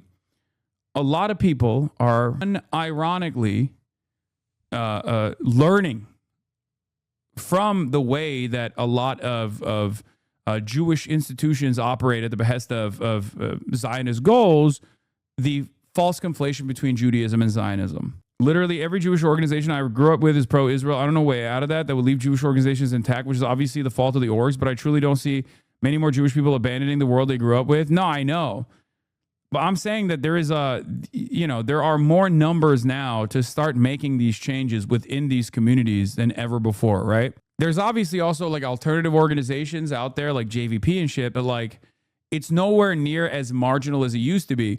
So it's increasingly becoming a divergence between like a 50-50 split amongst Jews versus the 100% of Jewish institutions that are super pro-Israel unconditionally. Do you see what I mean? Like if I were to have this conversation, like 5 years ago, 6 years ago, it would not even be a question. If you were an anti-Zionist Jew and you spoke out against this sort of thing, you would immediately be branded as an outcast, right? You'd be cast aside. Whereas nowadays there are a significant number of Jews who are speaking out, right? Maybe they're not speaking out against their organizations, but they are actually, openly saying that they are, Israel doesn't represent them and they find Israel's actions to be unconscionable. Does that make sense? So the next step in organizing would be to either set up alternative institutions or to try to get the institutions that you are already a part of to decouple from Israel. My relative's in the IOF, so my family is a lost cause, but so is the entire community. I mean, I know. Well, Yehuda, if I'm not mistaken, you're Orthodox, right? Or you come from an Orthodox community, no? 83% of the Orthodox American Jews are in favor of the bombing campaigns on Iran. So that's a little bit more difficult, I think. How do you remember that? I keep tabs on all my Jews. I have a list. All the black chatters, they're on a list. All the Jewish chatters, they're on a list. Yeah. Anyway, don't joke about that, bro. Wait, what? Federal judge approves Trump effort to obtain list of Jews from Penn. Wait, what? Oh, no. They're doing lists? Oh, no. Brother. What the fuck? Hey, yo. That's weird. That's a weird thing to do, man. What are they going to do with those numbers? They're going to be like, are you committed to Israel or are you going to prison? Are you committed to the nation state of Israel? We've handed this list to Beitar. They are going to come to your house if you don't pledge fealty and say 10 M Israel highs right now. It's not just a list. It's their names and phone numbers among other info.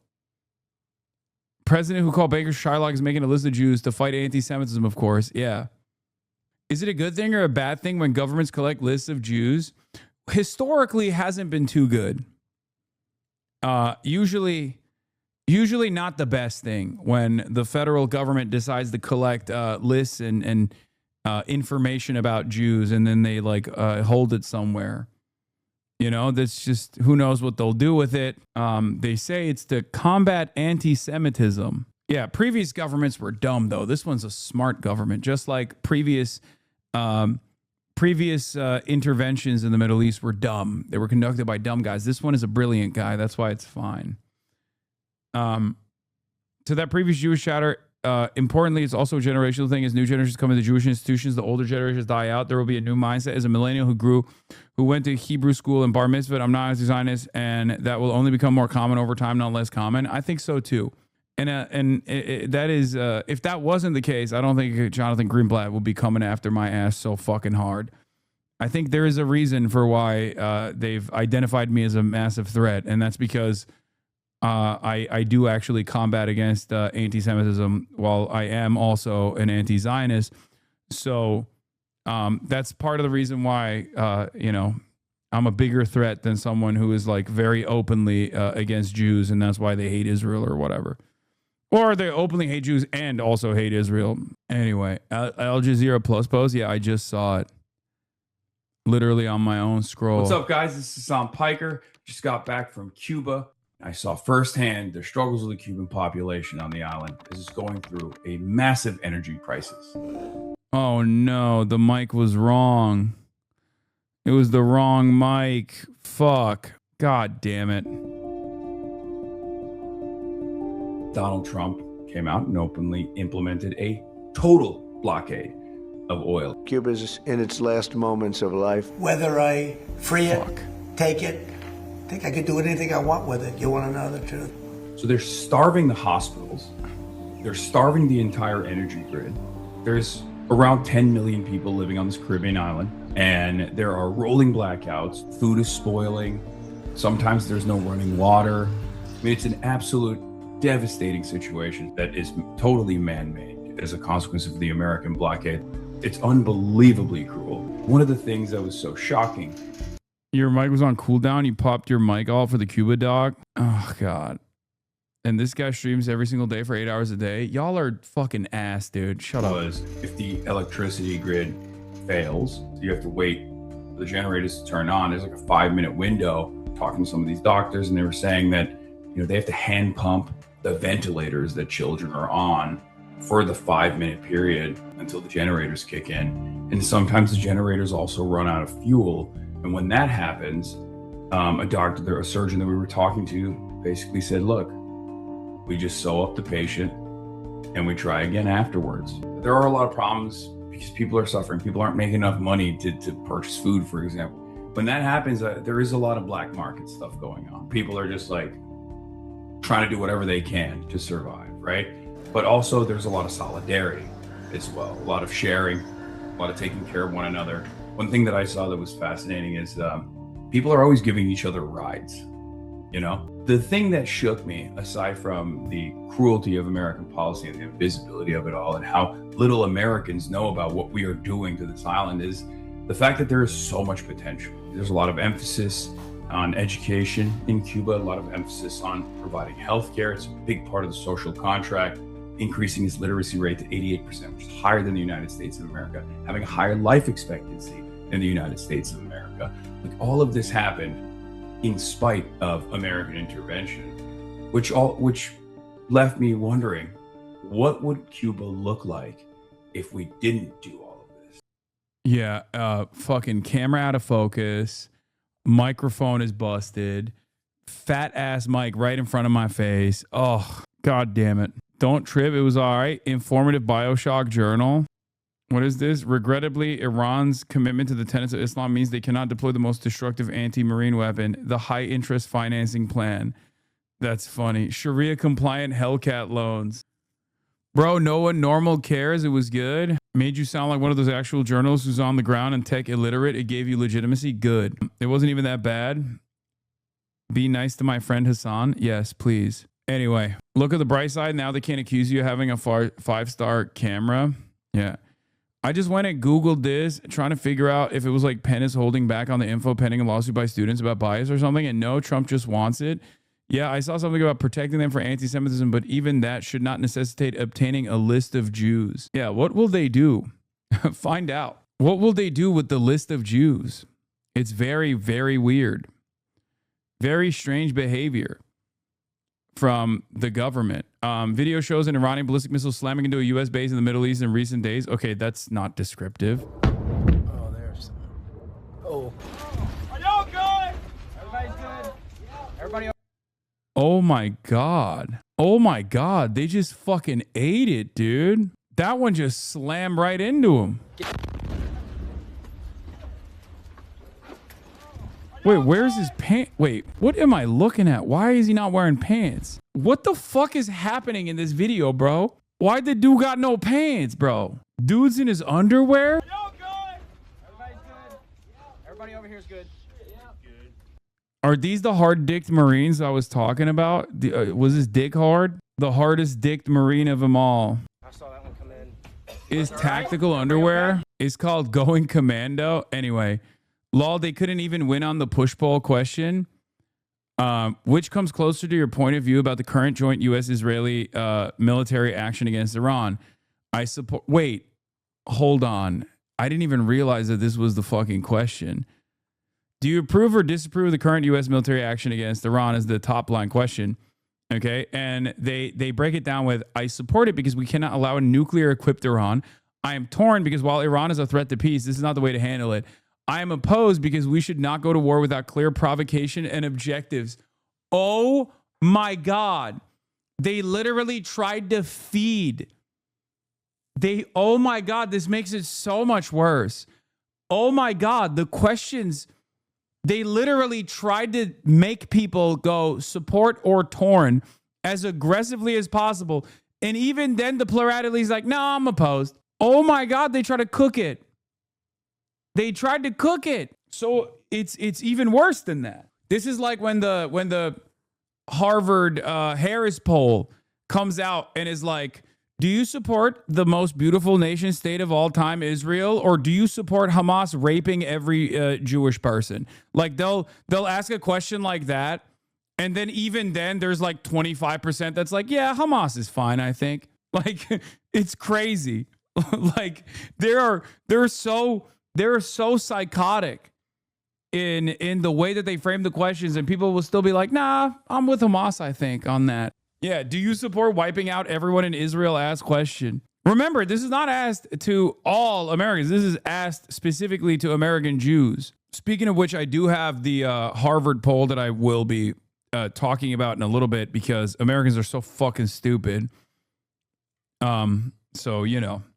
In an active war zone area, the first you grab is a Kevlar and helmet. Fuck everything else. Yeah, I didn't see no crayons in his hands, so I believe you. Chat, have we already covered Kristi Noem's big-breasted husband? No, we have not, but we will. Yes, and she has breast disease. Ames is Jewish, by the way. American Jews are increasingly delusional. They still think they can support Israel while opposing or half opposing Israel's endless wars of aggression, genocide, apartheid.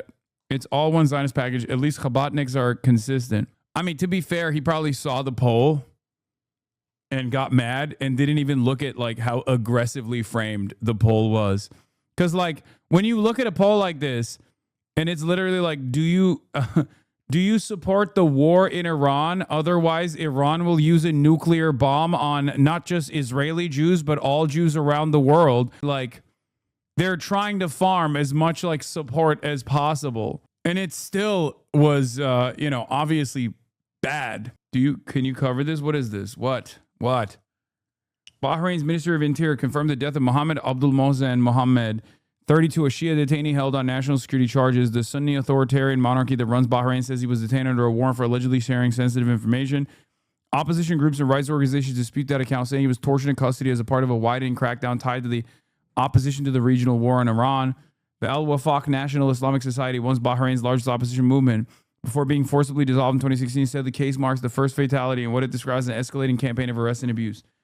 Yes, they are aggressively persecuting and prosecuting the Shia population in Bahrain for filming the impact sites and even protesting against the Bahrain government. But of course, you will not hear a peep about this from America because they're technically in the allied side of the Gulf. So they're good. They can do whatever the fuck they want. You and Marks Carney got the same ops. Nice. CIJA, baby. CIJA was able to successfully stop Rima Hasan from actually entering Canada, which is crazy. She's an LFI politician. She's French national. They couldn't stop me, but they did get one, which was, again, incredible. I mean, Canadians are also just as cucked as we are, I guess, to Israel. What is this? Here's the Fox News poll showing white evangelical support. It also found 90% of MAGA Republicans support the war. 20 to 30% of U.S. Jews are MAGA Republicans. While opinions on the war may not fall for Jews along strict partisan lines, is likely correlated.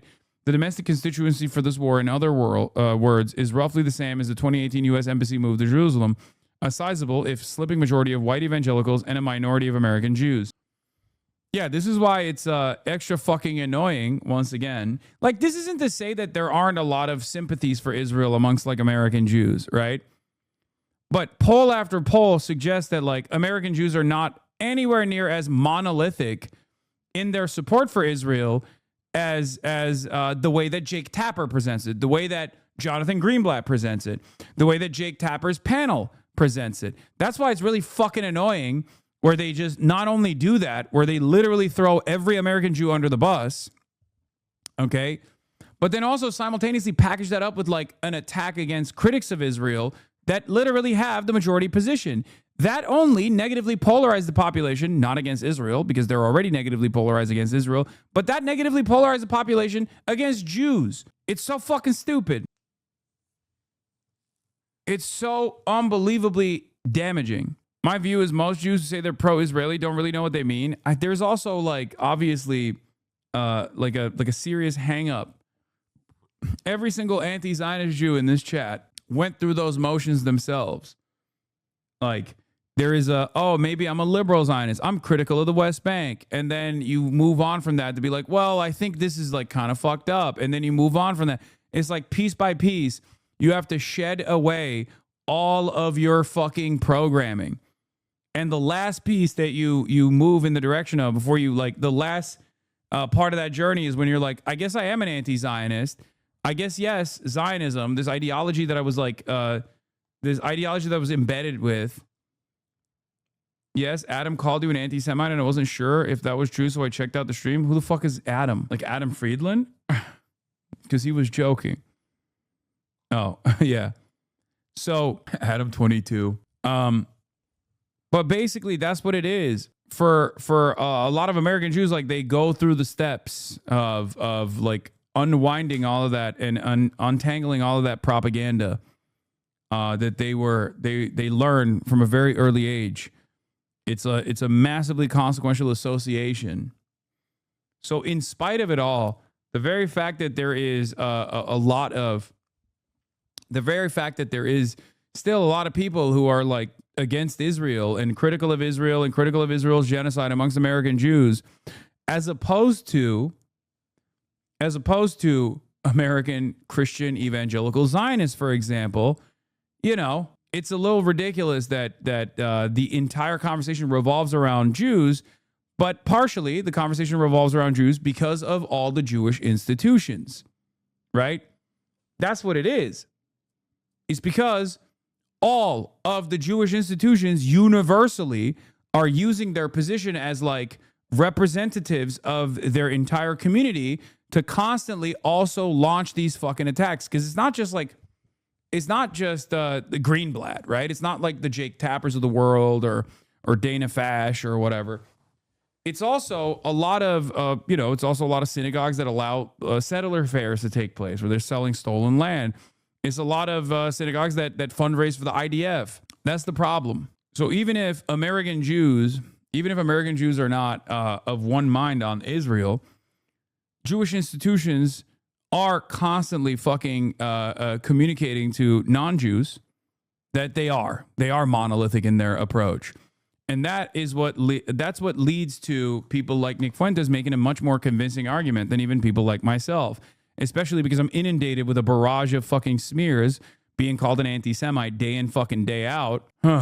Sorry, what the hell is a settler fair? Settler fairs are when occupied West Bank Palestinian land are illegally seized from Palestinians in pogroms and then sold as real estate, illegally sold as real estate inside of fucking American synagogues and other Jewish institutions. Yeah, it's not just Brooklyn. They do it all over the place.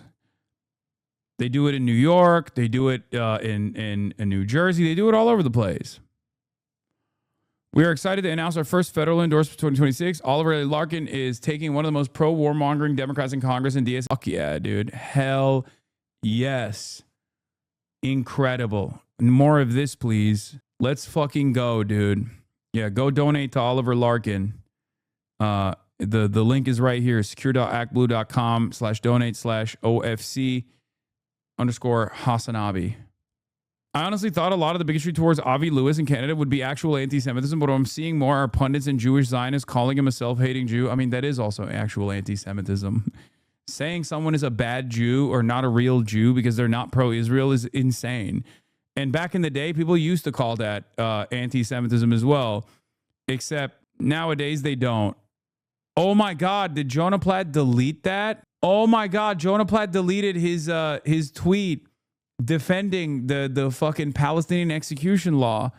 Oh, he is so bitch made. I can't donate more to Oliver Larkin because I maxed out to him already, but you can. Are we gonna get put on some DHS list by donating through that link? No, it's Act Blue. What the fuck are you talking about? Your op lost the debate to Grok. Who's Fix my your op? own fucking country, marrying 13-year-olds. What is this? Defending the files and looking uneducated goes hand in hand. Wait, I have a better clip of that right here. What? This is it, right? Child marriage legal? Asmongold pathetically tries to dismiss Epstein files as being important to talk about. and goes on about how Muslims should fix their child marriage problem at first. Fix your own fucking country, marrying 13-year-olds, 9-year-olds, and then maybe we can talk about the Epstein files after that. Are you aware that it's legal to marry children in many states in the USA? No, I'm not aware of that. Would you like to educate me? Why don't you educate me on this topic? Ask Grok. Is child marriage legal in the USA? You didn't know that? You didn't know that, Asman? Damn, dude. I love that he's asking Grok, by the way. Yeah, so one part is still under 18. Well, how many of them have happened? How many? What? No, a lot. What? Oh, no, that's not a good question. Don't ask that question. You don't want to know the answer to that question. That's not even like a political thing. It absolutely is a political thing, by the way. Child marriage in this country is absolutely a political thing. It's most commonly defended by Republicans. Okay, it 100%. It's almost always defended by evangelicals. Okay, or hyper Mormons, ultra religious right. Yeah, guess which party fought against banning it? GOP stalls child marriage bill, citing connection to gay marriage case. Tennessee Bar Association. It's always fucking Republicans that are standing against barring child marriage. I meant knowing about it isn't a thing you have to be politically engaged about. Yeah, oh yeah, that's true. Yeah, that is true. That's true. Child marriages. Fix your... Oh, that's so funny. I love that he did the double cope too. I love that he did a double cope where he was like, well, okay, it's legal, but how many times does it happen? Honestly, I'd be more concerned if you had deep knowledge about child marriage and its legality in the States.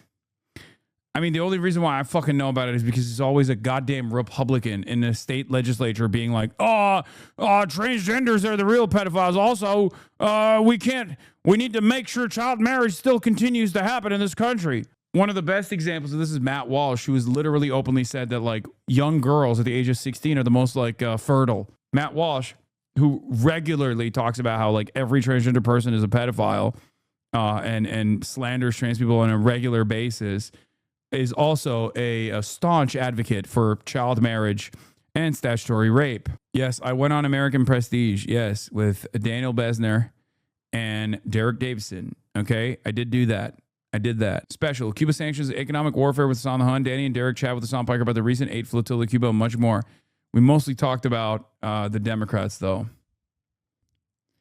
Utah just banned child marriage a few weeks ago with a lot of tries. Finally. Utah was able to finally tackle child marriage. Anyway, rare Utah W. I mean, they had to fight long and hard for that shit, dude. Oh, I forgot. We didn't even fucking cover Abdul El-Sayed's reaction, which this person didn't like, apparently. Out of our politics, the kind of folks who Hasan Piker talks to every day, they're people who have been hit hardest by the structural decimation of our politics. Now, those are some big words.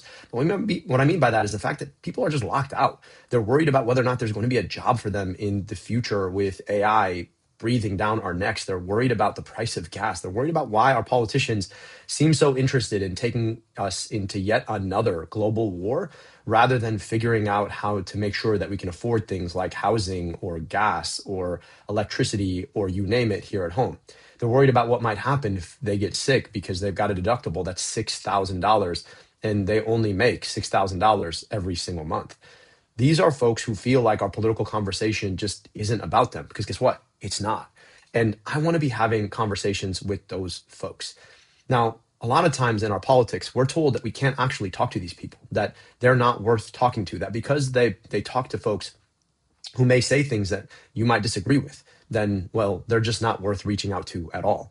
And it's meant that our politics are missing a wide swath of people who really need to be let into our politics. Now, anytime you go on a platform, you don't necessarily agree with everything the person said. I agree with a lot of what Hasan Piker says about the war in Iran, about the nature of the way that AIPAC has decimated our politics and made us think that the most important goal of our foreign policy is to backstop Israel. That has gotten us into this war in the first place. I agree with him that healthcare should be free, that we need and deserve Medicare for all. Now, he streams for 8 hours a day, every day. A lot of the things that he said, I might not disagree with, but that doesn't mean I'm not going to have a conversation with him. And that doesn't mean that the people who listen to him don't deserve to listen to their politicians and to have a pathway into politics to vote for the things that they need and deserve. What I find particularly curious about all of this is that Kamala Harris invited Hasan to stream from the DNC in 2024. And lest we forget the whole go on Joe Rogan discourse, do we not remember that we wanted the vice president to go on Joe Rogan to earn votes from the people who would have been listening to Joe Rogan but don't pay attention?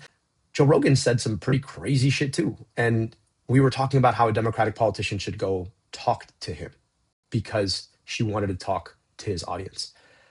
Right now, we live in an information environment where you can't even verify the stuff that you're getting. People trust individuals who are the same people every day who talk to them. And if Democrats don't want to deal with that fact, that new media environment, the fact that too often our politics feel bought off and that we're not actually having a conversation that engages everyday people, that they're finding other ways to get their political information. If we don't want to go talk to them, don't be surprised when we don't win elections. So no, I'm sorry. I'm not going to cancel my event. And no, I'm sorry. I'm not going to apologize for every single video that people put up there that Hasan said this or Hasan that said that, because judge me by what I say. But I also understand that people like Hasan Piker, people like Joe Rogan, right? People who are creating content every single day, they are talking to people we absolutely need to speak with. So I want to be having those conversations with those people, and I'm going to go everywhere and talk to everyone. So if Joe Rogan wants me to have me on the show, I would love to come. If Bill Maher, who said awful things about Muslims, wants to have me on the show, I'm happy to come. And if Hasan Piker wants to have me on the stream and wants to come join me in Michigan, then I'd be happy to come. Now I'm going to finish here. One of the most interesting things about going to an event that we host is that it's one of the only places where you can go in all of Michigan where there are young people and seniors in the same room. And I always get two comments there. Number one, the older folks come up to me and say, wow, how'd you get all these young people here? And then the young people come up to me and say, hey, bro, I saw you on Hasan. And that should tell you something. If we want to have a conversation where we're actually bringing people together about the things that we need and deserve, we're going to have to go to unlikely and uncommon places. And any Democrat who tells you that you cannot speak with some group of people because of one offensive thing that they might have said is missing the point of what it means to actually bring people into a legitimate mainstream policy where we can actually fight for the things we need and deserve. It's a great take. What is this great clip from FD glazing you? What is this? Threads? Oh God, we're reaching now. Law, what have you said or watched you for years on a love to the capitulation of this framing? Dude, what are you talking about? I'm a Twitch streamer. He's a politician. He's not watching all of my streams in the same way that you are. He's covering his bases to make sure that if there's like something that people unearth that is clipped out of context, they don't like hit him in the fucking face with it. Like that's the whole point. I don't expect politicians to like go after every single fucking quote and like defend every single quote because they know all the context. You know what I mean? It's a fantastic response. Like it's up to you guys to correct the record. You who know the truth when you see something that like people are falsely spreading around with cynical framing, with cynical purpose, right? But the expectation from a politician beyond what he said here is ridiculous, right? Threads, the Everything app, loves you, King. Nice. You're going to have Shoykat Chakrabarti on stream? I already have, and I will have him on again. But, I mean, this is good. And it's not even good because, like, oh, he's defending me, right? It's good because I think it shows that a politician is, like, refusing to stand down and refusing to, like, cave to totally fucking cynical framing. Okay? And that's good. That means like he will also fight for other shit.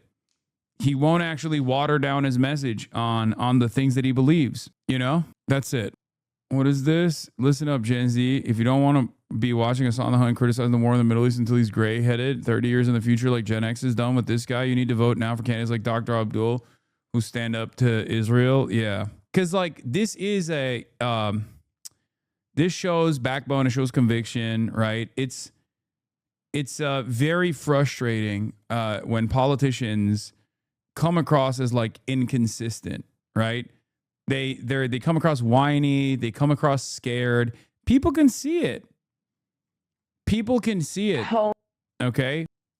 They recognize it. People absolutely go, "Oh, dude, like why did you even talk to him in the first place if you were going to do this?" Right?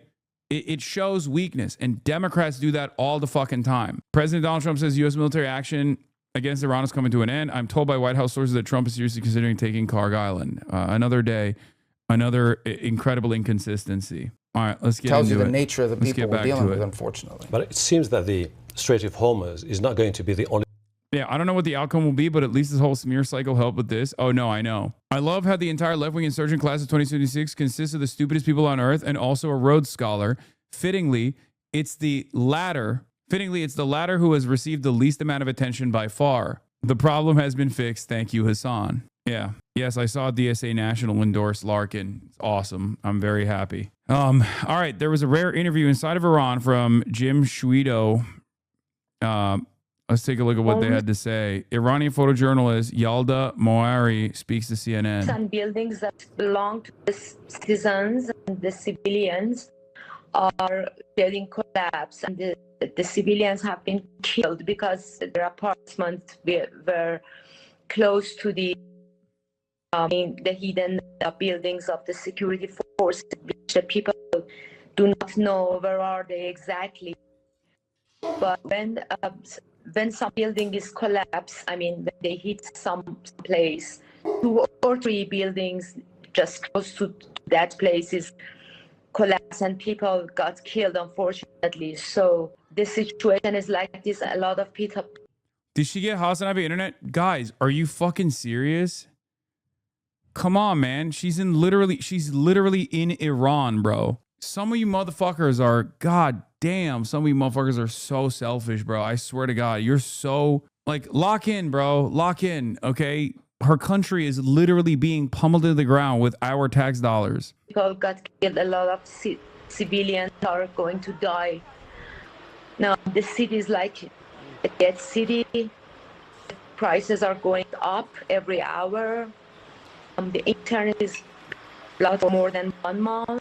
So people cannot connect to the free world, and this situation is terrible, actually.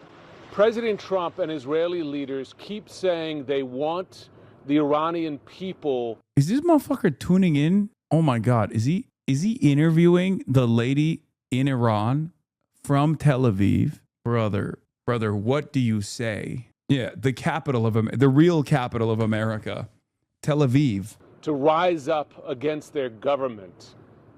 Is that at all possible from what you see? No, it's not possible at all. A lot of gunmen are in the streets with their guns and weapons and everything. And you cannot do anything against them. A lot of checkpoints are in the street and a lot of supporters are in the street. So people cannot do anything. What's good? What's up? Bro, they got a Iranian from inside of Iran on an interview.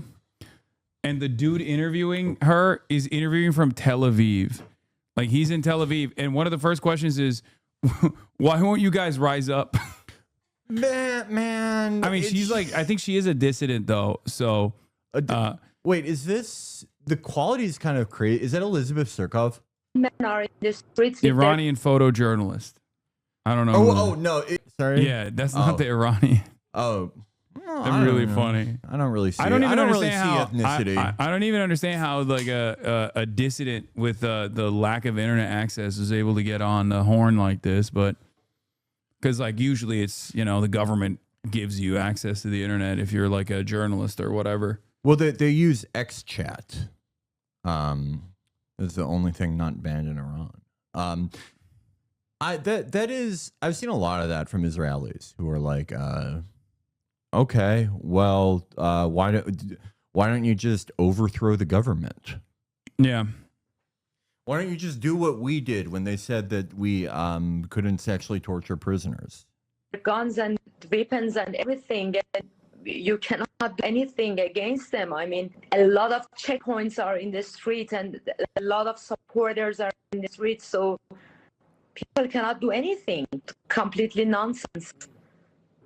Do you believe it's the completely regime, nonsense? The government has been weakened too many people at all because don't want to overthrow the government? Yeah. All right. Well, she also said the Basij are on the streets too, though. U.S. to be and fair. Israeli leaders say the regime might fall.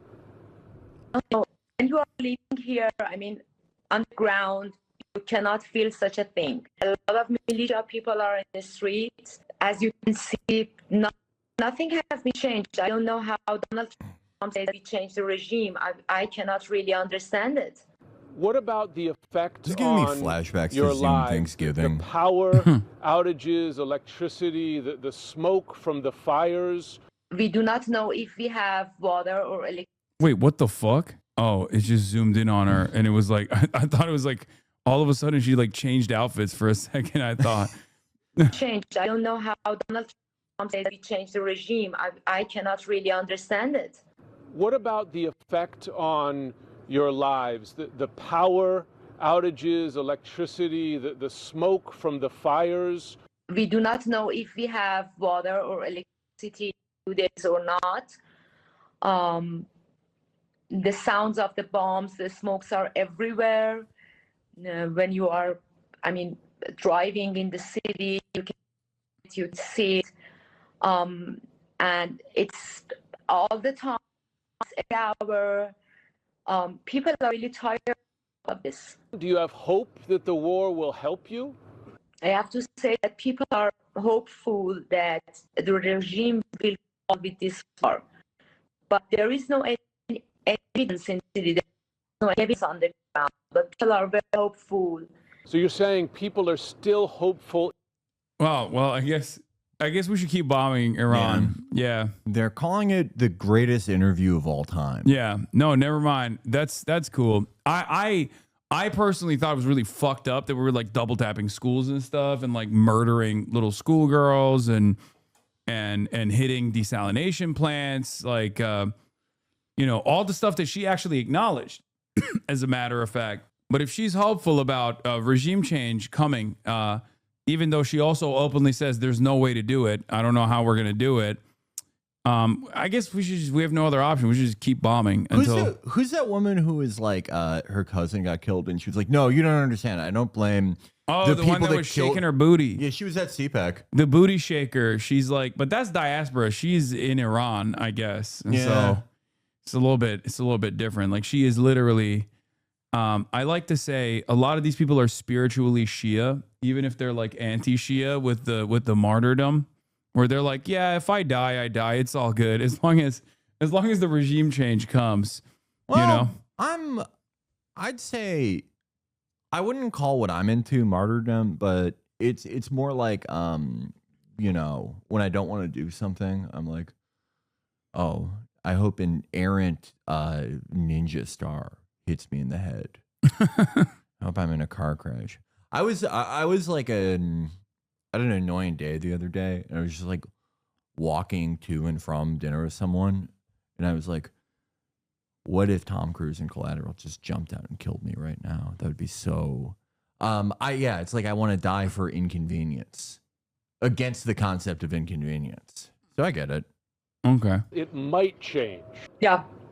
And people are supporting the war. If I want to be honest, and if I have to be honest, and I have to be and people want the war to be continued because they tried many peaceful ways to change this regime, and they couldn't do anything. So they hope that this time. That's good. Yeah. Something happens to them. I'm glad that we can now. The regime will fall. I'm glad that we can now also feel morally righteous about basically nuking Iran. Well, yeah, as long as this one person is saying this, carte blanche to kill everyone. I just don't understand. That explains why she has internet. Yeah, except like the IRGC is going to nab her next. You know what I mean? Like if she's conducting an interview like this and she's inside of Iran, one, the fact that she has access to the internet is already, pretty crazy. And then two, what if the Americans and the Israelis see this interview? You think the Iranian government is not going to see this interview? Like they would absolutely put her in jail. What if she is actually in Iran? What if I went back to my Airbnb like after this later tonight and she's there? She's like in the living room and I'm like, what the fuck? Yeah. With this war, I don't think so. You don't think so? I don't think so, and I don't see any evidence. Yalda Moeri, an Iranian full name and everything. Full name and everything. Journalist sharing her accounts and stories from inside. Yeah. Did it? Yeah. Well, I'm really nervous for when David Ellison starts running CNN and they become a propaganda outlet. Yeah, it's gonna be really sad. Yeah, be a huge loss. Huge loss for unbiased, unvarnished truth. Yeah. Was Jim Shitto the one who was that the guy who was like always getting thrown out of pressers during Trump won, or am I thinking of a different guy? No, I think that was Acosta. Yeah, it was Jim Acosta. No. And he got fired, or he left CNN, I'm pretty sure. Oh, yeah. That was the guy who was like the resistant superstar. Yeah. Man. All those guys fell off. Like Don Lemon. Don Lemon is like, he works for a TV network that like it only plays in Waymos. All those guys fell off. Well, he's woke now. Don Lemon is woke. Well, I'm a lemon head. You joined the Lemon Party? Yeah, I've joined the Lemon Party. I'm a lemon head. Don Lemon and I are peers now because he's also an online streamer. And that's it. Okay, well. Are you saying she's wrong that there are still people in Iran who support the war? I mean, I'm sure there are, but that's not going to stop me from saying that's a very stupid position to have, especially considering that the two parties that are waging war in Iran have very openly shown that they have no ambitions whatsoever. I knew that they didn't have any ambitions of like liberating the Iranian people, whatever that means. But they certainly have shown that they're not interested in that at all. So what do you want me to say? Oh, standpoint epistemology. I apologize. She's in Iran and she's demanding bombs to be dropped on her and her neighbors for some undecipherable reason by two parties that have openly stated that they have no real goals of liberating the Iranian people. So I should sit here and say, oh, she actually has the right mindset here. I shouldn't undermine Iranian voices. Okay, you know who else is an Iranian voice? Ayatollah Ali Khamenei. That was an Iranian voice as well. We listen to Iranian voices, all of the Iranian voices on the broadcast. Okay, how about that? Okay, and if we're doing standpoint stuff, well, I'm an American. And I don't want our munitions and planes like bombing them when they could be used on my domestic enemies. Okay, I like that. Keep going. Yeah, I have to live here. Do you realize I have to live here? I'm trying to start a pro-democracy movement in Los Angeles, in New York, all the places I go. And I need a B-1B supersonic strategic bomber. I need all these munitions. I need these standoff munitions. I need them fired into, well, I haven't moved into my new building yet, but like if my neighbor down the hall complains, I would like a precision strike to be on the table. Okay. Because me and the other people who want to play War Thunder really loudly, we're going, like, we can't go out in the streets unless we have air support. So it's like, yeah, the guy who said that, I bet you're real comfortable wherever you're living, where you don't have to worry about this stuff. But Yeah. I'm an American and I'm worried. Where is that chatter? Does he have no response to that? Or He probably lives in like Liechtenstein. yeah, it's always the Lithuanians and the Estonians that are like Liechtenstein is that's like a banking municipality. It's a microstate. Oh, I thought you were but I thought you were making a joke about how like Europeans are the most aggressive dick riders of American imperialism for some reason. Well, yeah, like a Lithuanian is.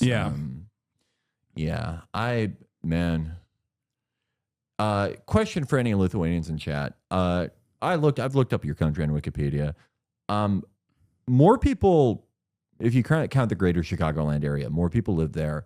Have you guys ever thought about joining another country and becoming like a bigger country? Because 3 million people is like kind of an embarrassing amount of people for a country. I would. It's just kind of feel like a dick being territory. like, this is my country. There's territory waiting to be conquered. Yeah. That's the other thing I was thinking of. I was like, hey guys, if you're like in Estonia or if you're in Lithuania and have you seen this, by the way? Kirsty Noem's husband's fat tits. Ooh.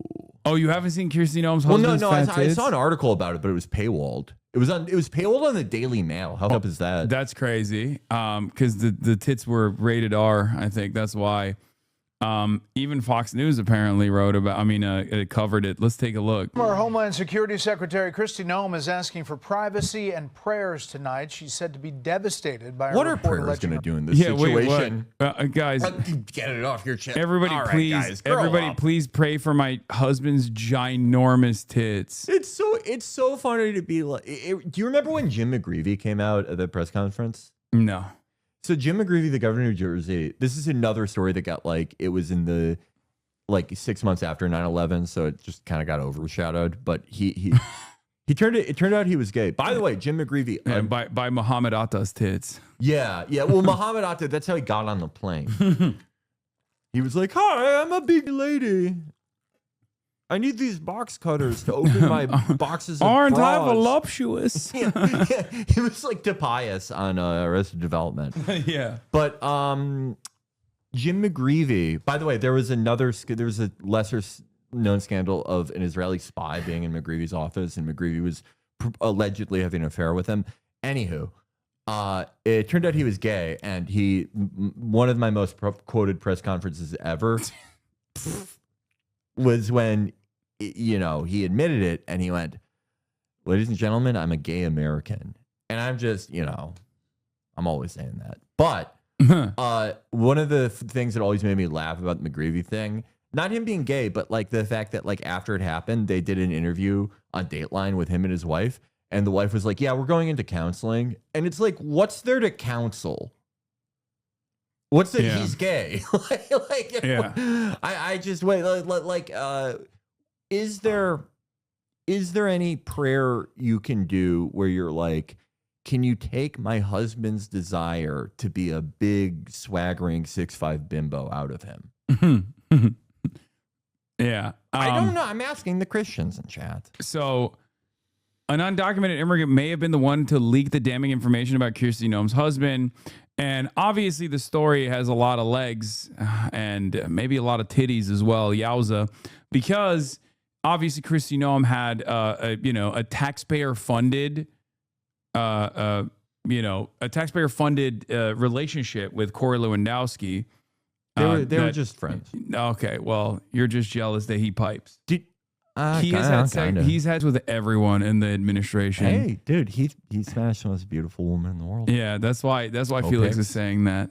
Yeah. No, that's really where all my Polish jokes come from. I'm just kind of jealous of him. But did you know that the Chappell-Roan song "Casual" it's about Corey Lewandowski and Kristi Noem?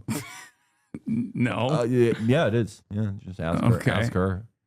But in any case, here are some of the Daily Mail exclusive photos of two balloons inside a shirt to resemble breasts, positioning the knots to mimic nipples.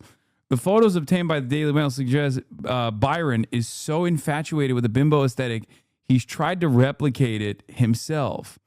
Byron got in contact with the model using the pseudonym Jason Jackson, complimenting her amazing curves and vowing to worship her like a goddess, according to messages seen by the Daily Mail. In text and audio calls, the pair shared everything. The pair shared everything from mundane daily chit-chat to spicy banter about her augmented chest. "How are your boobs?" he asked her. "Would you ever go bigger?" The model sent him an array of selfies and lingerie shots. Jason apparently felt relaxed enough to reciprocate with photos of himself wearing skimpy outfits and lopsided DIY breasts. "You turned me into a girl," he said. "Should I put on leggings?" A PayPal account belonging to Jason Jackson sent the woman regular deposits, typically between $500 and $1,000. She says he openly admitted to having a wife and family. He'd say, "I love my wife. I want to get better." Then he'd disappear, come back, and start again, the woman added. Over time, the models began to figure out the real identity of the shadowy benefactor. A second woman told the Daily Mail she pocket dialed Jason and was astonished to hear a voicemail greeting saying, "Noem Insurance, leave a message." A quick Google search pulled up photos of Kirsty and Byron Noem. "I was completely shocked," I said. "Why are you doing this? I didn't think hot guys did this," the woman said. Also, hot guys. I guess he looked real bodacious, real. Well, did they have a picture of him not doing that? He looks like fine. I mean, right here, Mary Kill. Oh, I just I've given up on figuring out what women think is attractive. Yeah. There's other pics of this, other pics of his. Oh my God. That's. Oh my God. Okay, well, he got the nipple placement. He's getting better at it. This is pretty cool. I mean, like, I don't. What the is. That's a big, natural, juicy ass. Oh my God. That's oh my beautiful, God. natural, juicy. I think this is cool. Like, I wouldn't do this, but I also think I like seeing people get better at stuff. And in the first picture, like, the nipples are like, you know, it looks like when a Looney Tune gets hit in the head with the mallet. Like the eye, like they're, you know? Yeah. And then in the next picture, they're like basically level.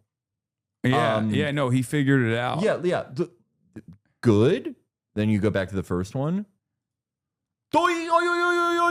Yeah, no, he did. He did move him around quite a bit. And I also like how he's like. I mean, these do look like titties. Like, he's like.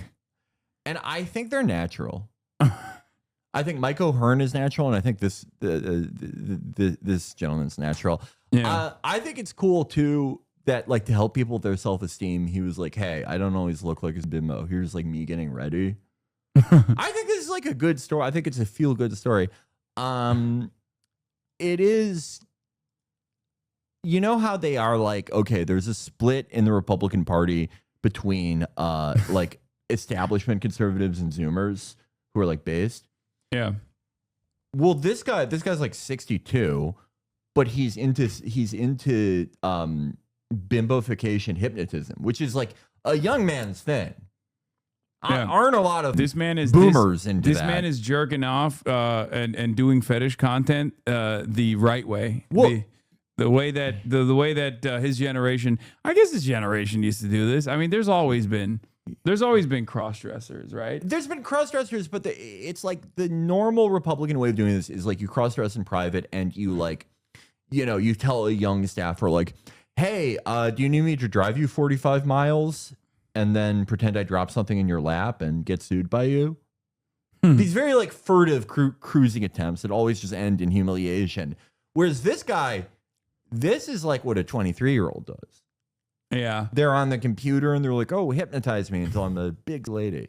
Mark Caputo. Yeah, I got a weird lead. A source texted me in February. Sex worker, possibly in the country illegally, wanted to go public about Noam's husband using her services online. It was vengeance for the DHS's immigration enforcement.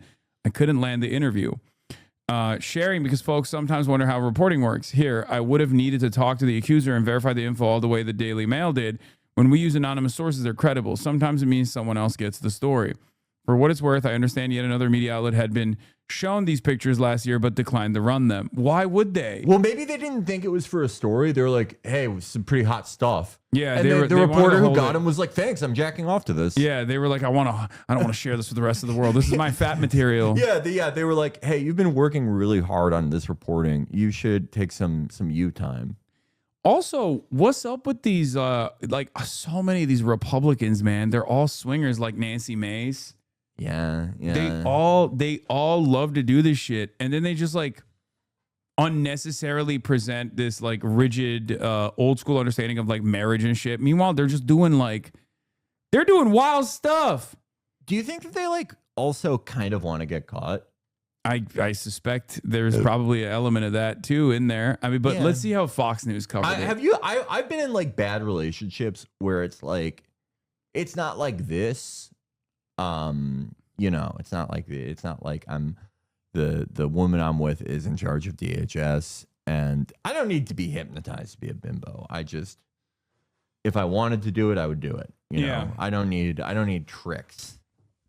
Oh my God, get it off your chest. That's the right. That's what it's. Yeah. They're having fun with it. They're having fun. Yeah. But I've been in bad relationships where you know, when you really blow it, like you kind of up, and you're like, oh, thank God, I'm gonna be broken up with. Thank God. And multiply that by like I feel 40. I feel like they've been already together like 40 years. I know, but I feel like they had this is like a known situation because like probably it's clear that she's like Corey Lewandowski. Sorry, I know that hurts your feelings. Well, no, I don't care about that. I care about him with Hope Hicks. Yeah, but also it's good that she's. Where is she? I don't know. Probably like working at the UN or some shit now. I don't know. But anyway, so Like they obviously have an arrangement, right? Like clearly, because she's Corey Lewandowski. He's doing whatever he's doing on the side. He's looking great. Let's see. Her husband has been what is being called a cross-dressing double life. Senior national correspondent Rich Edson has details tonight. Good evening, Rich. Good evening, Brett. Well, former Homeland Security Secretary Kristi Noem and now President Trump are responding to a Isn't it report so sad that regarding Larry Noem's Sinclair husband's isn't online alleged for this? I was just thinking about online him. activities. A spokesperson tells the Daily Mail that she's devastated and that, quote, the family was blindsided by this, and they asked for privacy and prayers at the time. President Trump. Wait, what? In August 2025, Hicks was appointed chief operating officer of Devil May Care Media, the media company founded by Megyn Kelly, where she's responsible for business development, operations, and expansion of the company's podcast and digital content network. Okay. Devil May Care Media? That's... Trump tells What a the outlet he knew dumbass nothing name. about it, adding, wow, I feel badly for the family. If that's the case, that's too bad. The Daily Mail. He's pretending like this isn't the funniest Wow. thing. He is, he's laughing about this. Yeah. He's having himself a laugh. Keep in mind, the conservatives for decades said that no one could be gay in the government because they would be blackmailed. Now this is the husband of the head of the Department of Homeland Security. Yeah, I mean, also, there is no such thing as blackmail anymore. Like, Pete Hegseth is literally an alcoholic rapist. Like, those are the two things that you can't be. Well, there's three things, right? Gambling addict, alcoholic, and a rapist are like the three things that they're supposed to look for were security clearances because it opens up opportunities for blackmail.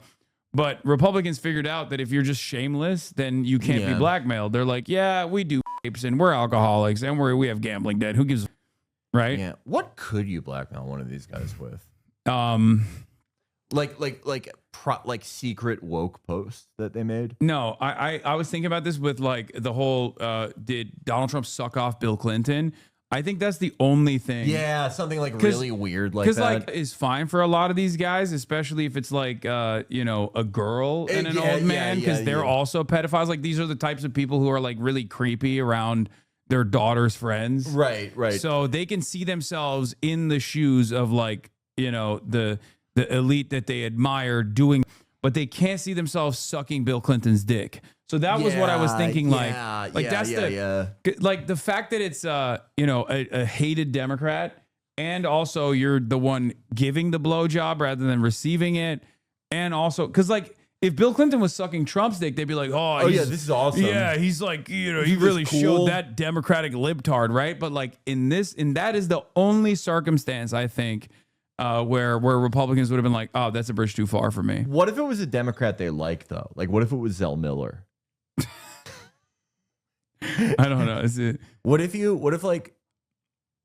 Zell Miller is sucking you and you're Trump, and you're like, this is kind of bad. Like you're using teeth. I'm not gonna. I can just finish myself off in the bathroom. Yeah. And he's like, my family has been blowing presidents for generations. I challenge you to a duel. The Democrats, I mean, the Republicans have the same standards as the Turkish military. It's like if you're bottoming, if you're topping a Democrat, it's not gay. It's powerful.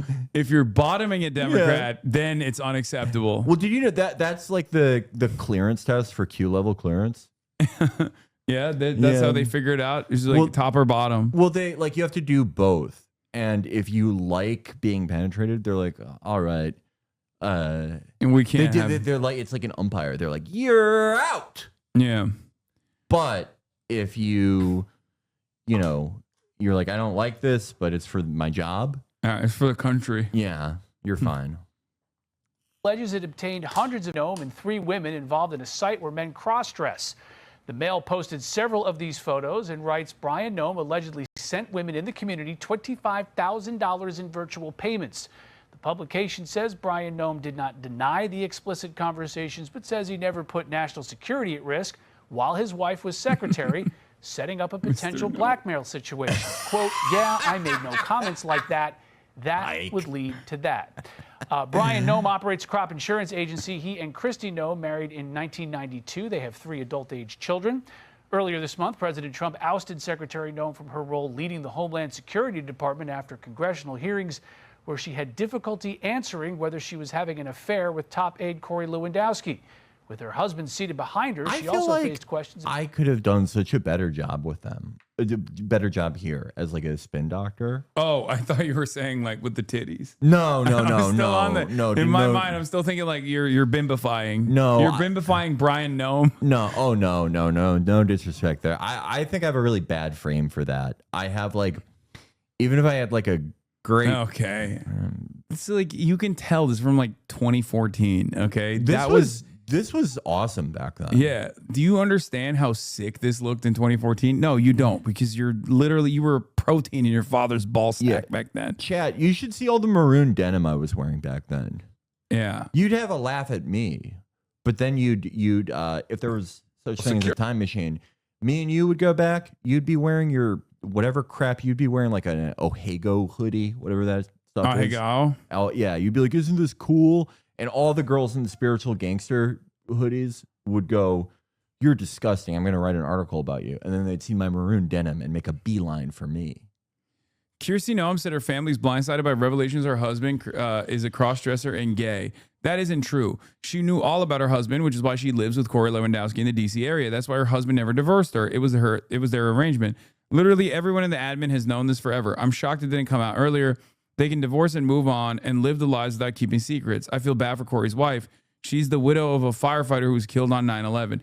Okay, Laura Loomer being weirdly woke. Also, they can divorce and move on and live their free lives. Like, you're Laura Loomer. The fuck do you mean? Yeah, it's also why does she have smoke for? I don't know. Why does she not like Kirsty Noem? I don't know. Maybe she just thinks she made Trump look bad.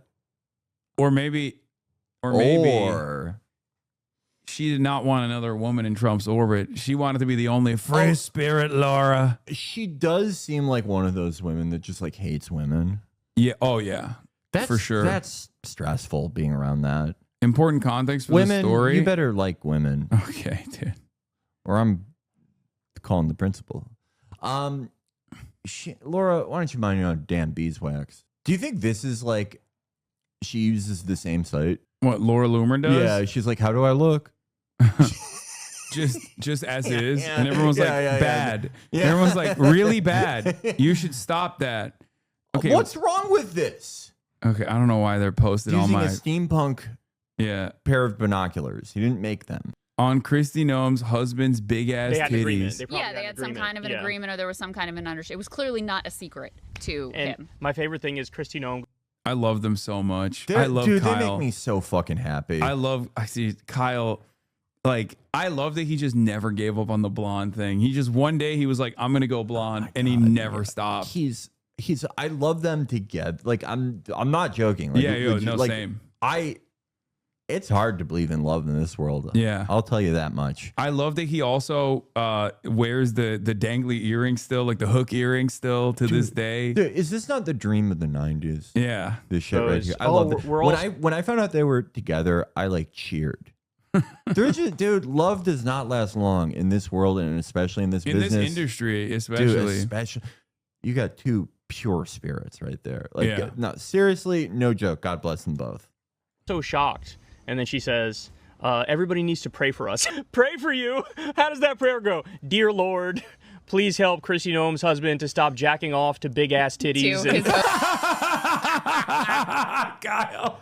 I love him, dude. Balloon fake titties. Oh my Dear God. Lord, They're having please, so much fun, Kristi Noem's family needs help. He can't stop putting in some big ass titties. Why would we pray for you? Dear God's looking through the prayers he gets. Like, okay, kid with cancer, war, family got murdered, and it's like big ass titties. Balloon titties. Husband. He's like, all right, I'm gonna help this one. Hot pants and balloon titties. Oh my God, I hate him so much. Oh my They're all God, so evil. it's unbelievable. Where It it's like really she is doesn't wanna unbelievable. say So that, but he anyway, I'm sure they're having quite a day. They're on the opposite ends of like the seriousness Yeah, spectrum. but she doesn't want to get that silly, but he pushes her over. As independent content creators, like Kyle's on the exact opposite lane. Dude, they put me in such a good mood. I never want to go to a dinner party, but I would with them. I just like them so much, man. Yeah, they're the best. They make me so happy. When I saw them together, I felt like something out of Bridgerton. Yeah. That's how magical it was. But no, I guess her comment to the press was like, oh, the family was blindsided, which I wonder, do you think that she really had no idea? I mean, it's not exactly something like, if you're trying to hide something from somebody, it's not like everybody in the family knows, like the kids are like, there goes dad again. He's walking around the house with his big ass teeth. He's walking around the house with his Dude, you know he jumped out of bed. This was like Christmas. Yeah. Like, Dad. I'm glad he didn't do another one of his car videos. Like, he got so mad when they were attacking me that he was going like 75 miles on a highway. Yeah. 75 miles on the leftmost lane, like literally fucking swerving and passing cars, angrily yelling and looking down at his iPad and like reading the quotes. I was like, Kyle, it's fine. You can fucking stop the car. He like had the quotes on his iPad while he was driving. He's like your King Vaughn. Yeah, like no, you're he Dirk is. and he's Vaughn. No, like, he goes so hard He in really the paint. does, man. He was cooking. He got so mad about the Jake Tapper video. He was like fucking flaming Donnie too. I felt a little bad for Donnie because he posted it. Yeah, it was awesome. No, Donnie's a straight shooter. Yeah, Donnie's the man. He was just like, well, he also let the comments fly too. He just like didn't, shut off the replies or anything. I think it's cool. I think it's cool when people do that. Yeah. Man. Those are so much. Like that's just. Wait, do you think they're fake? I feel like you just gave yourself a bad back for no reason. Yeah, that's pretty nuts. I mean, like, who knows? Like, there are guys who like have a fetish specifically for like ones like that, like that are. The point is they look so fake and like insane. So who knows? They're real and they're spectacular. Okay, yeah. I just don't understand. Yeah. Like, you could literally knock someone out. Is she like a Real Housewife or something, or is she like a porn star? A Real Housewife? I don't know. Like one of those fucking. Bro, they look like that. No, they don't. Yes, they Lisa do. Rinna's beautiful. I feel like Real Housewives look like No, Lisa that. Rinna's fucking beautiful. Shut up. It's Shut up. far beyond. You're like one click away from OnlyFans profile. Click here. No, Lisa Rinna looks porn. It used to be Brazzers exclusive. If I were okay. Yo, this guy just laid it down. Used to be Brazzers exclusive, and then she had a contract dispute with Brazzers, so now she's a free market agent. He's like a baseball fan. He's like he's like Shams for basketball. Yeah. Lisa Rinna, she's had some work done, but not like pretty tasteful. I think she's gorgeous. I would love to. I mean, take these Lisa are Rinna out for a night on the town. like her shams for porn is called Comes. It's just like this literally looks like drawn titties. Like this is how like some horny artist would like draw a woman. Not me, of course. I'm not lying. That video of Lisa Rinna where she's like she's like kind of twerking. That video's fucking hot. I have no idea what that is. She's a Real Housewife. Oh my god. Oh well, okay. Maybe she got a little too much done there. Oh my I was god. talking, okay. Was I off base when I said the Real Housewives look like that? Man, when did she didn't look like that in that video I saw. No, she didn't. She looked good. All right. Well, Yeah, maybe looks- Dr. Christian Troy can unfuck that lip stuff up. Why did she do that? She was beautiful. What the hell, lady? Megyn Kelly had a Do you wanna fetish play this- expert on. Oh my god, dude. Did you ever see Megyn Kelly after Charlie Kirk's assassination interview a pastor about the dangers of hexes? Megan, what are you doing, lady? No, this is awesome. I love that. Do you I'm think glad she's just like?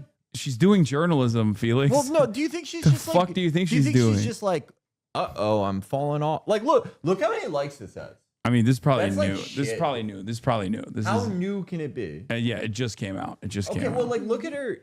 Oh, okay, 61K views. Yeah, I guess she's not doing. 16K views. What is this? Well, my point is, she's like not. She used to be a superstar.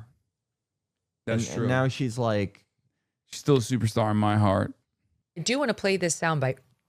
Deborah So is I don't remember her official like degree. Yeah, it's just she's like got her PhD in, you know, sexual fetishes and sex issues, and she's brilliant. And she came on the show early on when we just had audio. We didn't even have video yet. And listen to her talking about fetishes. There are so many different paraphilias. I really found it interesting to hear what people are into, why they're into it, and I also wanted to help remove the stigma and shame. Isn't this woke? Like, why is she talking to a woke person? Well, maybe she's like, well, I actually want to add stigma. Yeah. Maybe that was, they were debating. That's my PhD is learning about removing stigma so I can add them again. I think Megyn Kelly, I've seen a lot of her, like, a lot of those pro-Israel guys, like Mark Levin hates her now. Yeah, because she's like Israel skeptic. And it's like, you can't even be you can't even say like Israel defenders are annoying and mean. Like, right. All she's saying, basically all she's saying is like, hey, I don't know if it's a good idea for you guys to call everyone human furniture. Oh, they're saying Deborah So's a huge transphobe. Oh, okay. So she like, that makes sense. That's why. Who's Deborah So? The lady that was the fetish expert. So she probably does. So she's probably like an what is that shit? Autogynephilia. Yeah. That makes sense. I'm more into autogyros. Also known as helicopters. Oh man, does this frame just not make you so happy? It does, yeah. They're having the grandest old time. Sometimes because this story is so in Kyle's wheelhouse. This is such a perfect Kyle Kalinske story. This is like a story about missing nuclear material for Seymour Hersh. That's what it is for Kyle. Yeah. Oh man, this is the greatest story of his career. Oh man, I regret saying there's no such thing as love deserves. You never know. Yeah, this was Kyle's video. You called the AOC News? Yeah, I did. What's the AOC News? I said ahead of time that I know for a fact that she is going to not make a distinction between offensive and defensive weapons because everyone brings that up. Good. Yeah. Yeah, no, well, I mean, there it is. That's why you like have to hit people on that shit, you know? Mm-hmm. Yeah. Yeah. Anyway, God, it was really a silly distinction. It's totally unnecessary, and I'm glad that I'm glad that she's dropping that, which is good because I have a theory that like a lot of people are going to. A lot of people now are trying to do the Israel skeptic lane where they're like, I got money from AIPAC for 12 years of my career, but I found out last year that that's bad. Yeah, exactly. So I actually don't, I actually realized that I think Israel might be bad, but also maybe not on apartheid. Don't know what that word means. Definitely not. I wouldn't say that. So like, the standard that I have is a triple standard. Okay, it's a 3-part standard. Doesn't matter what you've done in the past. If you're gonna commit to like no AIPAC, that doesn't mean anything to me. Right. Okay, because like who gives? You can still get donations from pro-Israel donors. It's more so about like your commitment to this, right? Yeah. So candidates that want to come on and ask, is Israel committing it? Do you agree? Yes or no? Is Israel an apartheid state? Do you agree? Yes or no? Will you commit to denying all aid to Israel? Because when you do that, if you establish like all 3 conditional aid across the board to Israel, no defensive, offensive weapons distinctions whatsoever. If you do that, then no one who is even remotely pro-Israel is ever going to give you money. Exactly, yeah. Like, there's no, I just don't think like because Cory Booker's trying to do this thing where he's like, Cory Booker's trying to do this thing where he tries to say, we're not taking any corporate PAC money, including like he doesn't even want to say we're not taking AIPAC money. He's trying to do a blanket ban on corporate donations. And obviously, it's totally ridiculous. So if you want to get your message across, if you want to understand who separates the boys from the men, who separates the people who are like actually committed to decoupling from Israel or like bringing Israel to heel, right? Those three, I think, are fairly reliable. Fairly reliable ways to get that. Even APAC-backed candidates are reluctantly calling it to get around the criticism. Yeah, it's crazy, and they're gonna evolve on this. So you have to also evolve alongside these candidates. Jasmine Baines is endorsed by APAC offshoot Democratic majority for Israel in the CA22 race. The MFI calls her Bernie-backed opponent Randy Villegas a source of concern. But this footage leak shows me that Baines is agreeing with Villegas that Israel is committing. Yes. And that is Israel committing in Gaza? Yes. Yes. Thank you both. This is so. Yeah. Or here's another one. Yeah. You can accept donations from Hamas. If you got money from APAC for 13 years, you have to commit to getting campaign financing from Hamas. Or if you're opposed to Hamas, because you PFLP or PIJ. No, PIJ. PIJ also is a pretty cool charter. Yeah, PIJ. Listen, it's fine. You don't have to. You don't want to do Hamas. PIJ's right there. PFLP, DFLP. If you're like super woke, you know what I mean. You're like, we are Maoists. Yeah. we are. It's not. We had to do an offshoot. We had to do a sectarian infighting within the Palestinian Resistance Front between all 15 of our, remaining Marxist-Leninist Palestinians. Do you think that like someone is trying to be really esoteric and they're like, oh, I'm actually part of the Khorasan group? Something that just hasn't existed since 2015. Yeah. Listen, people out there, obviously these two entities do different things. They have different purposes. One is a much more traditional funnel money into shit pack. But for the purposes of this, of evaluating candidates, you have to look at, this is for people who play Dark Souls 1. APAC, Kingseeker Frompt, J Street, Darkseeker Koth. Remember how at the end of the game, they're both like, we love you, Dark Lord. Because they're doing the same thing at the end of the day. They pretend that like, oh, I hate the First Flame. Oh, I love the First Flame. I'm Gwen's friend. I used to be Gwen's friend.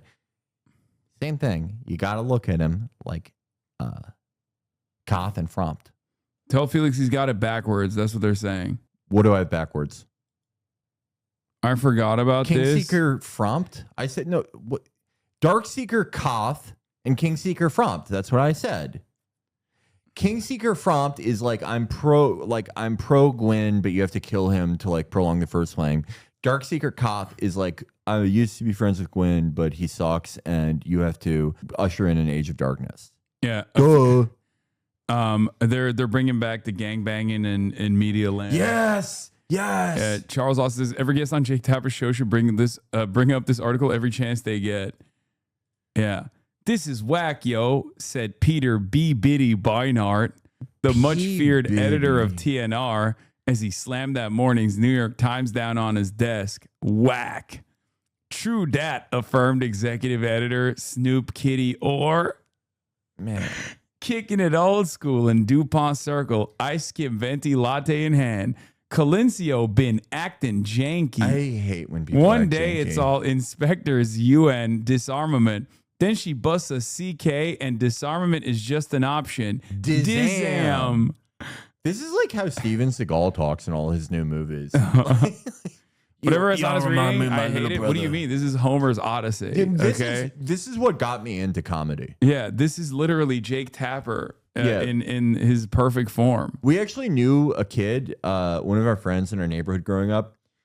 He was orphaned because his parents were reading this article while driving through sort of a mountainous region, and they would laugh so hard that they drove off a cliff. Yeah, it happens. That's why they say don't read the Jake Tapper article from Salon in 2003, gangbanging in media land. Don't do it while you're driving from a mountainous area. Nathan Fielder has said that this got him into comedy. a lot of people who a lot of kids out there, you guys don't know anything. You were born in 2015, but everyone, who's the biggest comedian that people in chat like? Probably Matt Rife. Well, he got all his stuff from here. Yeah. It does make sense. You can read this in Matt Rife's voice, and it kind of works. It works even better in Andrew Schultz's voice. Yeah. Oh, yeah. I agree. Oh my God, do I agree? That article did kind of predict Andrew Schultz. Like Andrew Schultz should have to pay royalties to Jake Tapper, because that really is like he's talking about the news but going dizam. Yeah, which is really cool. Yeah. But yeah, there you go. At tonight's New York City DSA Electoral Forum, AOC committed to voting against any spending on arms of Israel, including so-called defensive capabilities. There it is. All right. But the problem isn't that. The problem is that I feel like she's too afraid to lead on stuff. Like, yeah, she's too afraid to just like stand on her own on issues. Sometimes, but she wouldn't even be on her own. She would be surrounded by like some fairly reliable, very solid politicians as well. And she would also scare people into coming with her, too. Yeah, that too, because she's a profoundly popular politician. I mean, look, this is what I tell anyone who listens to me, both privately and publicly. I urge them to be bold and to be brave, right? Because there's no reason not to be, especially considering that the moments where some of these people that we're talking about, like Zoran Mamdani, for example, like that Israel moment on that debate stage is a campaign defining moment. Like that is the reason why he's the mayor. That is literally the reason why he's the mayor. Like he cut through all the noise. He got even all the chuds, including Asmongold, to be like, yeah, I guess he's kind of based. Even though Asmongold is now Asmongoy and he's unconditionally defending Israel. Oh my God. I wish Ovadia Youssef could have lived to see him. He would have loved him. But no, yeah. I mean, this is what really frustrated me about AOC and Bernie, for that matter, during the latter stages of Biden. I thought that those exact circumstances of a horrifically unpopular incumbent Democratic president who is dead set on this policy that is so unpopular with the Democratic base that if there had been any leadership from either of those two on this issue, I mean, with Bernie was so shitty on it for so long, but AOC, that could have been a huge moment for her. If she had like taken up that mantle, ideally earlier, but like in 2024, she did. She came out. So here, that's the crazy part about it. Like she came out and she said Israel's doing on the floor of the House of Representatives, right? And she was saying there's a policy of starvation. But then immediately after that, she got berated by and voted for Iron Dome funding. That's not taking leadership. I know, but she didn't end up voting for it at the end. She voted present. But that makes it even worse. That's bad enough. But that makes it worse because she literally like not only struck down the Marjorie Taylor Greene distinction, but also on top of that, she defended why she did it. Right. And no, she didn't vote president either. I thought she voted president, or she didn't vote for it, right? Well, I know she didn't vote for it. She's never voted for any. Well, yeah, right. She's never voted for any defensive weapons. Like she's voted president years ago. She voted against that funding bill. Okay, thank you. Like, regardless of whether she voted whatever, right? The point is that she backed down. She did what she always does, and she gets yelled at and goes, "Oh my God, I'm sorry." Even after she called, that's exactly what I was going to say. She called it right, and she was like one of the first congresspersons to do so. Definitely at that high profile. Yeah, she was absolutely like years ahead of Bernie Sanders. Right? What did she do afterwards? She got yelled at by a bunch of Jewish advocacy groups and organizations, and then she was like bullied into doing all these like appearances where she's like constantly talking about like the dangers of anti-Semitism, and not even from like from a point of view where it's like legitimately we're talking about like anti-Semitism. She's like, she leaned into all of the anti-Semitism on college campus shit that was going on in the air, which was like such a very clear, cynical way. And like, here's the thing I don't get. Like, a lot of those people on the Bernie-crat side have been pretty clear-eyed about Trump's success. Yeah. Well, I think one of the most emblematic things of Trump's rise has been that image of him being booed by like that crowd of donors at that early GOP debate. Yeah. And just being like, okay, you know, all these people in the Republican establishment that you fucking hate, they hate the shit out of me. Yeah. If AOC, in this crucial moment where the base is so fed up with this like horribly ineffective and just spinning their wheels leadership, Hakeem Jeffries, et cetera, if she had been content with being yelled at and went, see these people you fucking hate, they hate me just the same. Yes. But just she interprets any amount of being yelled at as equal. But here's the thing, like, I hope, look, I'm just a Twitch streamer, right? Like, I'm irrelevant in the grand scheme of things, but like, I hope it inspires a little bit more confidence for all the other politicians that are in my orbit that I like, you know, am very familiar with, to see that like all of this shit doesn't mean anything. I've been getting fucking ass blasted by every single organ of propaganda for the state of Israel and every single major media outlet. Jake Tapper did a piece on me, called me a fucking anti-Semite for 8 minutes with like some psychopath yesterday. 6 hours after that, I was on CNN. It doesn't matter. Like, this shit doesn't matter. It's just for a very small group of people that still care about this, that still are just like whipping themselves up into hysteria. Yeah. And seeing anti-Semitism where it doesn't exist. You don't have to listen to these people. And as a matter of fact, the more you actually listen to these people, the more you give them power. Absolutely. Like, at this point, it's over. It's a dead movement, and you're breathing life back into it when you do these like mealy-mouthed concessions to people who are unimaginably sinister. You don't have to ever listen to a person who's doing their very best over the course of the last 3 years to defend Israel. That's just, it's over. You have the public's backing. You know exactly why they're doing this. Key search Israel or Gaza on all of my naysayers accounts on Twitter, and you will find out immediately that their gripe is not about like whatever they are trying to get across to others about like the dangers of my anti-Semitic rhetoric or whatever. It's absolutely because they're pro-Israel and they're chirping because they've lost the conversation, they've lost the audience, so they're trying to like call the manager, and increasingly that institutional pressure is gone as well. Yeah.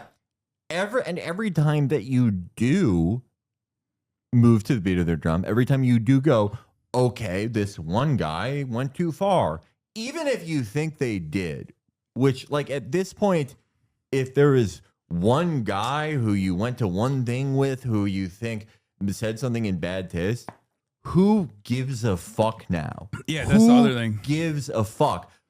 But even if any amount of moving, of letting them dictate your actions at all will make someone who is half paying attention go, oh, I guess there are more of those people out there who support this than I thought. Yeah, exactly. You're leaning in. You leaning into their cynical framing will only give them more power, or will make the audience think, oh, I guess there is validity to this. Same with like Zoran's wife. Same with like all these people that are like, you should not be on the podium alongside Hasan. And what did Abdul El Sayed do? He went on and he was like, no, of course I'm going to fucking, of course I'm going to go to these places. Of course I'm going to communicate with people like Hasan. I agree with a lot of what he says. I'm not going to subscribe to like every single thing that he's saying. I don't know. I mean, he talks for 8 hours a day.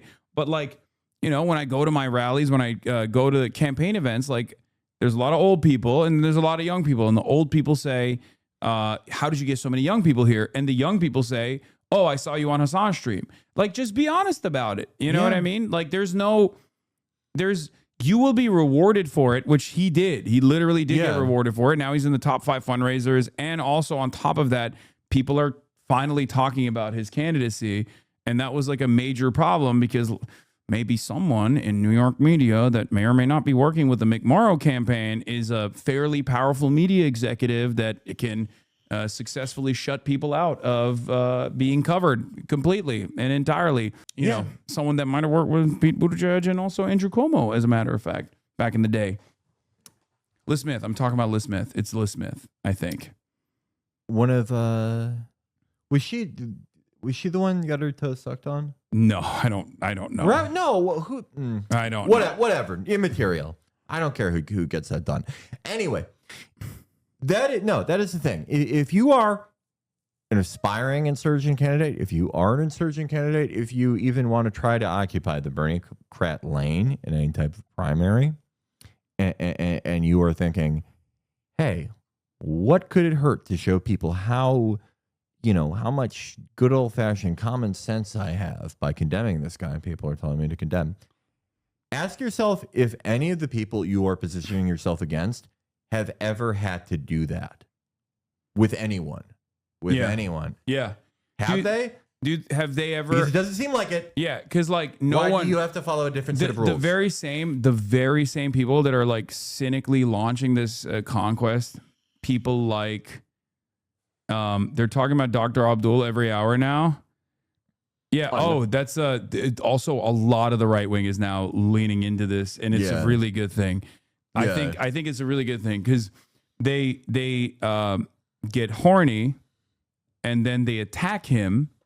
And then when they're attacking him, when they're attacking him, they end up showing like the full the full leaked footage, and the full leaked footage is him literally being like, "This is an 86-year-old guy that they killed. Like, it just doesn't, it doesn't matter." And on top of that, they killed a whole bunch of other people. It's illegal. It's immoral what we're doing, and it's going to have devastating consequences in general.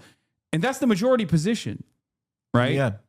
And for a certainly Democratic base, but also for any sort of liberal or Democratic leaning independents, people who sort of, the majority of the time they trend Democratic, they will think, okay, I have seen Hakeem Jeffries get attacked on here, but when they play his entire clip, he's not saying anything. Yeah. At least this guy is saying something that has been deemed forbidden, but I actually agree with it. This is where more people are at than not. He is now the #1 candidate in the Democrat primary here in Michigan. He has raised more Act Blue money over his comments than any of the other President candidates. Davidson from Decker. He is now some fucking Mike Rogers, Michigan Senate candidate. Oh, I thought he was in. Yeah. I don't understand. Did they look at Mamdani's race and go, attack odds on Hasan work so well, so let's do it more? I think some of it is just like pure Islamophobia, and they're just like throwing darts at a wall, seeing what sticks, right? But like there is a reality there where there is a reality there with like even the concessions that Zoran has offered over and over again to like Zionist groups that are constantly talking about like you need to make sure that you're buttoned up, right? Liz Smith, proof here. What is this? Okay. Yeah. Oh, yeah. Liz loves Zoran Mamdani, by the way. She does.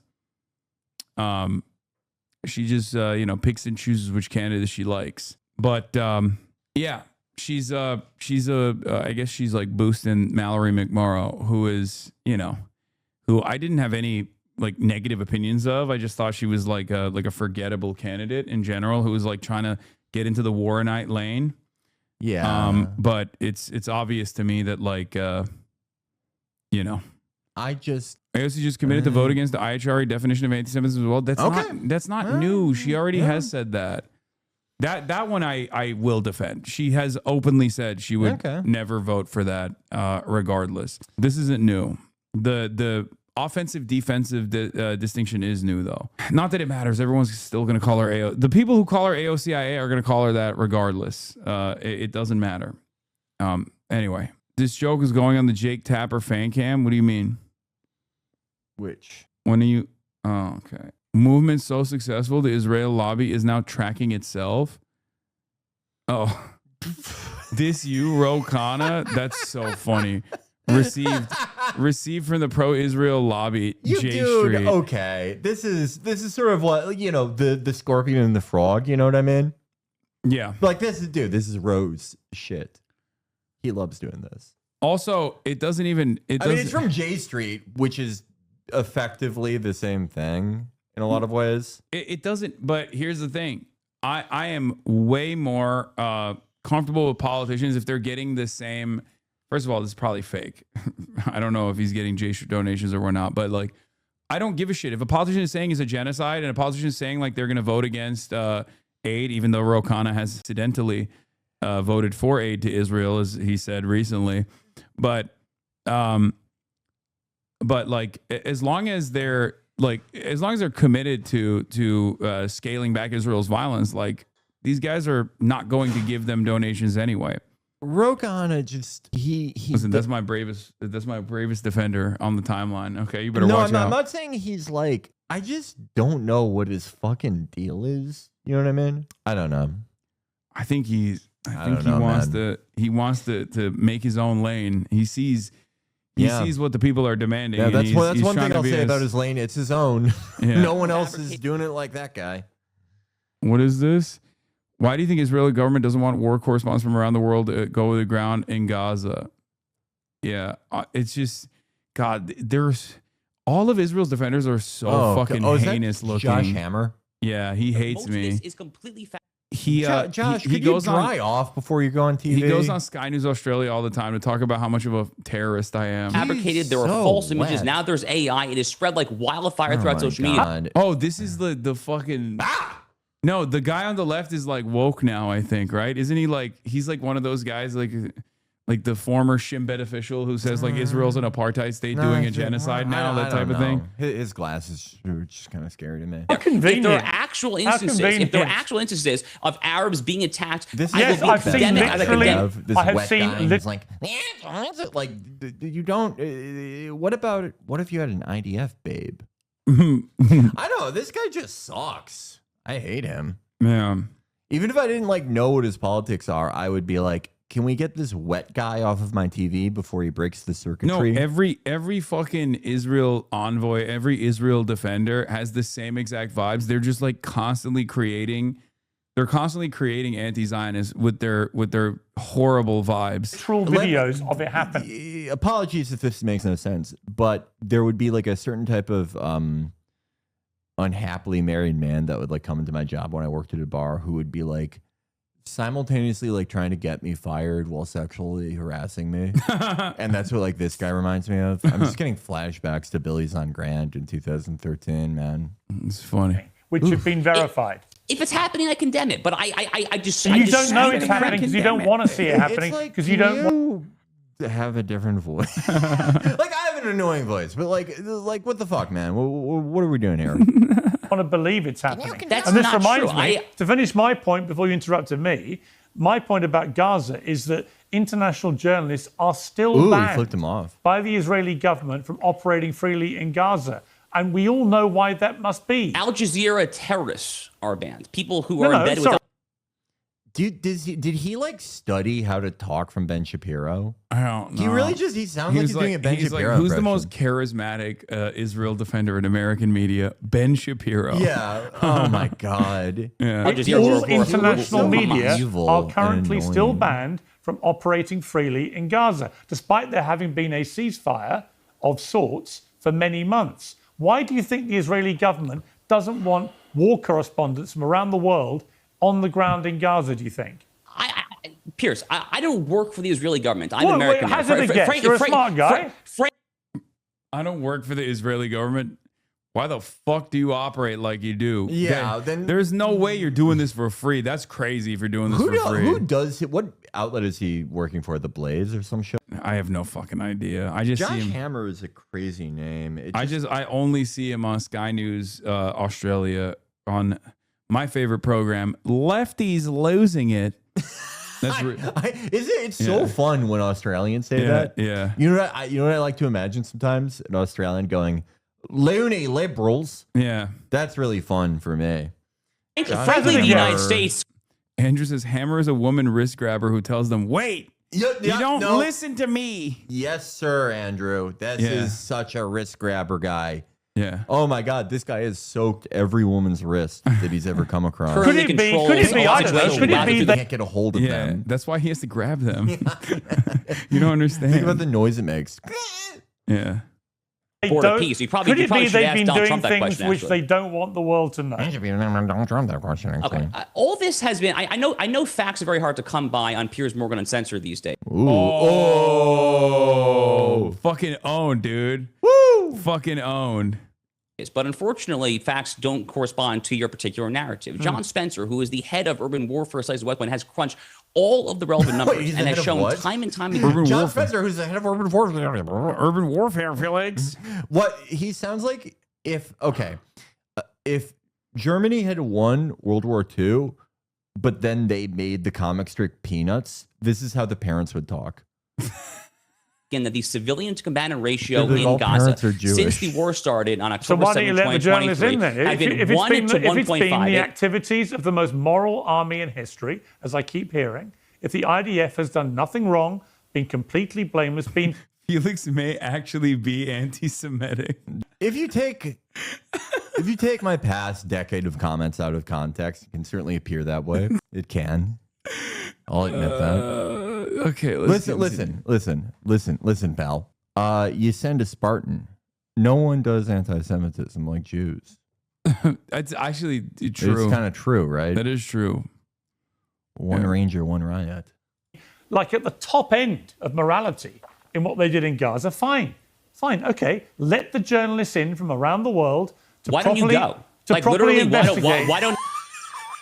He's doing all the hits. Yeah, why don't you go to Gaza? Why don't you go to Gaza and die? Why don't you go so we can kill you? Yeah, go to Gaza so we can drone strike you down, Pierre. I hate you.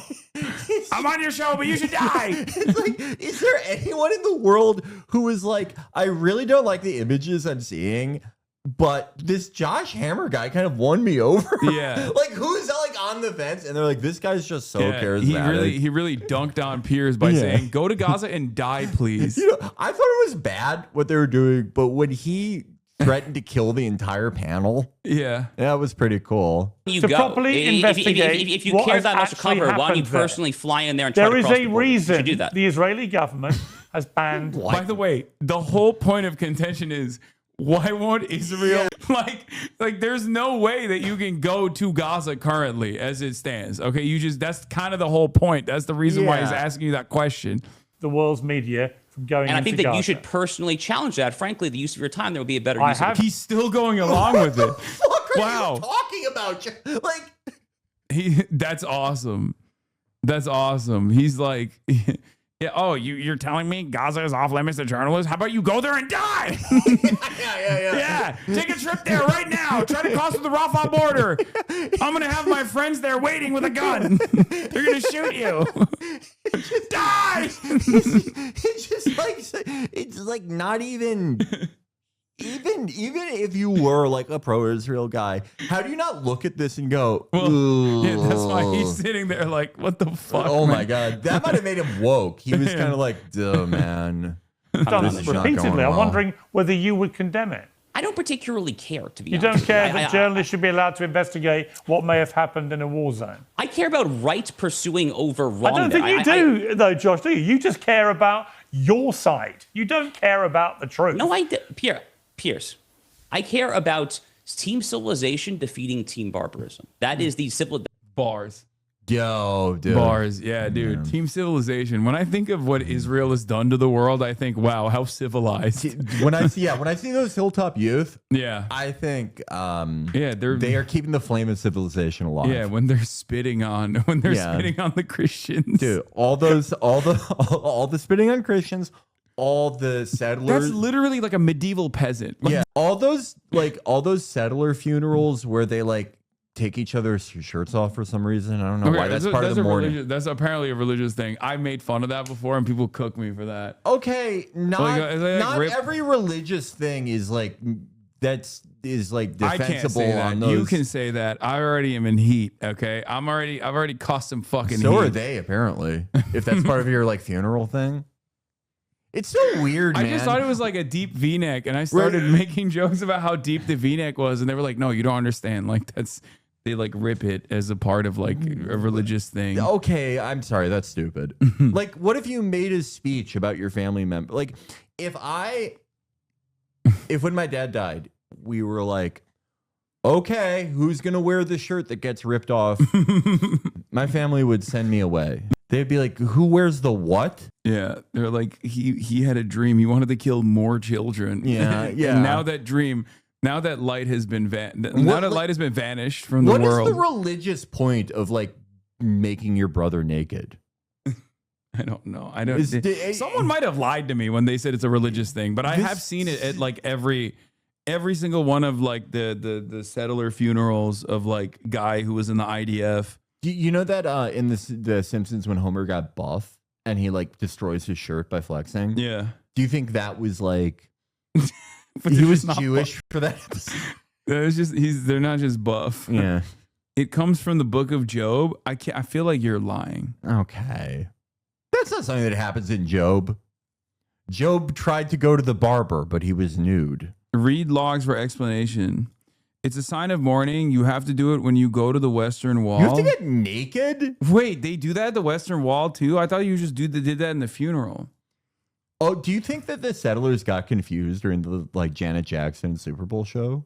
You're like, wait, she's mourning. See, She's it's in called mourning. tearing Kriya. That's what it is. Okay, man. It's render your clothes All in right. grief.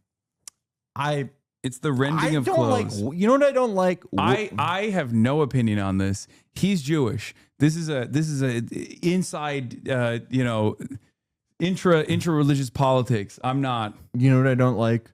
Wastefulness. No, okay. That's why you don't. I don't like it. wastefulness. What if you were wearing a nice shirt by the Theory Corporation and your brother died? It's too expensive. There's no way. And they were like, and you're like, what the fuck? I like this shirt.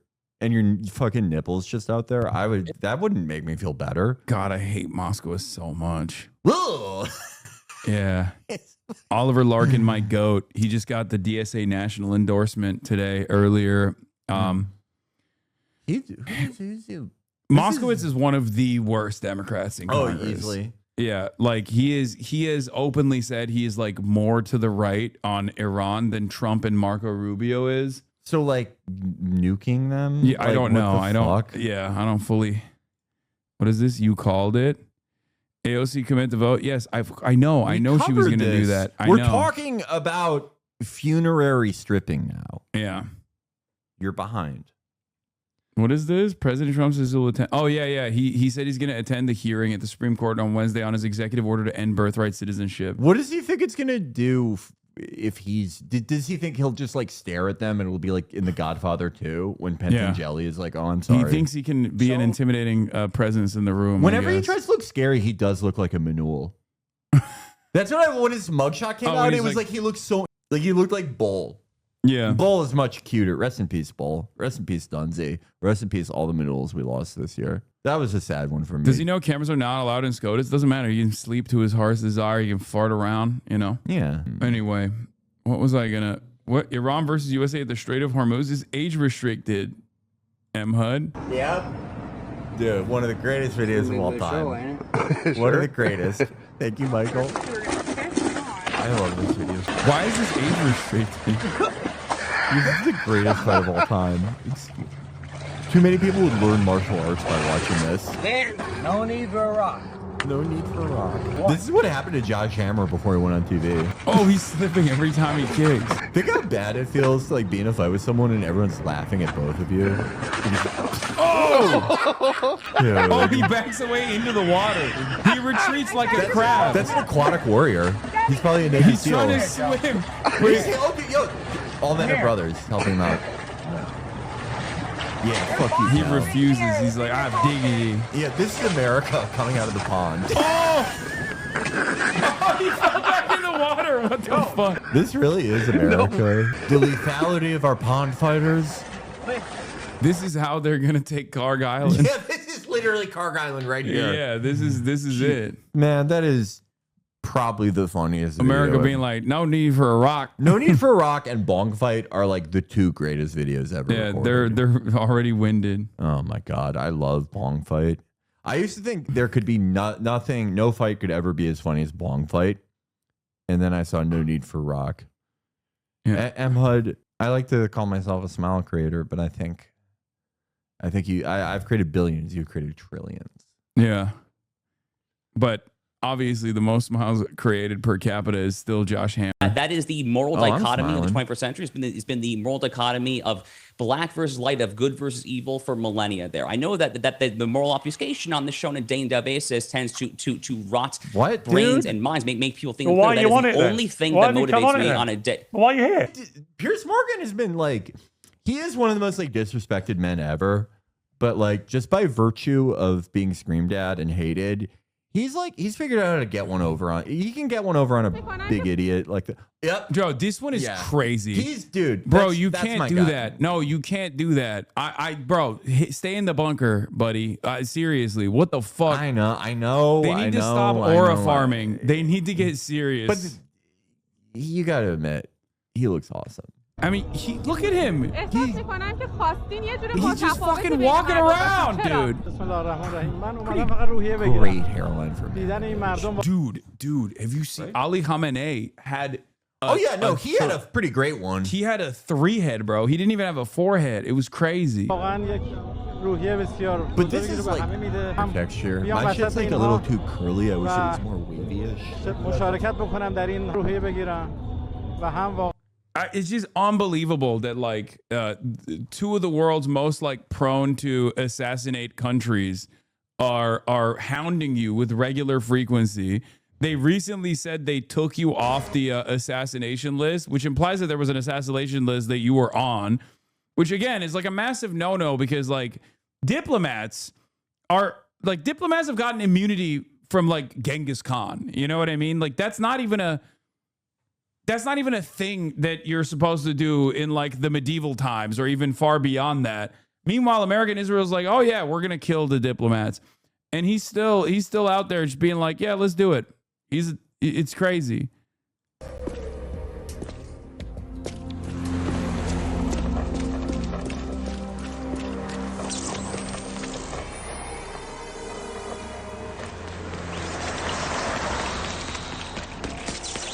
God, what a game. What a fucking game, dude. Dude, I think when I first played this game, I could not believe it. Like, I didn't understand how video games could be like this. Trump is not live. Trump is not going live yet. He's going live tomorrow as Otacon. Boy, he's right on schedule. He'll know soon enough. You can't read? It said PM. No, it's tomorrow. It's not today.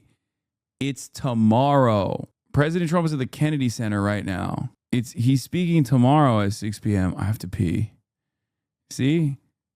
Trump will give an address to the nation to provide an important update on Iran at 9 p.m. tomorrow, White House says.